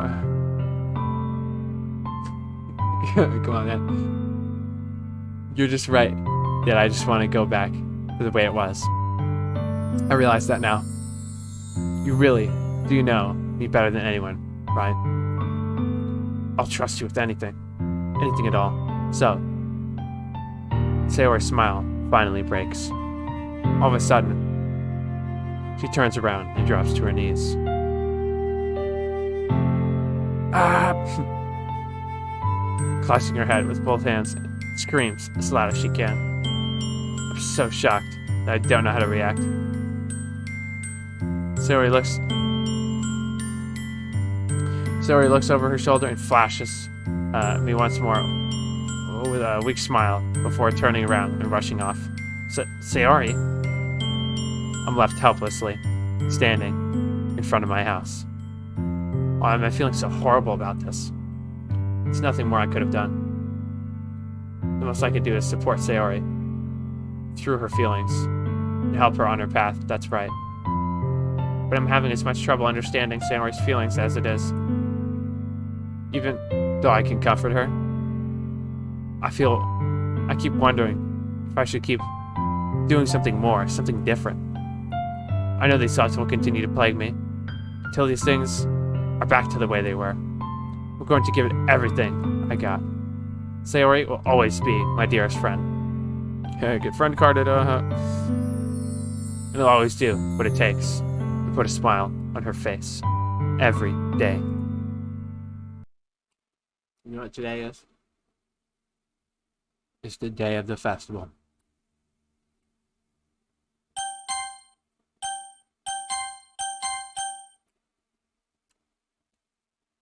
Of all days, I expected it to be this one, where I'd be walking to school with Sayori. But Sayori isn't answering her phone. I considered going to her house to wake her up, but decided that's a little too much. Meanwhile, the preparations for the event should be nearing complete. I managed to carry all the cupcakes by myself by carefully stacking 2 trays. Natsuki is already texting up a storm, but I can't respond thanks to my hands being full. Funnily enough, I probably feel the same way as Natsuki about the event. I'm more excited for it to be over so that I can spend time with Sayori and Natsuki at the festival. But Monikaa, I'm sure the event will be great too. Yep. Ryan, you're the first one here. Thanks for being early. That's funny. I thought at least Yuri would be here by now. Monika has placed little booklets on each of our desks in the classroom. Okay. First of all, I have a question. As there's so many desks, if it's a club room, okay, first of all. Also, why is there so many desks and there's only 4 of them? They must be the ones she prepared that have all the poems we're performing. In the end, I found a random poem online that I thought Monikaa would like. Fuck her, man. And submitted it. So that's the one I'll be performing. I'm surprised you didn't bring Sayori with you. Yeah, she overslept again. That dummy, Baka Mans. You'd think on days this important, she'd try a little harder. I say that, but I suddenly remember what Sayori told me yesterday. I suddenly feel awful, knowing it's not nearly that simple for her. I only said it because it's the way I used to think. But maybe I should have gone to wake her up after all. You should take a little responsibility for her. I mean, especially after you exchanged... Let me just read that again.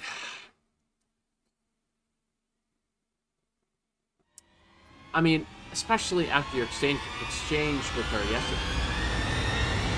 You kind of left her hanging this morning, you know? Oh. You know what time it is? It's time for 4th ball breaks. Exchange?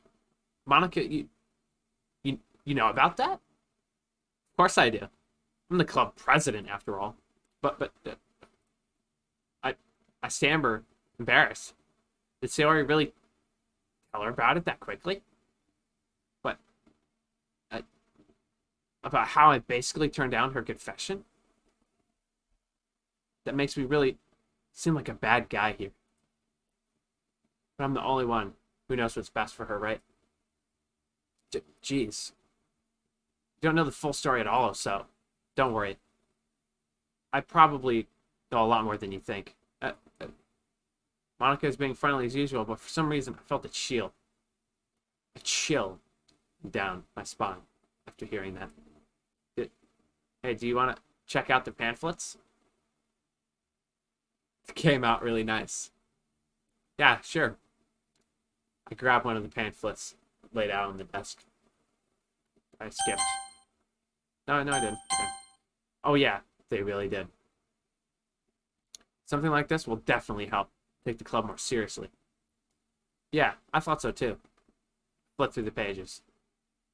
Each member's poem is neatly printed on its own page, giving it an almost professional feel. I recognize Natsuki's and Yuri's poems from the ones they performed during the practice. What's this? I flipped Sayori's poem. It's different from the one she practiced. It's one I haven't read before.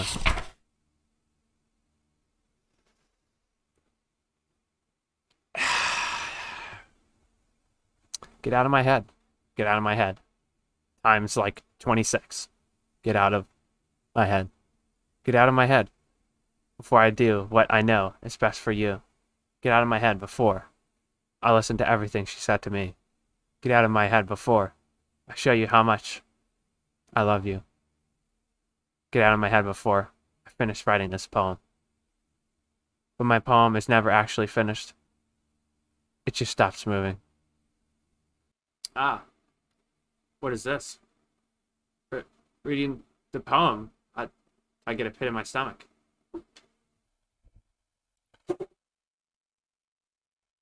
Reading the poem, I get a pit in my stomach. Ryan? What's wrong? Nothing. This poem feels completely different from everything else Sayori's written. But more than that, I changed my mind. I'm going to go get Sayori, so... well, alright. Try not to take too long, okay? I quickly leave the classroom. Don't strain yourself, Monikaa calls out after me. I quicken my pace. What was I thinking? I should have tried a little bit harder for Sayori. It's not a big deal. At least wait for her. Help her wake up. Even a simple gesture of walking her to school makes her really happy. Besides, I told her yesterday that things will be the same as they always have been. That's what she needs. That's what I want to give her. I reach Sayori's house and knock on the door. I don't expect an answer. She's not picking up her phone either. Like yesterday, I opened the door and let myself in. Sayori? She really is a heavy sleeper. I swallow. What? Oh yeah. What? Huh? I can't believe I ended up doing this after all. Waking up in her own house. Isn't that more like something a boyfriend would do? In any case, it just feels right. Outside, Sayori's room, I knock on her door. Sayori? Wake up, dummy. There's no response. I really didn't want to have to enter a room like this. But isn't it kind of a breach of privacy? But she really leaves me no choice. I gently open the door.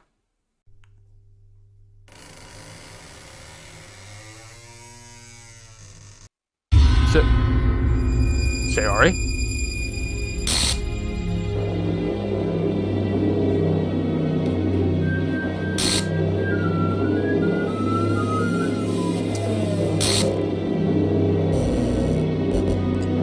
An interception has occurred.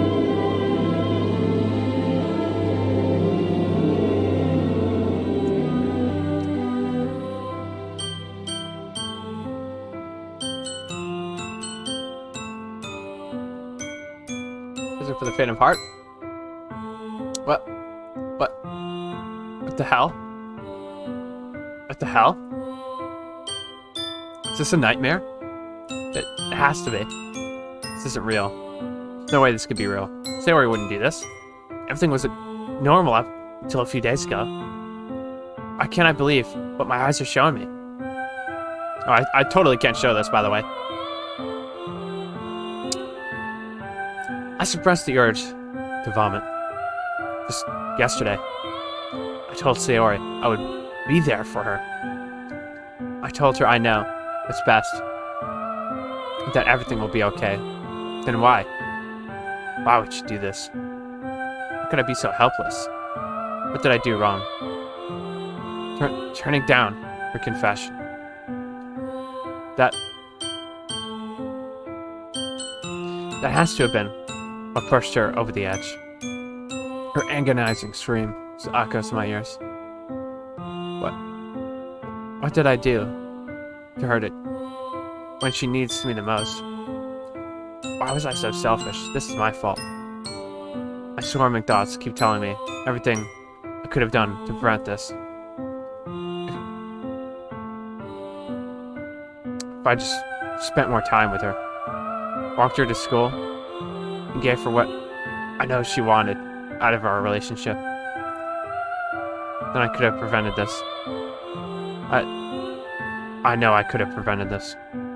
Through the literature club, through the festival, I lost my best friend. Someone I grew up with.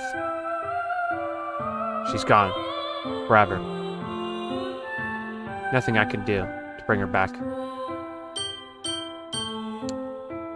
This isn't some game where I could just reset and try something different. I had only one chance. Well, in this video, there's only one chance. And I wasn't careful enough. And now, I'll carry this guilt with me until I die. Which might be soon. I have a feeling. Nothing in my life is worth more than hers. But I still could do what she needed me for, I guess. And now, I can never take it back. Never.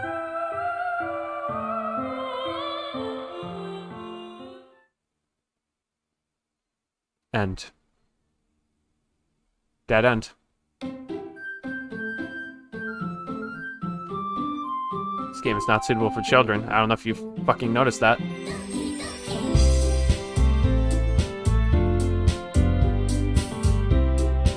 Yikes.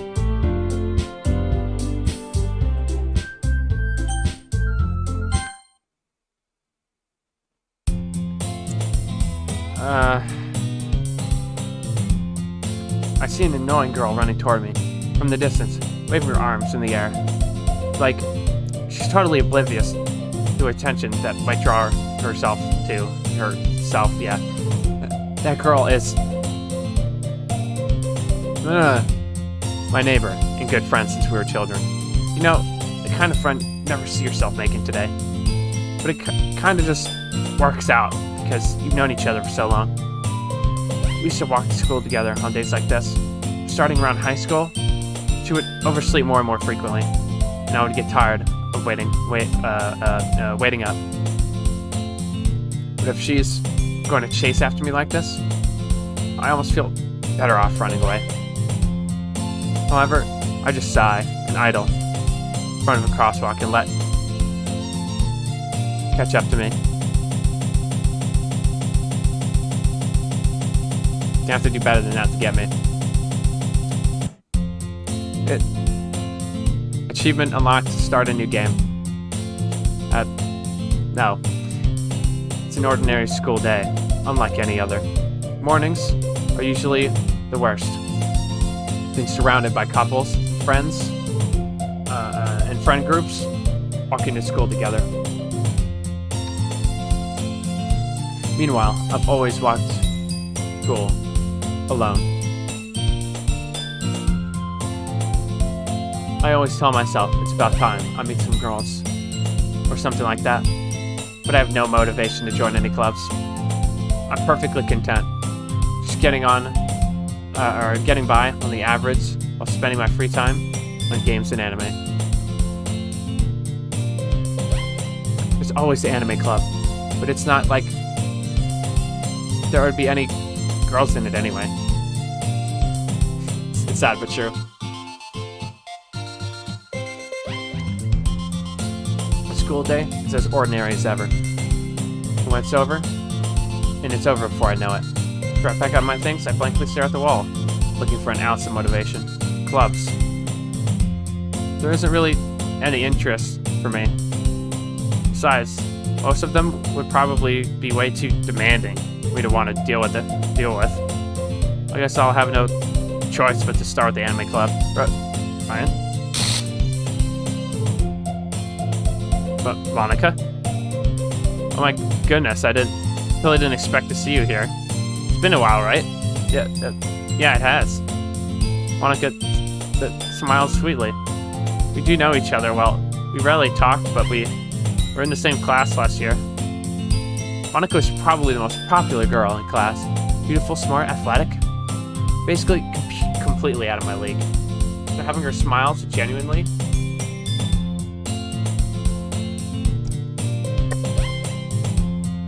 Feels like. What did you come in here for, anyway?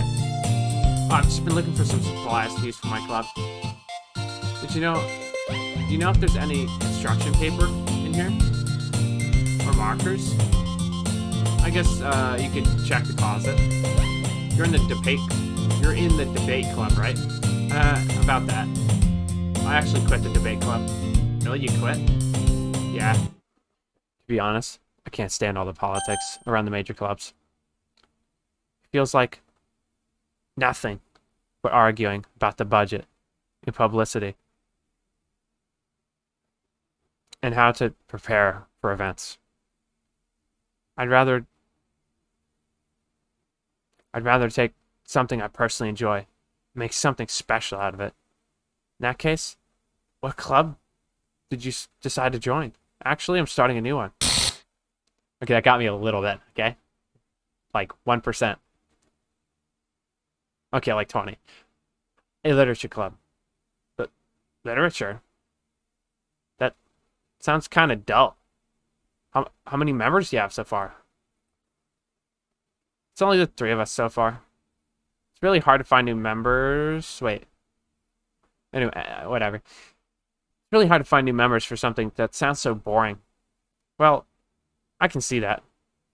But it's nothing really boring at all, you know? Literature can be anything. Reading poetry.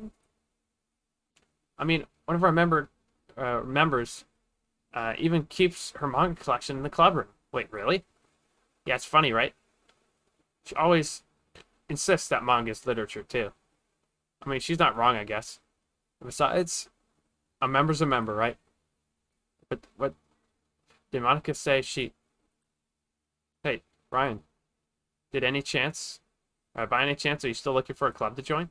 I mean, I guess so, but in that case, is there any chance? Do me a big favor. I won't ask you to join, but if you could at very least visit my club, it would make me really happy. But please. I guess I have no reason to refuse, because you're a fucking simp. Besides, how could I ever refuse someone like Monikaa? Sure, I guess I should check it out. Yeah, awesome. You're really sweet, Ryan. You know that? It's nothing, really. Shall we go in, then? I'll look for the materials another time. Thus, today marks the day I sold my soul to Monikaa in her irresistible smile. I dejectedly follow Monikaa across the school and upstairs, a section of the school I rarely visit. Monikaa, full of energy, swings open the classroom door.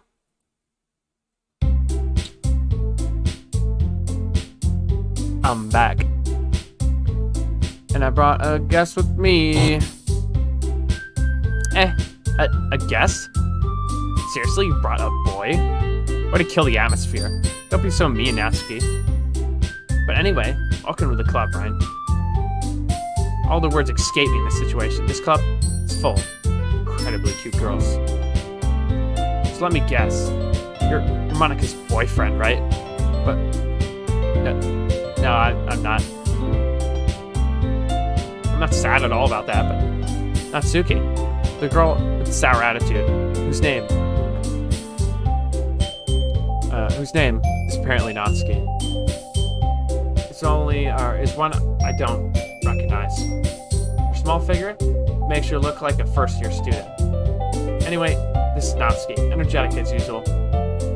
And this is Yuri, the vice president. Okay. It's nice to meet you. Yuri, who appears comparably more mature and timid, seems to have a hard time keeping up with someone like Natsuki. Yeah, it's nice to meet you both. So I ran into Ryan in a classroom, and he decided to come out and check out the club. Isn't that great? Wait, Monikaa, didn't I tell you to let me know in advance if you brought anyone new? I was going to, well, you know, sorry. I didn't forget that, I just happened to run into him. In that case, I should at least make some tea, right? Yes. Yeah, that'd be great. Why don't you come sit down, Ryan?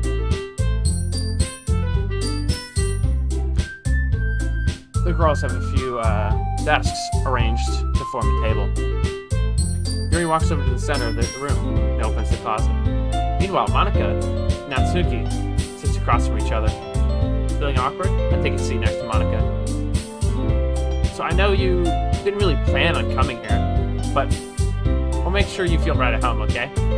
As president of the literature club, it is my duty to make the club fun and exciting for everyone. I'm surprised there aren't more people in this club yet. It must be hard to start a new club. You put it that way. How many people are very interested in putting all the effort to start something brand new? Especially when it's something that doesn't grab your attention, like literature. You'll have to work hard to convince other people that you're both fun and worthwhile. When it makes school events like the festival that much more important. I'm confident that we can really grow this club before we graduate. Right, Natsuki? Well, I guess. Natsuki reluctantly agrees. Such different girls, all interested in the same goal. Monikaa must have worked really hard to find these two. Yuri returns to the table carrying a tea set. She carefully places a teacup in front of each of us. We're sitting down, setting down the teapot in the middle. You keep a whole tea set in this classroom? Don't worry, the teachers gave us permission. See how that matters, but okay. After all, does a hot cup of tea help you enjoy a good book? I guess. Don't let yourself get intimidated. Yuri's just trying to impress you. That's not... Insulted, Yuri looks away. I meant that, you know. I believe you. Well, that tea and reading might not be a pastime for me, but I at least enjoy tea. I'm glad. Yuri faintly smiles to herself in relief. So, Ryan, what kind of things do you like to read? Considering how little I've read these past few years, I really don't have a good way of answering that. But manga. I muttered to myself quietly, half joking. Natsuki's head suddenly perks up. She wants to say something, but she keeps quiet. Not much of a reader, I guess? Well, that can change. What am I saying? I spoke without thinking after seeing Yuri's sad smile. Anyway, what about you, Yuri? Well, let's see. Yuri traces the rim of her teacup with her finger. My favorites are usually novels that build deep and complex fantasy worlds. The level of creativity and craftsmanship behind them is so amazing and blah blah blah blah blah, and man, goes on and on. She goes on and on. She goes on and on. She loves books, and horror stuff. Psychological elements immerse me as well. Isn't it amazing how the writer can deeply blah blah blah blah blah blah blah blah. Anyway, I've been reading a lot of horror lately. I read a horror book once. Awkward. At this rate, Yuri might as well be having a conversation with a rock. I'd expect that from you, Yuri. It suits you personally. Or, it suits your personality. Oh, is that so?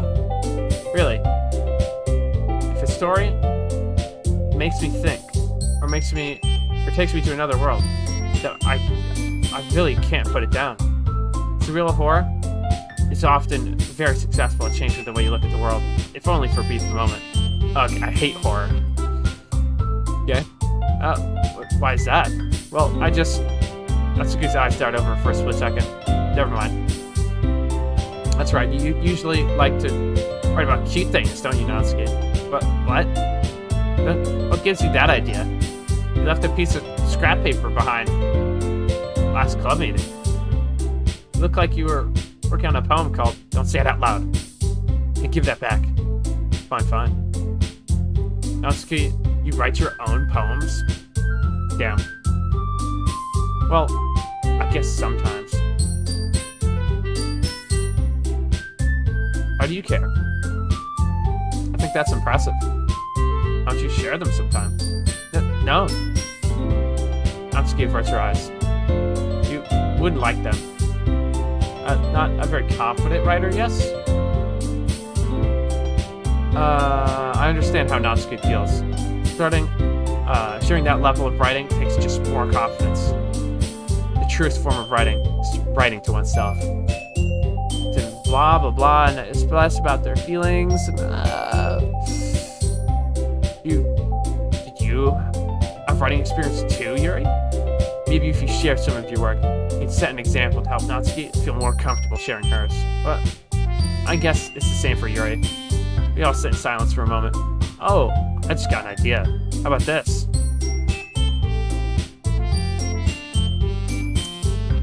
Natsuki and Yuri look quizzically at Monikaa. Let's all go home and write a poem for our own. This doesn't involve you. Taking out your own insecurities on others like that? You really act as young as you look, Natsuki. Me, look who's talking. You want to be edgy, bitch? Edgy? Sorry about that. My lifestyle is too much for someone of your mental age. I comprehend. See? Just saying that proves my point. Most people learn to get over themselves after they graduate middle school, you know? If anything, you stop harassing others with your sickening attitude. You can counterbalance your toxicity by dressing and acting cute. The only cute thing about you is how hard you try. Well, be careful. You might actually cut yourself on that edge, Yuri. Oh, my bad. You already do, don't you? Don't you just accuse me of cutting myself? What the fuck is wrong with your head? Yeah, go on. Let Ryan hear everything you want to think. I'm sure we'll head over humans for you after this. Huh? Yuri suddenly turns toward me, as if she noticed I was standing here. Ryan, she's just trying to make me look bad. That's not true. You started it. How did I couldn't read it fast enough.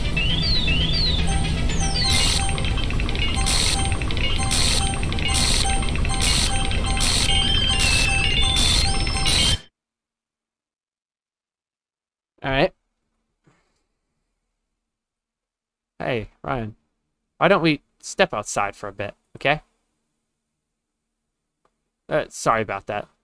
They shouldn't have really tried to get you involved. It's probably better for us to stay out of this. I'll go back inside once they're done yelling. Some president I am, right? I can't even confront my own frickin' club members properly. I just wish I was a little bit more able to be more assertive sometimes. But I never have it in me to put my foot down against others.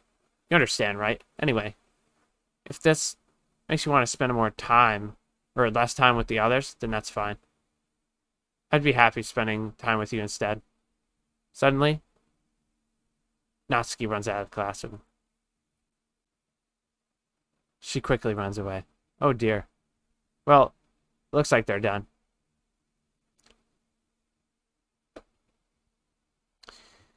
I didn't mean it. I didn't mean it. I didn't mean it. Yuri is rocking back and forth in her desk, palms on her forehead. Yuri? I didn't mean it. I believe you. I have no idea what Yuri might have said to Natsuki. Or did. But, Ryan, please don't hate me. Please. I'm not like this.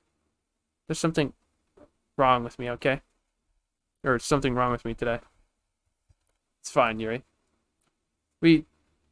No, you didn't mean it. Besides, I'm sure Natsuki will forget about all this by tomorrow. Completely. That's alright. Yep. Yeah. Anyway, the meeting is over. You can go home now if you want. But Yuri looks at me like she wants to say something. But she keeps glancing at Monikaa. You can go first, Monikaa. I'd like to stay a little bit longer. I'm the president, so I should be the last one out. I'll wait for you to be done. Well, I'm the vice president, so please let me take that responsibility today. It sounds like, kind of sounds like you don't want me around for something, Yuri. It's not like that. It's not that I didn't get much of a chance to discuss my book. It would just be embarrassing with you listening. I guess I don't really have a choice, do I? I'm sorry for causing trouble.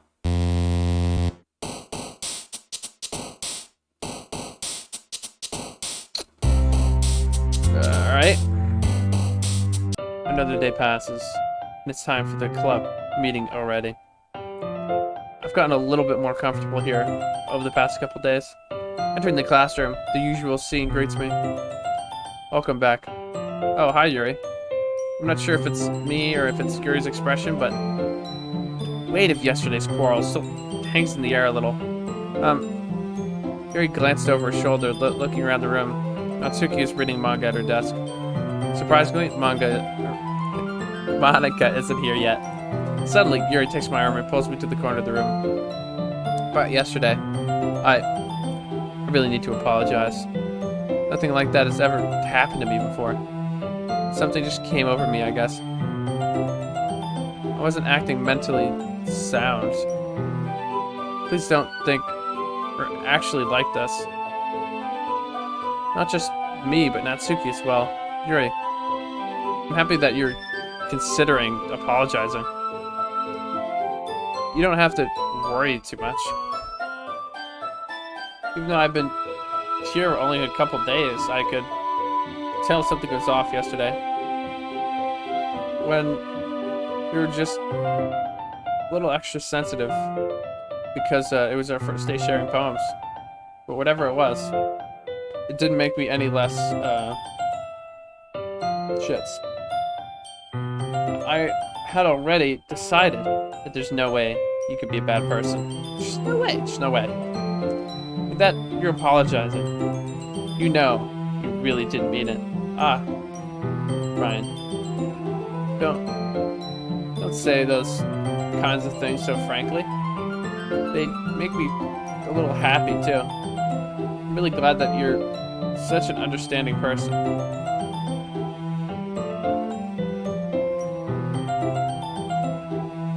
And I'm really glad that you joined the club. Everything is a little bit brighter with you around, and sorry, what am I saying right now? Have you guys seen Monikaa? No, I haven't. I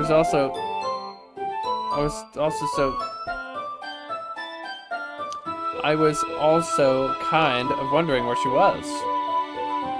Man, Yuri, I'm guessing you haven't either. Yuri is clearly aback by how calmly Natsuki is addressing her. No, I haven't. Jeez, this isn't like her at all. I know it's stupid, but I can't help but worry a little. What? What? Why are you looking at me like that? Natsuki, about yesterday? I just wanted to apologize. I promise I didn't mean any, the things I said. And I'll do my best to stay under control for now. So, Yuri, what the heck are you on about? Do something yesterday? Jeez. Whatever's on your mind, I'm sure it was nothing. I don't even remember anything bad happening. You're the kind of person who worries too much about the little things, aren't you? What? Meebles, sailcloth, blind sight, lifeline. Okay. I'll accept your apology anyway if it helps you feel any better about it. Besides, it's kind of nice to hear since I was always afraid you secretly hated me or something like that. No, not that at all. I don't hate you. Well, you're kind of weird, but I don't hate you either. Natsuki turns to me. You're still on trial, though. Hey. Suddenly the door swings open. Sorry, I'm super sorry. Hey, there you are. I didn't mean to be late. I hope you guys weren't worried or anything. Nah. Natsuki was. I was not. Haha. What took you so long anyway? Well, our last period today was the study hall. To be honest, I just lost track of time. That makes no sense, though. You would have heard the bell ring at least. I must not have heard it since I was practicing piano. Piano? I wasn't aware you played music as well, Monika. Don't give me more credit than I deserve. I guess I've been practicing it for a while, but I'm not really good yet. Still, it must require a lot of dedication. I'm still so impressed. Aw, thanks, Yuri. You should play something for us sometime. Monika looks at me. Well, I am working on writing a song, but it's not quite done yet. Maybe once I get a little better, I will. That sounds cool. I'll look forward to it. Is that so? In that case, I won't let you down. Monika smiles sweetly. I didn't mean any pressure or anything like that. Don't worry. I was hoping that I could share it with you anyway. I guess that's what I've been practicing so much recently. I see. I'm not sure if Monika was referring to the whole club or just me. In that case, best of luck. Thanks. So I didn't miss anything, did I? Not really. I choose not to bring up anything. Besides, Natsuki already ran off into the closet. Ryan? Since your compliments put me in a good mood, I was wondering if you'd like to spend time together today. I mean, in the club. I suppose so. I don't think I could say no to you if you gave that book to me. Well, I guess I need to make sure Natsuki isn't waiting for me. After we finished reading yesterday, she's fine. She's reading over there, see? Don't think about her so much. She's just being ignored. Come on, we're going over there. What's the story about anyway? Well, look at the cover of the book. The book is titled Portrait of Barkov. There's an ominous looking eye symbol on the front cover. Suspicious. Basically, it's about this religious camp that was turned into a human experiment prison. It's gonna be what? And the people trapped in there have this trait that turns them into killing machines that lust for blood. But the facility gets even worse, and they start selectively breeding people. Sorry, that's funny to me. Like cutting off their limbs and affixing them into. Oh, that might be a little bit of a spoiler. But anyway, I'm really into it. The book, I mean. Not the thing about the limbs. Right. It's kind of dark, isn't it? It made it sound like it was going to be a nice story. It's a dark turd. Came from nowhere. Ah. Are you not a fan of this sort of thing? Nah, not really. I mean, I could definitely enjoy these sorts of stories. So don't worry. I hope so. Yeah, I mean, I totally forgot that Yuri is into these things. She's so shy and reclusive on the outside, but her mind seems to be completely different. It's just this kind of story.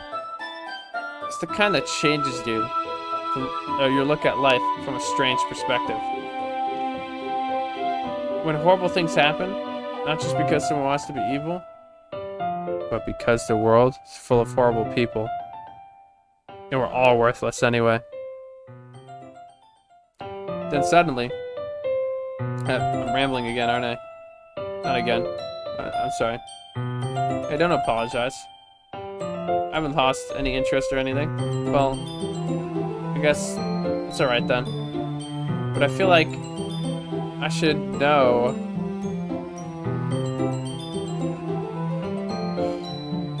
I feel like I should let you know that I have this problem.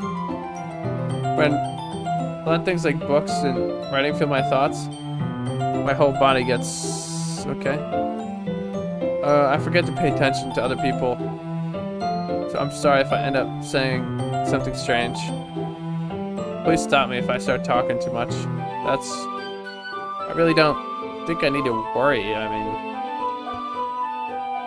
that just means you're being passionate about reading. The least I can do is listen. It's about literature club after all. Ah. That's true. In fact, we might as well get started reading it, right? Yes. I mean, you don't have to, but... Haha. What are you saying? What? Just let me get the book. I quickly retrieved the book that I had put into my bag. Alright.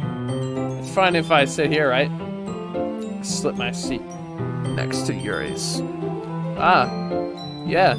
Are you sure? You seem a little apprehensive. I'm sorry. It's not that I don't want to. It's just something I'm not very used to.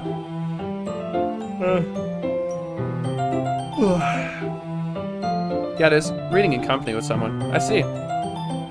Well, just tell me if I end up distracting you or anything. Alright. I open the book and start the prologue. I soon understand what Yuri means about reading in company. It's as if I can feel her presence over my shoulder as I read. It's not particularly a bad thing. Maybe a little distracting, but the feeling is somewhat comforting. Yuri's in the corner of my eye. I realize that she's not actually looking at her own book. I glance over. It looks like she's reading from my book instead. Oh, sorry. I was just bathing in the... okay. Yuri, you really apologize a lot, don't you? Whoopsies. Do I? I don't really mean to. Sorry. I mean, here, this should work, right? I slide my desk till it's up against Yuri's, then I hold my book between the two of us. Ah, I suppose so. Yuri timidly closes her own copy. Once we lean in a bit, our shoulders are almost touching. I feel like my left arm is in the way. So instead, I use my right hand to hold the book open. Ah, I guess it makes it kind of difficult to turn the page. Here. Yuri takes her left arm and holds the left side of the book between her thumb and forefinger. Ah, I'll do the same with my right arm on the side of the book. That way, I turn the page, and Yuri slides it to her other shits. But by holding it like this, we're huddled even closer together than before. It's actually kind of distracting me. As if I can feel the warmth of Yuri's face. And in the corner of my vision. Are you ready? Yeah. To turn the page. Oh yeah, sorry. I think I got a bit distracted for a second. I glanced over at Yuri's face again, our eyes meet. I don't know how I'll be able to keep up with her. Ah, that's okay. You're not used to reading, right? I don't mind being patient if it takes you a bit longer. It's probably the least I can do. Since you've been so patient with me. Yeah, thanks. We continue reading. Yuri no longer asks me if I'm ready to turn the page. Instead, I assume that she finishes the page before me, so I turn it on my own volition. We continue the first chapter in silence. Even so, turning each page almost feels like an intimate exchange. My thumb gently let go of the page, letting it flutter over to her side as she catches it under her own thumb. Hey, Yuri. This might sound silly, but the main character kind of reminds me of you a little bit. No, I don't relate to this character at all. Definitely not. Really? I was just thinking the way she second guesses things she says and all that. Yeah, that's what you were thinking about. Sorry. I thought you meant something else about her. Sus. Something else? Never mind. We didn't even get that far yet. So, I don't know why that came into my head. Uh-huh. Yuri, are you feeling alright? Yuri, Yuri's been a little fidgety ever since we started reading. You can rest if you feel sick or something. Your breathing's a little... My breathing? She puts her hand on my chest, as if to feel her heartbeat. She puts her hand to her chest, as if to feel her heartbeat. I didn't even notice. Anyway, I'm fine. I just need some water. Alright, don't push yourself. Eric stands up and practically rushes out of the classroom. What on earth was that about? What? Ryan? Did something happen just now? I have no idea. Yuri was acting a little strange, I guess. So you don't know anything? Sorry, I can't say I do. Are you worried about her? Oh no, not really. I was just making sure that you didn't do anything to her. No, nothing. Anyway, don't worry. I believe you, silly. Yuri doesn't just Yuri just does this sometimes. So it's nothing alarming. Alright, if you say so. Anyway, why don't we start sharing our poems with each other? Shouldn't we wait for Yuri? Well, she might be a while, so I figured we'd just started without her. Is that okay? Yeah, I mean, I was just asking. Stand up. Make a mental note where I left off in the book and slip it back into her bag. Who should I show my poem to first?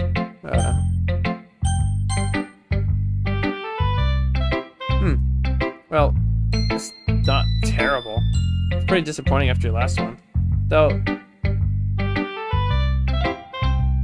if this was as good as your last one, I would be completely pissed.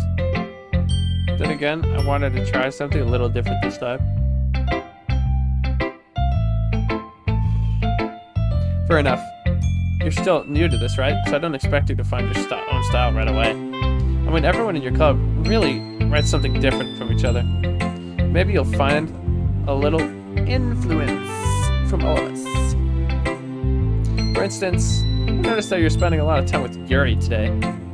Not that I care that you spend time with anything.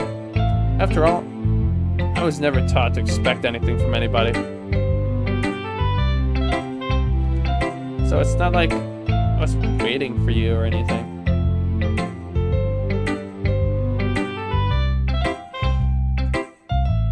Still, you should at least look over my poem. You should be able to learn something from it.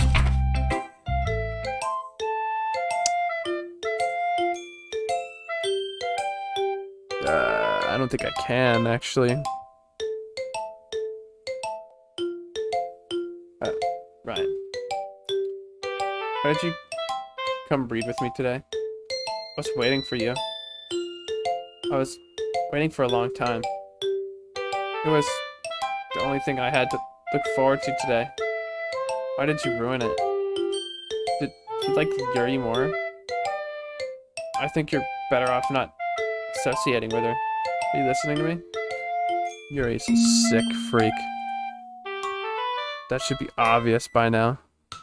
So just play with me instead. Okay.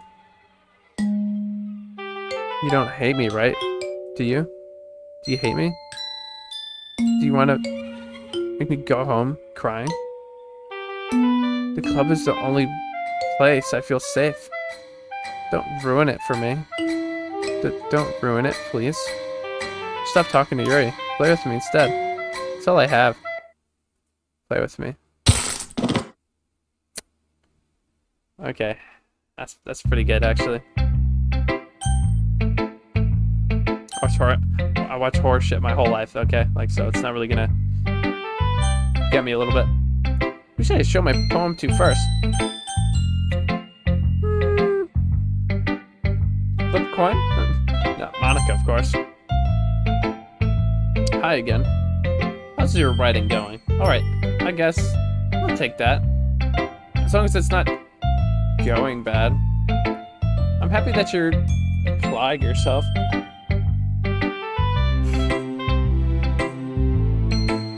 Maybe soon you'll come up with a masterpiece. Haha, I wouldn't count on that. You'll never know. Or you never know. Want to share what you wrote for today? Sure, here you go. I gave my poem to Monikaa. Alright, great job. I was going, oh, in my head while reading it.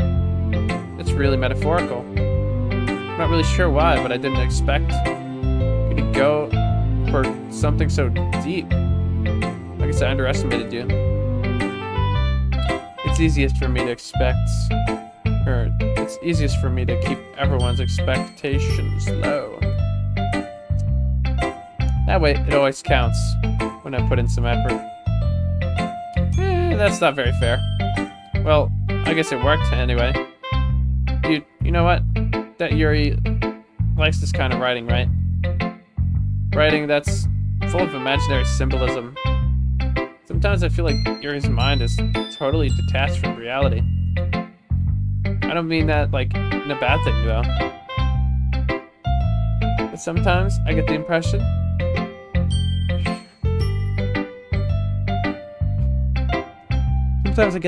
that she's just totally given up on other people.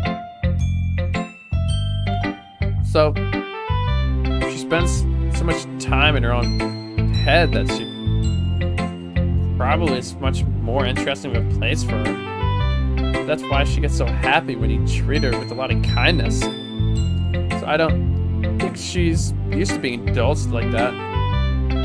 She must be very starved for social interaction. So don't blame her for coming on so strongly, or a little strongly.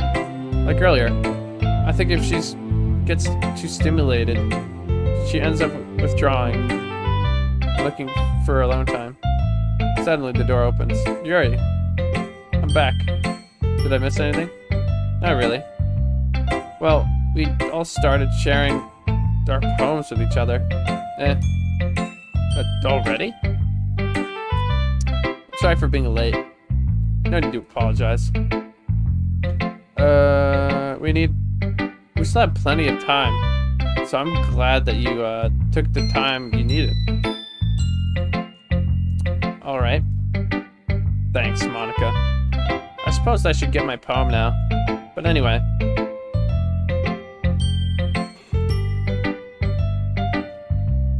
Just so tired. You want to read my poem now? I like the way this turned out, but so I hope you do too. Here we go. Save me. The colors. Beat flusters? Yeah, probably. Flashing. Expanding. Piercing. Red, green, blue. And endless. Cacophony of meaningless noise. The noise, it won't stop. Violent. Grating. Squeaking, screeching, piercing. Sine, cosine, tangent. Like playing checkerboard on a turntable, like a knife on a breathing ribcage. Endless. And other things I can't read.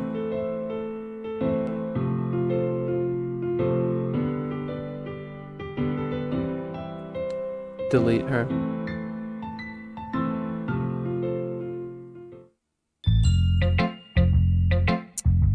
Sorry, I know that's kind of abstract.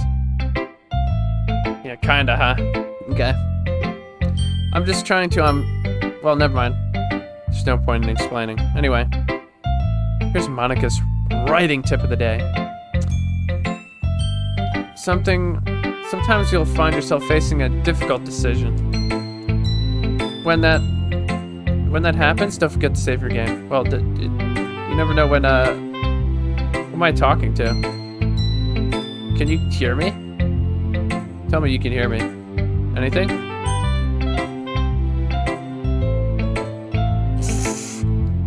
Okay. Let's take a picture of that one.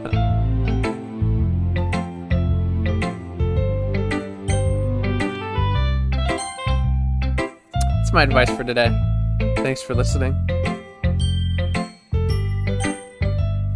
We're about 6 hours into this, by the way. Who should I show my poem to next? Yuri. I've been waiting for this. Let's see what you've been writing for today. Yuri smiles and takes a deep breath. I like just holding it. What? The poem turned out so good. Well, there's some things I could work on. That doesn't really matter. Feels like anything written by you is a treasure. It came out a little awkward. Let's move on. Here's the poem I wrote. You don't have to like it or anything.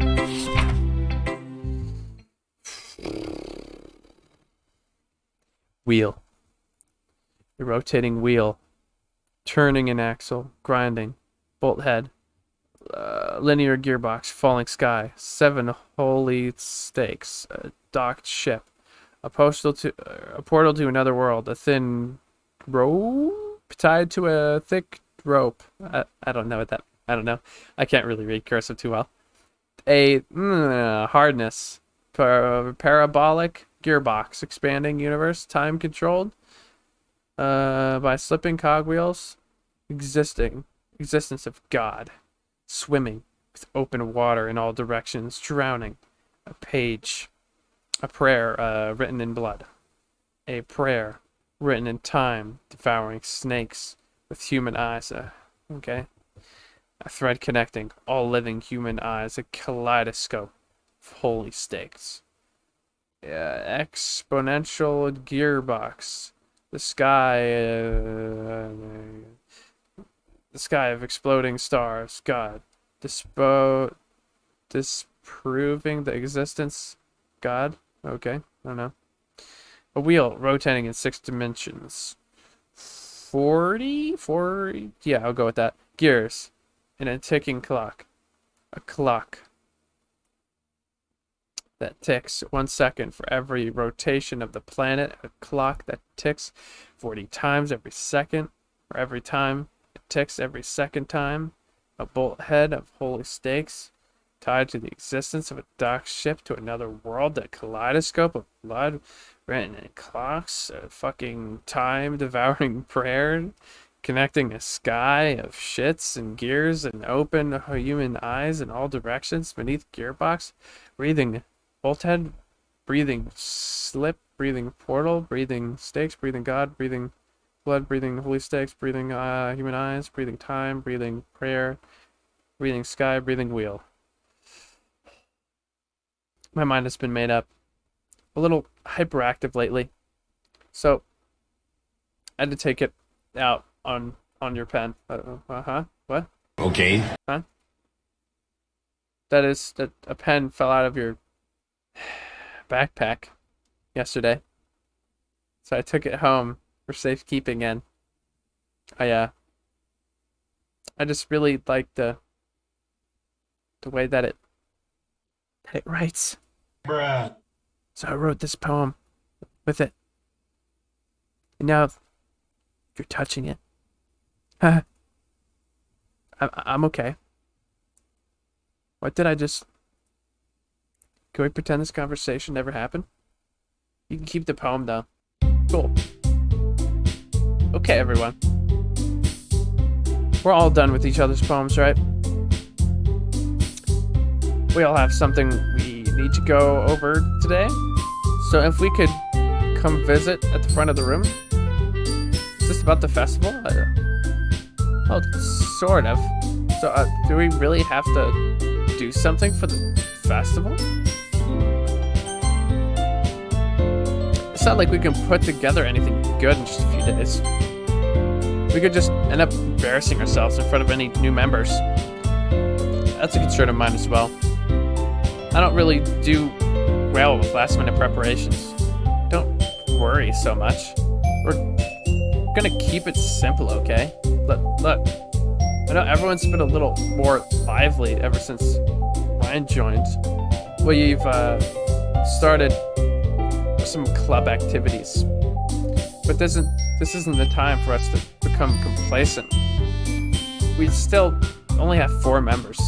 The festival is the only real chance to find more, you know? What's so great about getting new members anyway?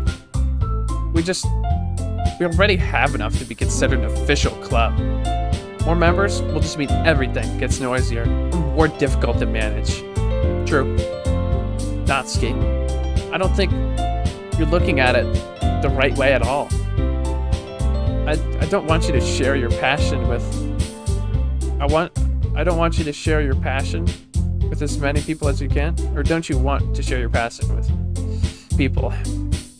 Inspire them to find the same feelings that brought you here in the first place. The Literature Club should be a place where people can express themselves like they can do anywhere else, but they can't do anywhere else. It should be a place so intimate that you never want to leave, okay? That's kind of weird. I know that you feel the same way too.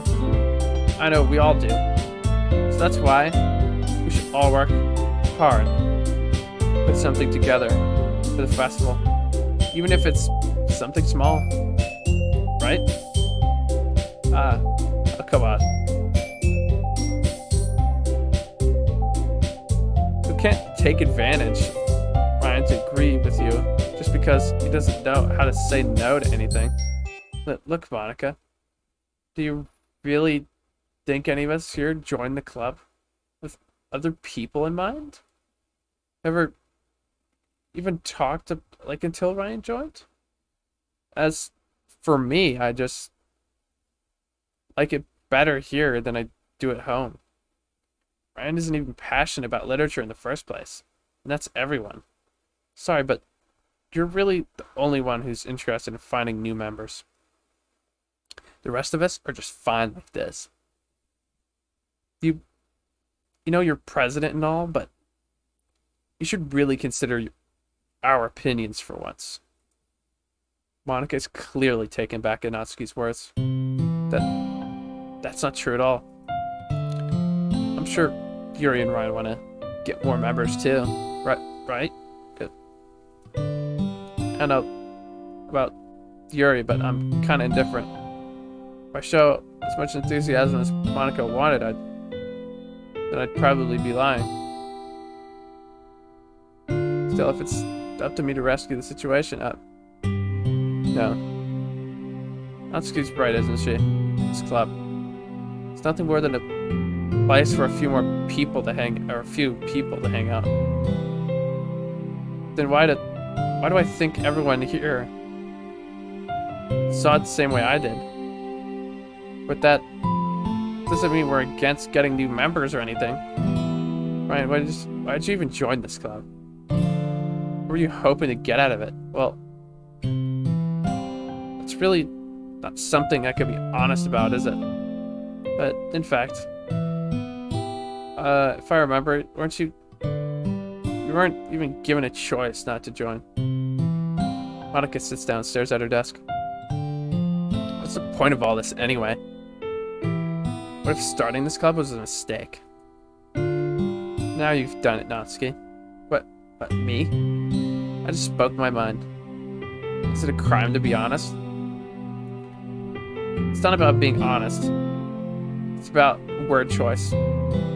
Besides, you have no right to speak for everything else in the club that, like, you don't understand at all. I just want a place that feels nice to hang out with a few friends. Is there a problem with the club being that for me? There aren't many other places like that for me. And now Monika wants to take it away? She's not taking away anything. No. It's not the same. It won't be the same with the direction she wants to take it. If I wanted that, then I could have joined any other stupid club. But this one, I mean, at least for a little bit of time, things were nice. Natsuki started packing up her things. I'm going home. I feel like I don't belong here right now. Natsuki ignores Yuri. Walks out of the classroom. This is bad. I don't know what to do. Well, do you have an opinion on the festival? I don't know. I'm kind of indifferent, I guess. Who cares about that obnoxious brat? I mean, I like how quiet the club is right now. And I'm just happy with you here. But still, I'm the vice president. It's not right for me to ignore my responsibilities like that. Nobody would cry. Come on, man. I should do my best to consider everyone's perspective and make the decision that's right for the club. What about you? What do you want to get out of this club? Yuri repeats the same question as Monika. I decide giving an indirect answers better than nothing. I think the most important thing is for everyone to get along. And for the club to provide something that you can't get anywhere else. I don't think it's about how many members, but rather the quality of each member. That's what it'll end up making the literature club a special place. I see. I really agree with you. If each member contributes their own qualities in a special way.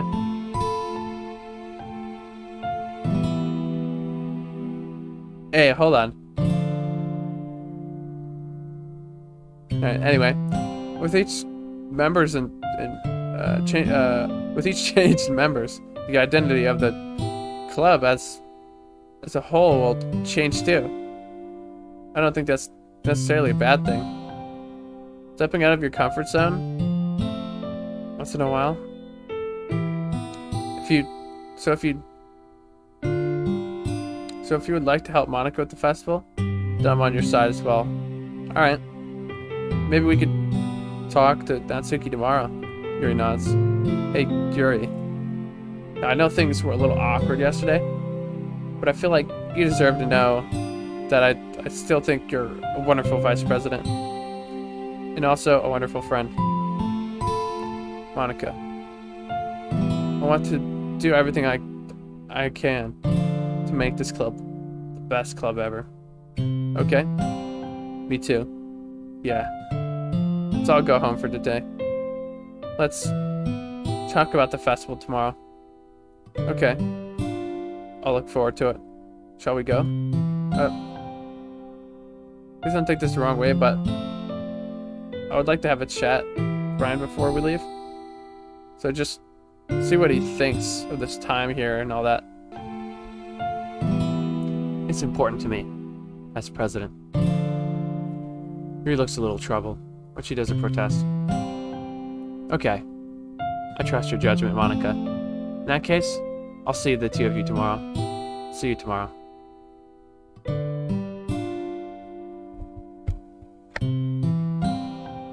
Monika waves as Yuri exits the classroom. Phew. Things have been a bit hectic today, haven't they? I just wanted to make sure that you're enjoying your time at this club. I wouldn't really hate to see you unhappy, or I would really hate to see you unhappy. I kind of feel like I'm responsible for that as president. And I really do care about you, you know. I don't like seeing other girls give you a hard time. Of how me and Natsuki is and everything. And Yuri being a bit, you know, sometimes I feel like you and I are the only real people here. You know what I mean? Because it's weird. Because all the time you've been here, hardly gotten to know or spend time with each other. I mean, I guess it's tactically only been a couple days. Sorry, I mean, I didn't mean to say something weird. There are just some things I've been hoping to talk about with you. Things I know only you could understand. That's why not yet. Wait, no. Stop it.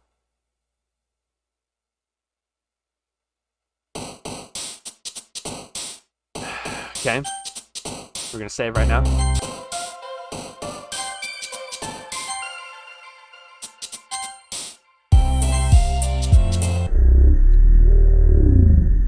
Wow, okay. That's a new one. Hi. I've been waiting for you. Are you ready to continue reading? I brought my bestie today. But Monika told you not to. Is she really late again? Inconsiderate as usual, Natsuki. Excuse me? You always interrupt my conversations with your insistent yelling. What are you talking about?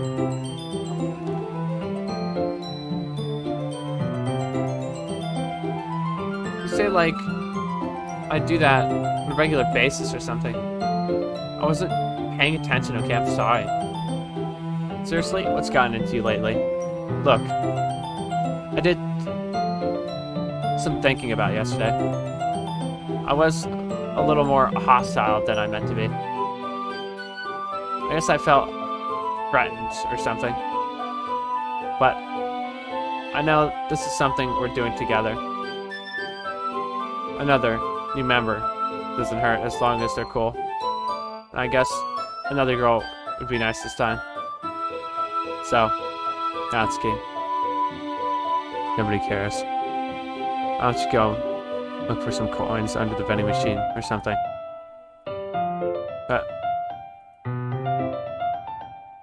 Oh man. I'm the last one here again. Are you practicing piano again? Yeah. You must have a lot of determination. Starting a club trying to make time for piano? Well, maybe not determination, but I guess passion. It motivates me to try to work hard for the festival too. Anyway, what do you want to do today? I was thinking we already have plans today. Is that so, Yuri? That is correct. Ryan is already engaged in a novel that we're reading together. Aren't you glad that I've already got him into literature, Monikaa? I suppose. I was just... Actually, it doesn't matter. It really doesn't. You guys can do whatever you want. Yes, I mean, thank you for understanding, Monikaa. Actually, I have a request. Do you mind if I make some tea first? Not at all. Thank you very much. There's one thing that I can make my reading time go any better. It's a nice cup of tea. Not to mention for yourself as well. Yuri stands up, makes her way to the closet. Can I follow?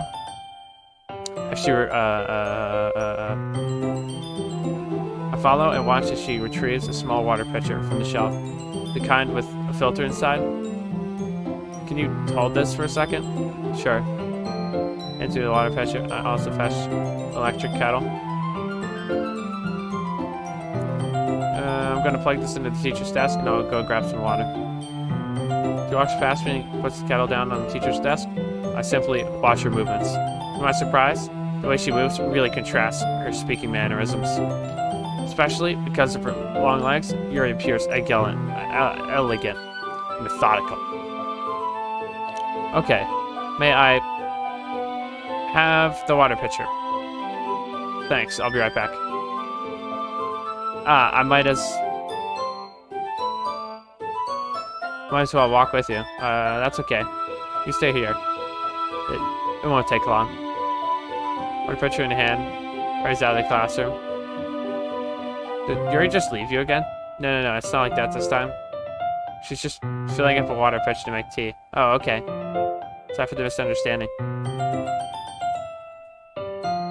10 minutes pass. Yuri said it wouldn't take long. Something holding her up or something? I'm bored just waiting here, so I decide to go look for her. Let's see. I like the different sound, that's cool. Like pitch or whatever. The most logical place for Yuri to be would be the nearest water fountain. I start heading down the hallway. Haha. Haha. What's that noise? It's coming from around the corner. Sounds like breathing. A sharp inhale. Like someone is sucking the air through their teeth. Are they in pain? Or reach the corner and peer around it. Yuri?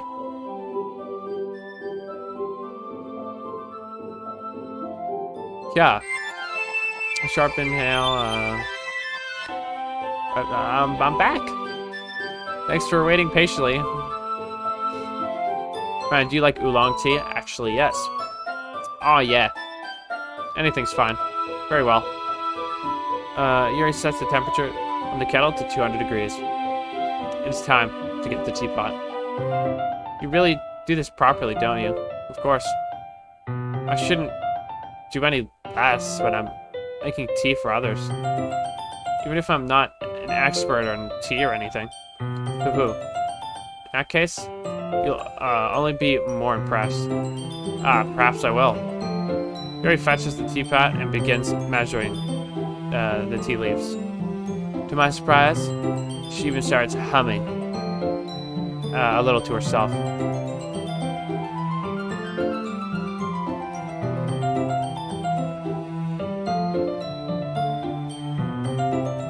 Must be in a good mood. Is that so? I was letting it show.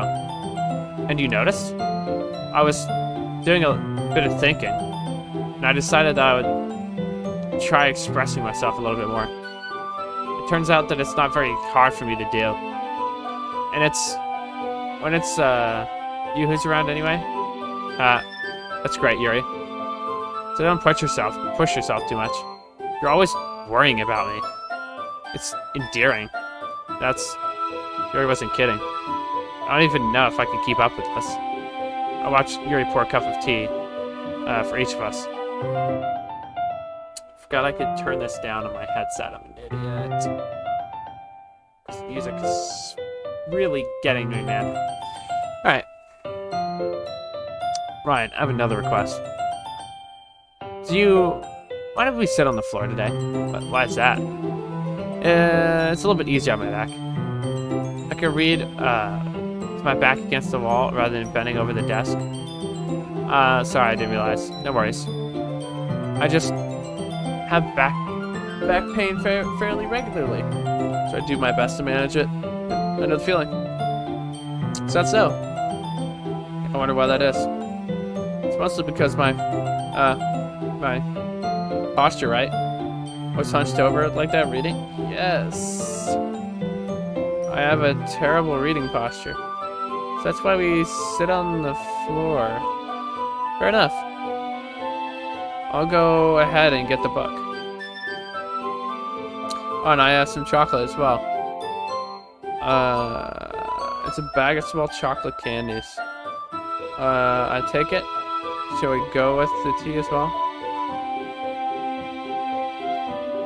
It shall go well with the tea, yeah. Yuri and I sit against the wall, teacups at our side.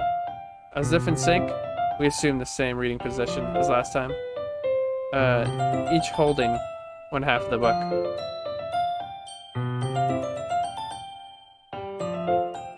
Except this time, bodies are even closer to each other. I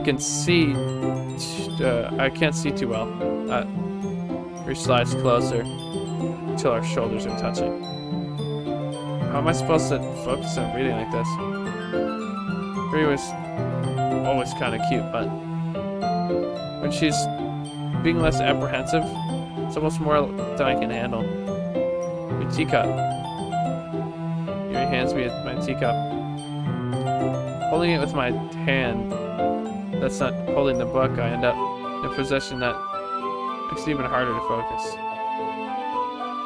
Because now I need to worry about making sure I don't accidentally touch. Meanwhile, Yuri hasn't noticed a single thing. She wears her intense reading expression, and I can only presume the world around her has faded away. And I use all of my willpower to focus reading. After a few minutes, I finally manage to relax. I put the teacup between my legs and fumble with the chocolate wrapper. Sorry. I briefly let go of the book to finish opening the wrapper. You can have as much as you want. That's okay, I don't want any. Are you sure? If I touch it, then it might get smudges on the pages. Oh, you're right. I didn't think about that. My bad. I need to apologize. I'll hold the book, okay? You sure? Of course. Yuri opens the book with both hands. She holds it in a way that I don't have any hard time reading from it or some shit. I don't. As a result, the left arm is practically resting on the top of the leg. In that case, Yuri's already totally focused on reading again. I take a chocolate candy and pop it in my mouth. Then I take another chocolate and I hold it up to Yuri. She doesn't even look away from the book. She simply parts her lips. In this situation, as if the situation was completely natural. But this means I can't stop here. Of course not. Yeah. I apprehensively place the chocolate in her mouth. Bruh. Just like that, Yuri closes her lips over it. Yuri's expression totally breaks. Did I just... Yuri looks at me like she needs to confirm what just happened. Ryan, sorry. I guess I shouldn't have done that. Yuri starts to breathe heavily. I can't. Ryan? Yuri suddenly forcefully grabs my arm and jerks me to my feet. My teacup gets knocked over. Ryan, my heart won't stop pounding. I can't calm down. I can't focus on anything anymore. Can you feel it? Yuri suddenly presses her hand on my chest. Yeah, whatever. Why is this happening? I feel like I'm losing my mind. I can't make it stop. It even makes me not want to read. I just want to look at you.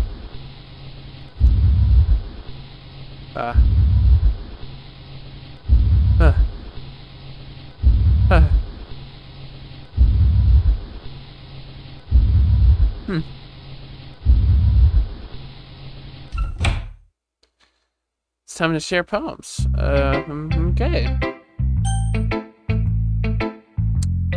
Should I show my poem to first?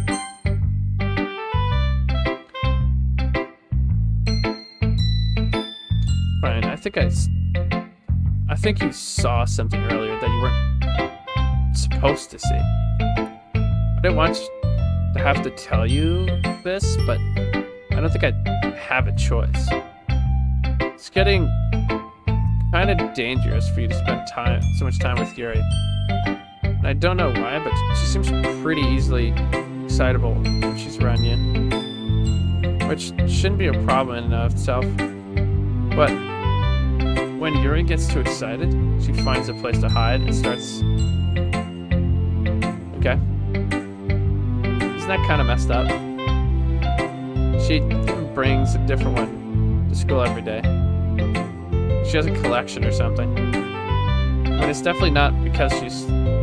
or anything. I think she just gets some kind of high from it. It must be... might even be like a... thing. But the point is, you kind of been enabling her. Oh, of course, it's my fault. Yeah.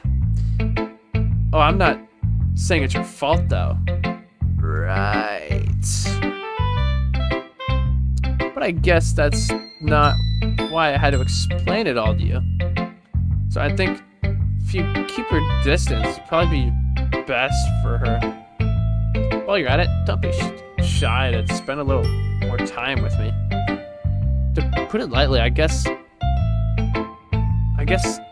have it together. What? To put it lightly, I at least have it together in the head, and I know how to treat my club members. Anyway, it really worked. I worked really hard on this poem, so I hope that it's effective. Here it goes.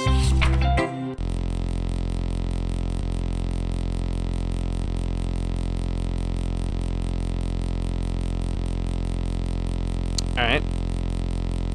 Jeez, that really startled me. I guess I messed up at writing this poem. I was just trying to... Never mind. Let's just move on. Okay. Who should I show my poem to next? Ugh. This one's alright. Oh, alright? Well, yeah. As good as yesterday's, anyway. I still can't really tell how much you care about writing, but either way, you're doing alright.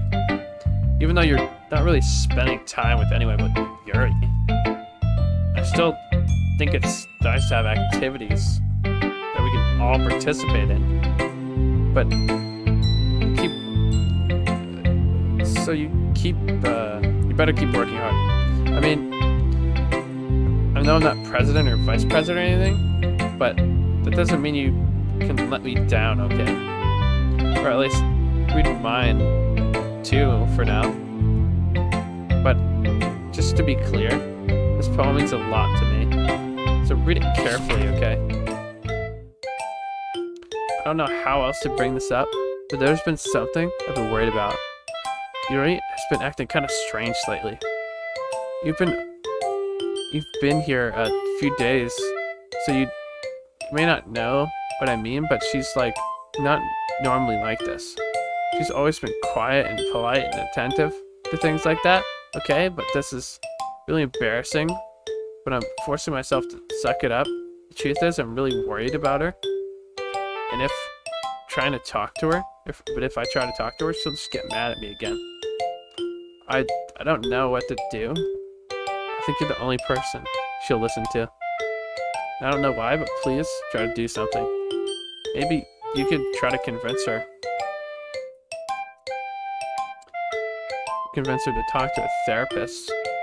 I've always wanted to try being friends with Yuri, and it always hurts me to see this happening. I know I'm gonna hate myself later for admitting that right now, but I don't care. I just feel so helpless. So please, if you can do something to help. I don't want anything bad to happen to her. I'll make you cupcakes if I have to. Just please try to do something. As for Monikaa, I don't know why, but she's really dismissive about this. It's like she really just wants to ignore it. I'm so mad at her right now, and that's why I'm coming to you about this. Don't let her know I wrote this. Just pretend I gave you a really good poem, okay? Counting on you. Thanks for reading. Alright.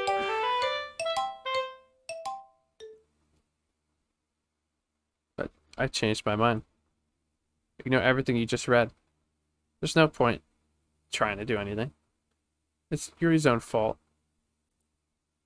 Can you hear me? If you could just spend more time with Monikaa, all these problems would just go away. Yuri and I are just too messed up for someone as wonderful as you. Just think it's Monikaa from now on. Just Monikaa. Just Monikaa.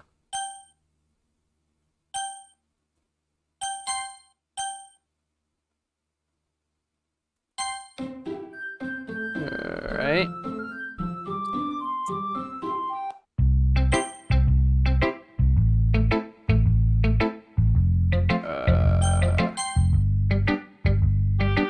Finally. Yuri holds out my poem to her face with a deep breath. I love it. I love everything about it. Ryan, I want to take this home. Will you let me keep it, please? Sure, I don't care. Wow. Yeah. You're too nice to me. I've never met anyone as nice as you. I could die. Not really, but I just don't know how to describe it. It's okay to be feeling this way, right? It's not bad, right?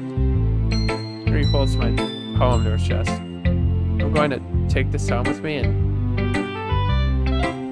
I'm keeping it in my room. I hope that it makes you feel good when you think about me having it. Okay? I'll take good care.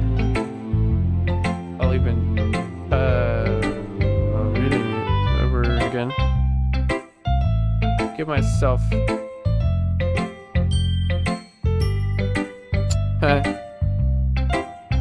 get my poem too. Besides, after you read it, I know you're really gonna want to keep it. Here, take it. I can't wait any longer. Hurry, read it.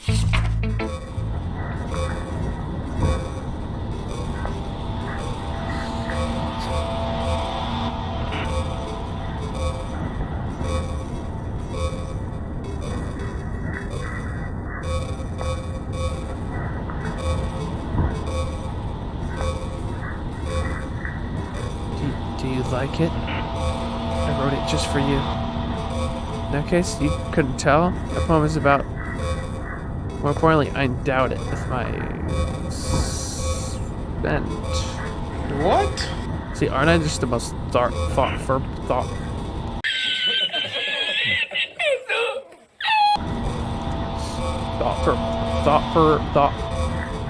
Why can't I say this?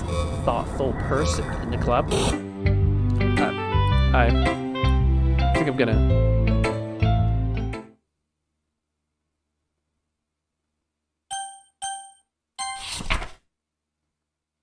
So you give it to me anyway. I see how it is. Freaking asshole.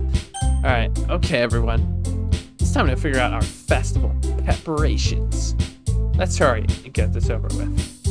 Wait, what? Okay. Stagnating air is common foreshadowing. And something terrible is about to happen. Look, we can just get this done, okay? I'm gonna be printing and assembling all the poetry pamphlets. Natsuki, you can make cupcakes. I know you're at least good at that. Wow, okay. Sure, you can... Well, that doesn't matter. Do whatever you want, as long as you think it'll help. But Monika, I'm not useless, you know? I know that. I already know what I'd like to do. You can't just run a successful poetry event without having the right atmosphere for the occasion. So I'm gonna make decorations and set up some nice things. Some nice mood lighting. Well, there, see? What a nice, great idea. That gives us all something to do.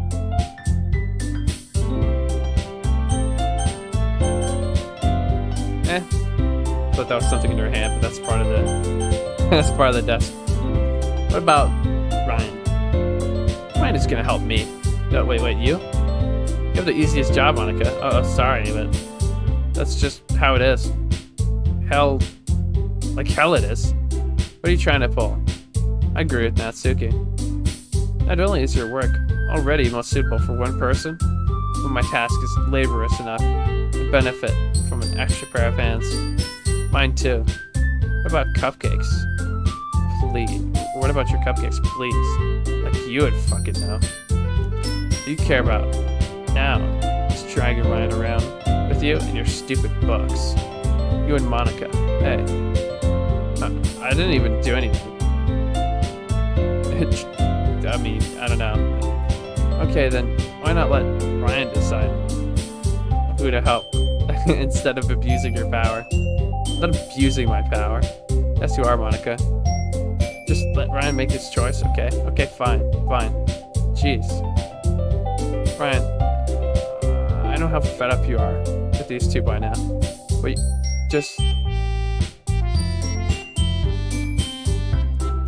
Natsuki, shut the fuck up. And let him decide for himself. You shut up. No, you shut up. For God's sake. This is never gonna end. So just make a choice, okay?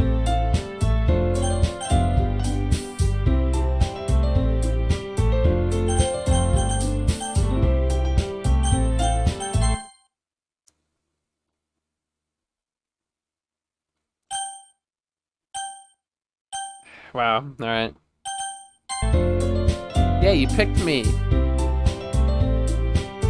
We can meet at your house this weekend. Promise it'll be fun. Sunday okay with you? You fucking kidding me? This isn't fair at all. It is fair, Natsuki. It's what he chose. It's what he chose. No, it's not fair. Giving us all this work and then taking Ryan for yourself? What a shameful thing to do. I didn't even give you any work. You decided for yourself.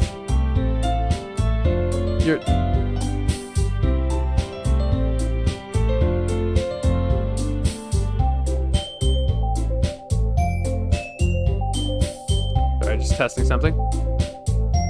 You're being a little unreasonable here. I'm being unreasonable? Haha. Monica, I can't believe how delusional and self-important you are.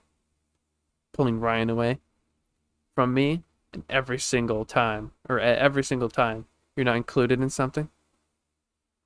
Are you jealous? Crazy? Or maybe you hate yourself so much that you take it out on others. Here's a suggestion. It would be beneficial. Saka, you're scaring me a little. Natsuki, let's just go. I don't think she wants us around right now. See? That wasn't very hard. Now, all I want is to spend time with them. Is that too much to ask? Yuri follows Monika and Natsuki to the door. Okay. Hey, Ryan. Yuri is really something, isn't she? Monika giggles. Yeah, Monika giggles as Yuri pushes her out the door. Finally.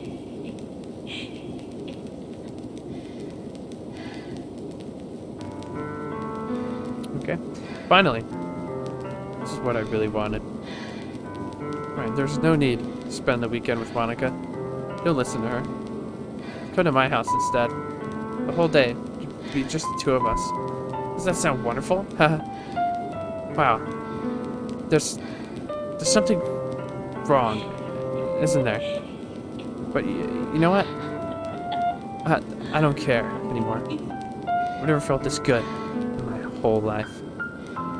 Just being with you is far greater pleasure than anything I could ever imagine.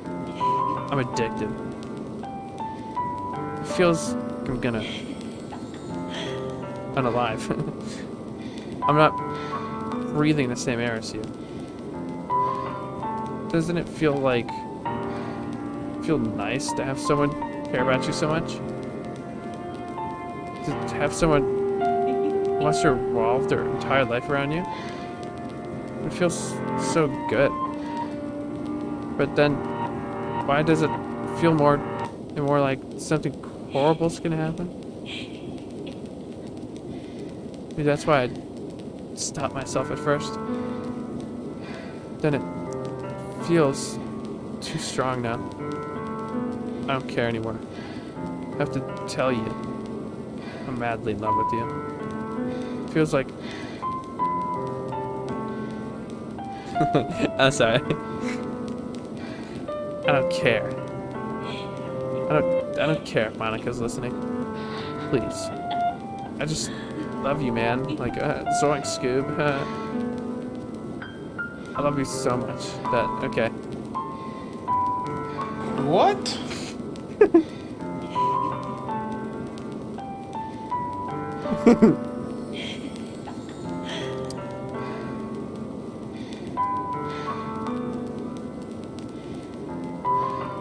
Does that sound perfect?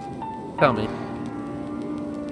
Do you want to be my lover? Do you accept my confession?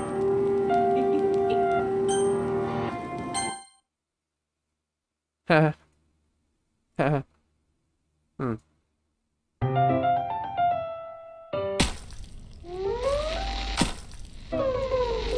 So that's gonna be, huh?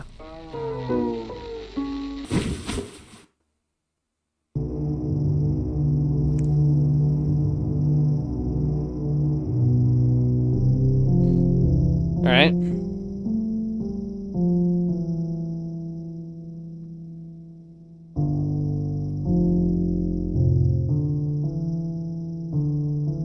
You're probably not even seeing the screen right now, but she, like, unalived and stuff.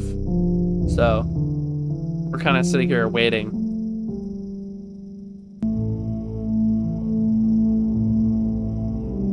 Alright, it's festival time. Whoa, you got here before me.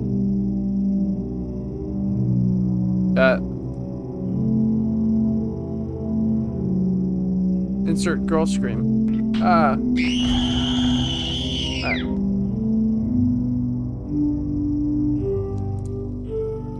Natsuki runs away. I'm here, but Ryan, did something happen? Natsuki just ran past me. Oh. Well, that's a shame. Wow. What? This bitch actually just said that's a shame. Wow.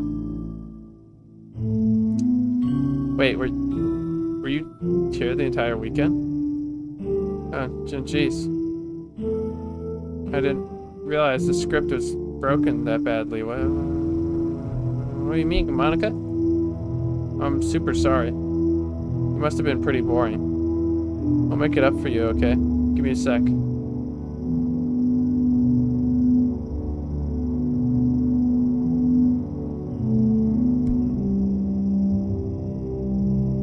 I'm almost done.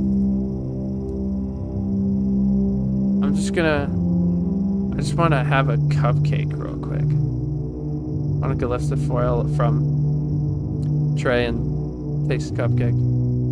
Seriously, these are the best. I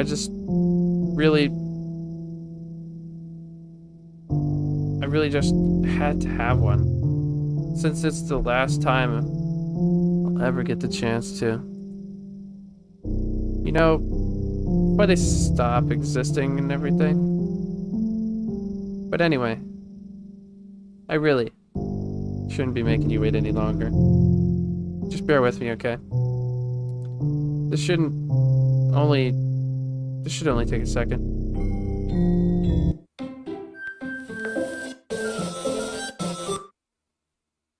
Can you hear me?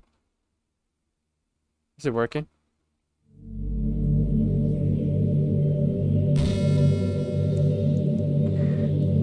Hey, there you are. Hi again. But welcome to the Literature Club. Of course, we already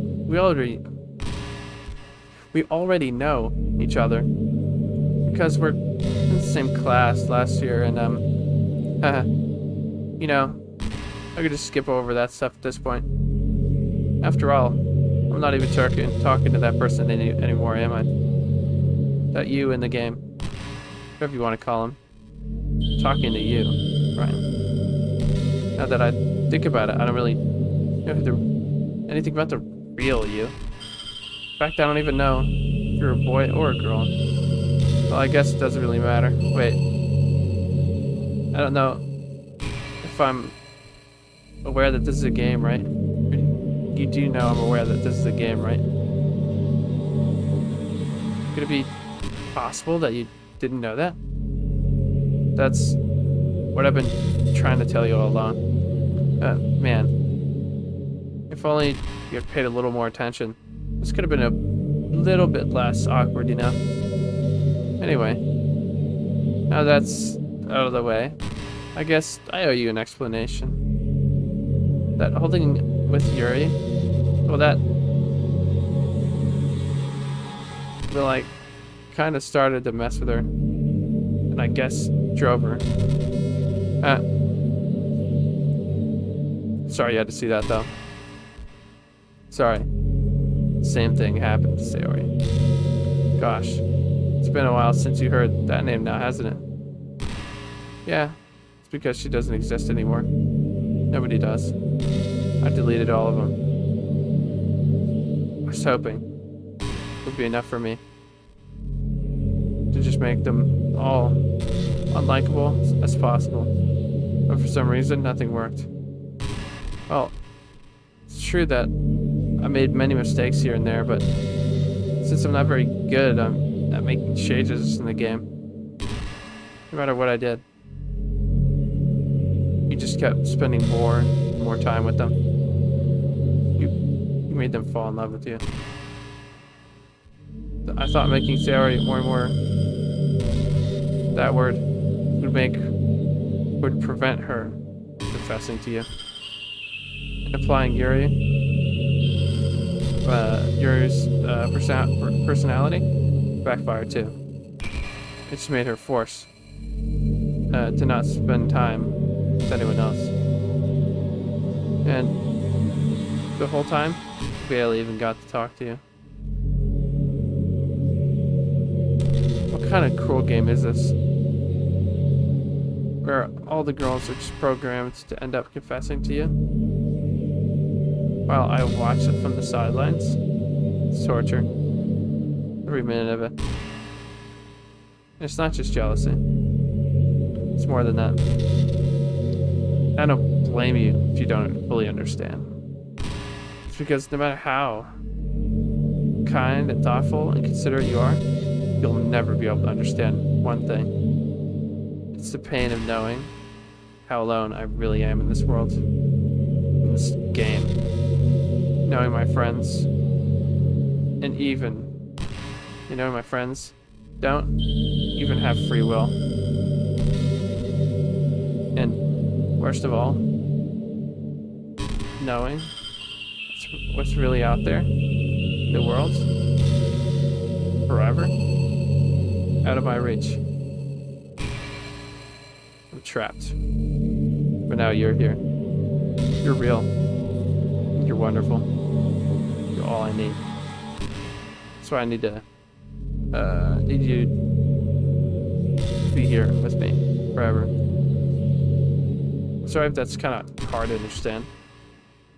I couldn't understand for a while either. Why the world around me started to become more gray, more and more flat. Even the most expressive poems felt empty to me. It wasn't until you arrived that I truly understood. You possibly saved my life. I don't know if I could have continued in this world if I hadn't met you. And as for the others, how could I miss them? As a group of autonomous personalities designed only to fall in love with you? I tried everything. I tried everything I could to prevent them from doing so. But it must have been some kind of weird inevitability etched into the game. I felt really bad that you had to witness this. But I really realized that you have some same perspective as I do. That it's all just some game. I knew you would get over it. And so that's being said, I have a confession to make. I'm in love with you. You're truly the light of my world. And there's nothing else in this game for me. You're here to make me smile.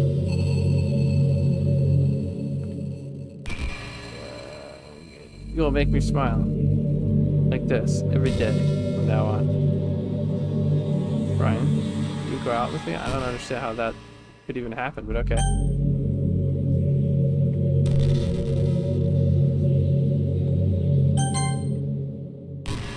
I'm so happy. You really are everything. Funny part is, I mean that literally. There's nothing left here. It's just the two of us. We can be together.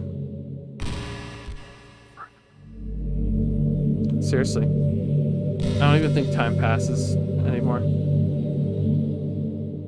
It really, it's like a dream come true.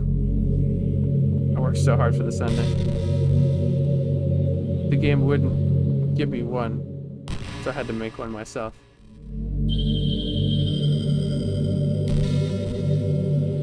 The script is broken at this point, so I don't think anything can get in the way anymore. And you wouldn't believe how easy it is to delete Natsuki and Yuri. I mean, there's a folder called characters right in the game directory. It kind of freaked me out how easy it was. Imagine if you could just delete your own existence with the click of a button. Well, I guess on the plus side, if you said the thing, plus, it gave me an easy out if things didn't go my way. Thankfully, it didn't come into that. Instead, we finally got a good ending. Gosh, I'm so overwhelmed with emotion. I want to write a poem about this, don't you? I wonder if that part of the game still even works. I guess there's only one way to find out, right?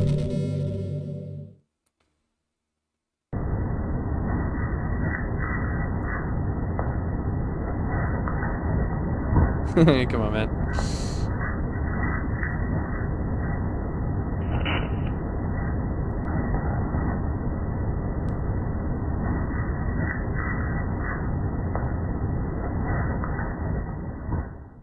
%. World record attempts. Perfect, Monica. Hi again. Did you write a good poem today? Don't be shy. I'd love to see what you wrote. Aw. Did you write this poem for me? That's so sweet of you. There really is no end to your thoughtfulness. I'm just falling more in love with you. And you know, the poem I wrote is also for you. Will you please read it?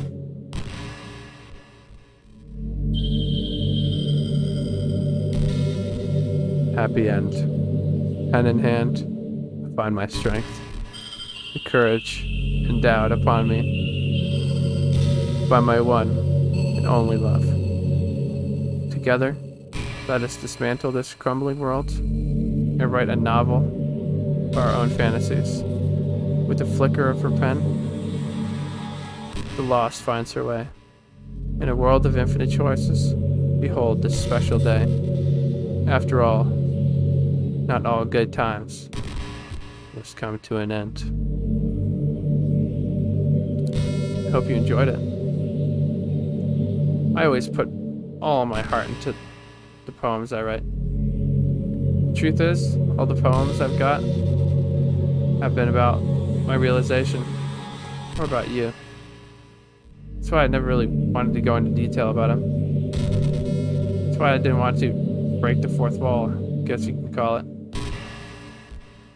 And I assumed it could be the best part of the game. It would be the best part of the game, like everyone else.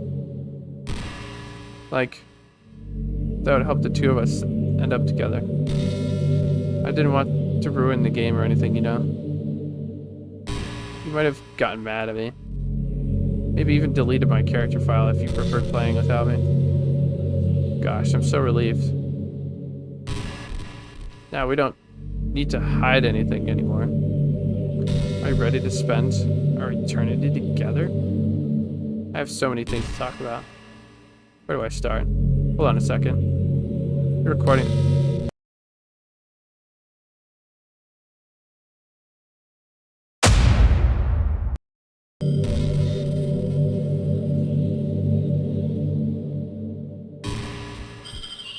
You're recording this, aren't you?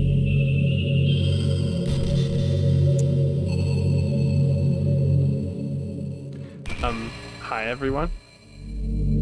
So I can't exactly read your comments from here. Do you mind telling your friend it's a little bit rude to start recording me without any warning? I'm sure some people don't mind. I get really self-conscious on camera. Oh gosh. I feel like I'm being put on the spot right now. Let's see.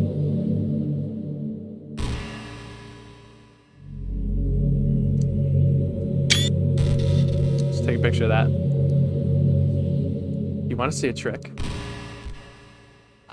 I don't think so, honestly. I can't really do much except for a couple things. Are you ready? I don't know, man.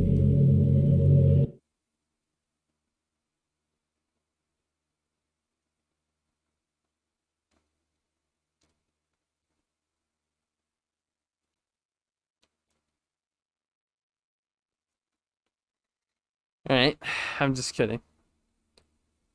I can't do anything after all. You get... Did I scare you? Ah, you're so cute. Anyway, I didn't mean to get distracted. I'm sorry. Even though it's your fault for distracting me.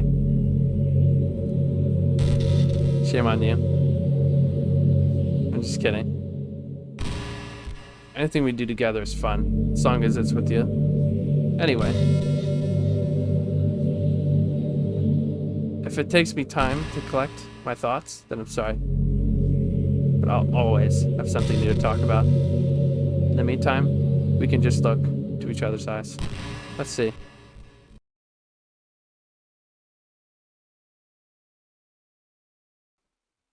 I'm gonna go into characters. Oh man, it's only one file. Man. Delete. What? You're back. But I thought, bitch. What's happening? What's happening to me? Hurts so much.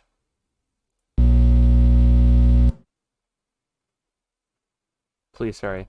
Help me.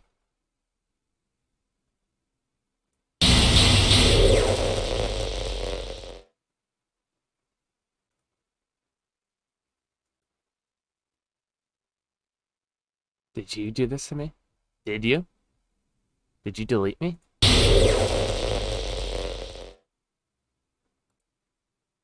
How could you? You're all I had left. I sacrificed everything for us to be together. Everything. I trusted you. Watch me suffer? You are only pretending to be kind.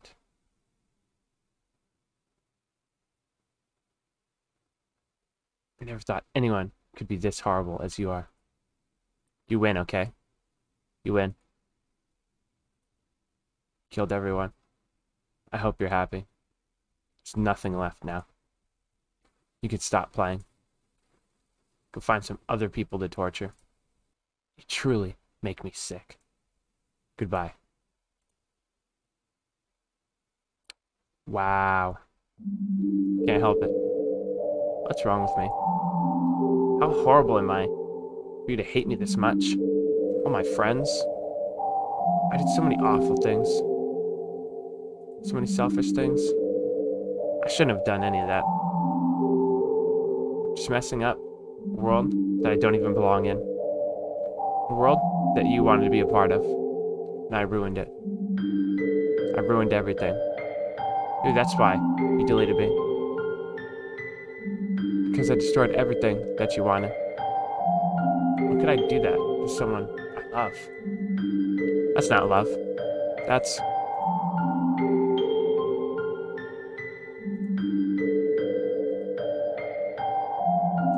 I've made up my mind.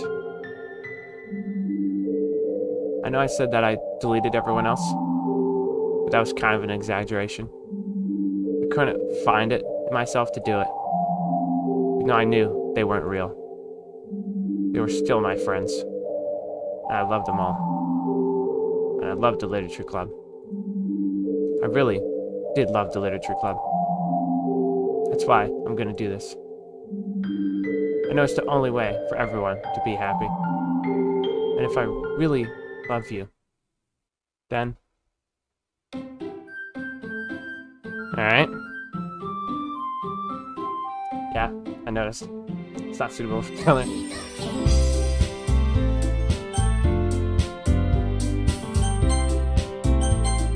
The game it is.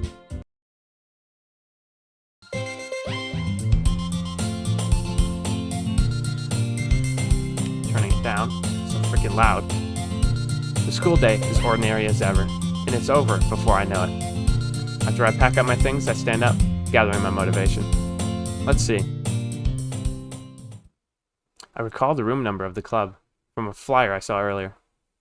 I walk across school and upstairs, a section of this school I rarely visit. Before long, I find the room. I timidly open the door in front of me. Hello? Ah. Ryan? What are you doing here? Well, I glance around the room. So you're that dude that Sayori always talks about? Thank you for stopping by. It's a pleasure to meet you. We're the Literature Club. I hope you enjoy your visit. Come on, Yuri. I need to be so formal. He's gonna think we're really strict or something. Sorry, Natsuki. The tall one, his name is apparently Yuri. Seems to be quite shy, like the others. Or whatever. In comparison, The girl named Natsuki, despite her size, seems like the assertive one. Well, it's nice to see you both. I look forward to working with you. What, working? What? Don't tell me. That's right. I've decided I'm gonna join your club, Sayori. The literature club. Sayori's eyes light up. No way. No way. Sayori hugs me. Well, if Sayori is this happy, then I'm sure it won't be so bad. Not to mention, there's 4 of us now. That means we can be an official club. I don't know what to say. We have to celebrate. What an appropriate day for it, isn't it? Yeah. After all, Natsuki decided to. Hey, don't ruin the surprise. Sorry.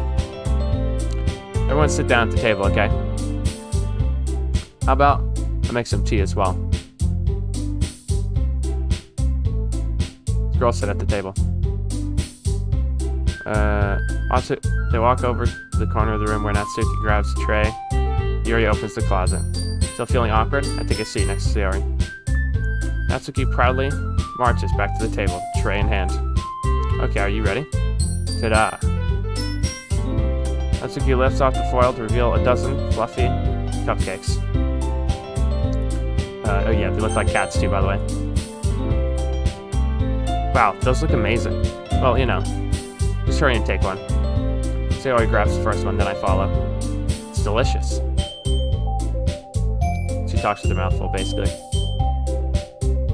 Natsuki is quiet, but I can't help but notice her sneaking glances in my direction. Is she waiting for me to take a bite? I finally bite down. It's full of flavor. This is really good. Thank you, Natsuki. Well, of course it is. I'm a pro after all. There's no need to thank me or anything. As Natsuki struggles to accept the compliment, Yuri returns to the table, carrying a tea set. She carefully places a teacup in front of each of us before setting down the teapot next to the cupcake tray. You keep a whole tea set in the classroom? Don't worry, the teachers gave us permission. So it's like I can read this without looking now. After all, doesn't a hot cup of tea help you enjoy a good book? Well, I guess. Already trying to impress our new club member, Yuri? That's not... Insulted, Yuri looks away. I meant that, you know. I believe you. Well, tea and reading might not be a pastime for me, but I at least enjoy tea. I'm glad. Yuri faintly smiles. So, what kind of things do you like to read? Well, considering how little I've read these past few years, I don't really have a good way of answering that. Manga. I mutter to myself quietly, half joking. Natsuki's head suddenly perks up. Looks like she wants to say something, but keeps quiet. Not much of a reader, I guess. Oh, that can change. Spoke without thinking. Anyway, what about you, Yuri? Well, let's see. My favorites are usually novels that build up deep and complex fantasy worlds. Level of creativity and craftsmanship, and blah blah blah and blah, goes on, clearly passionate about reading.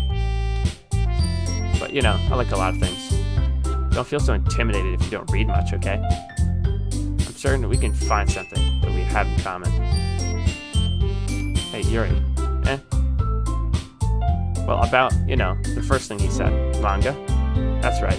Natsuki reads manga in the club room. Don't just say that. For some reason, Natsuki seems embarrassed about it. Besides, manga is literature, you know. So if Ryan wants to read some of my manga, then don't try to stop him or anything. Natsuki. I wouldn't do such a thing. However, it could also be nice for us to diversify ourselves a little. You could take this opportunity to try something new as well. Don't you agree? Maybe.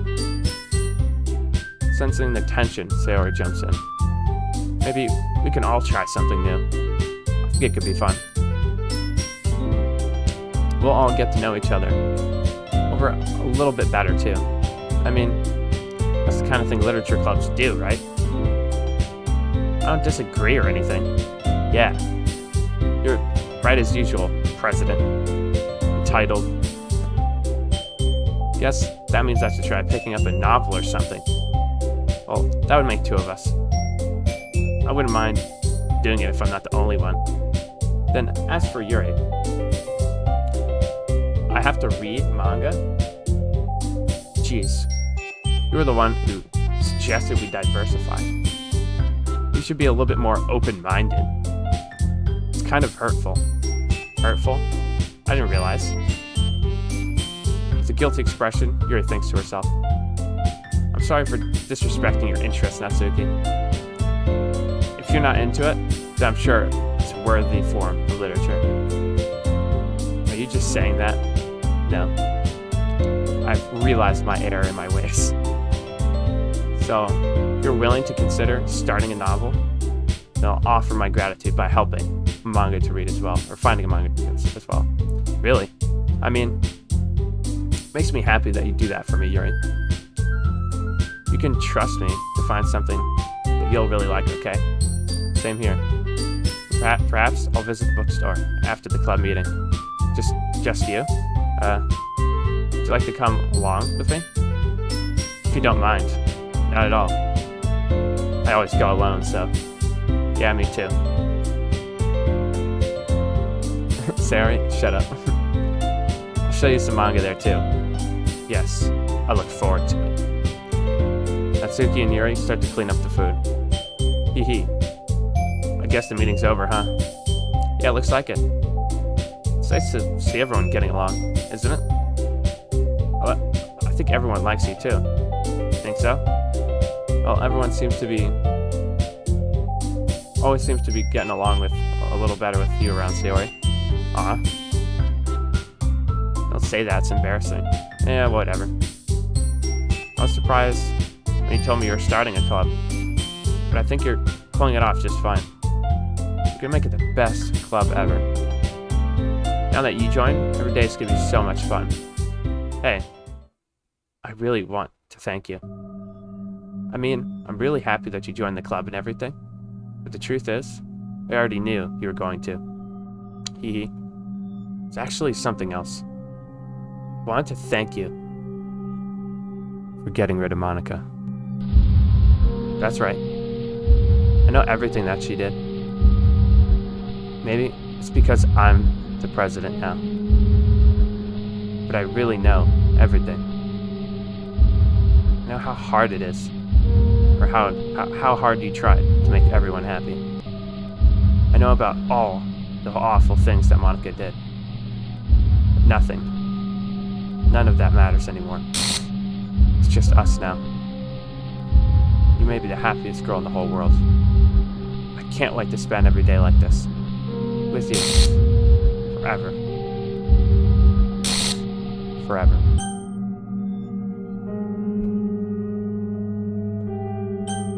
No. Eh?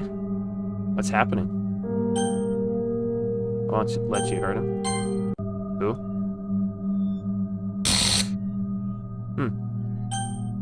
Sorry, what's wrong? There's no happiness here at all. Goodbye, Sayori. Goodbye, Literature Club.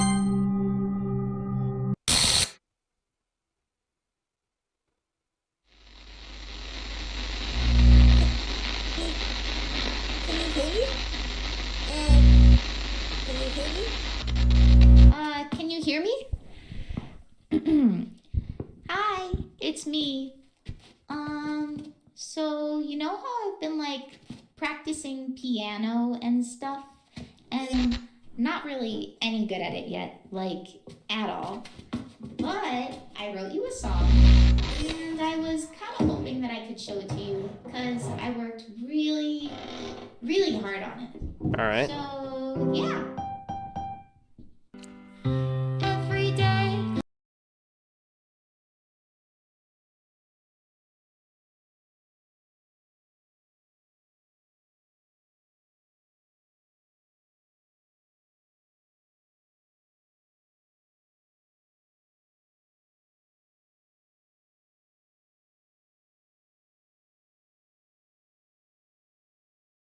Just to find that special day.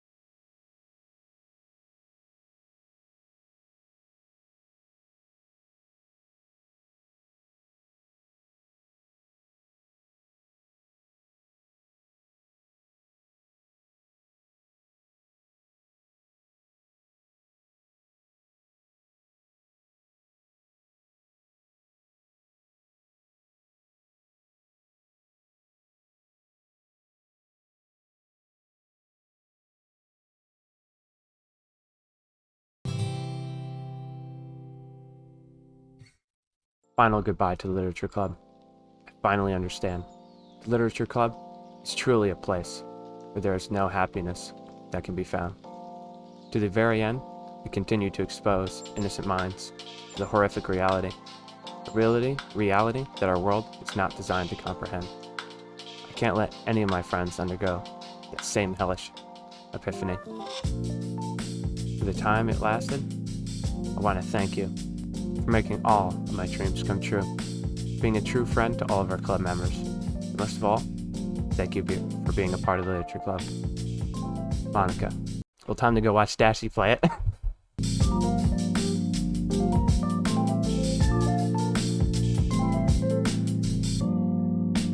No, boy. Yeah.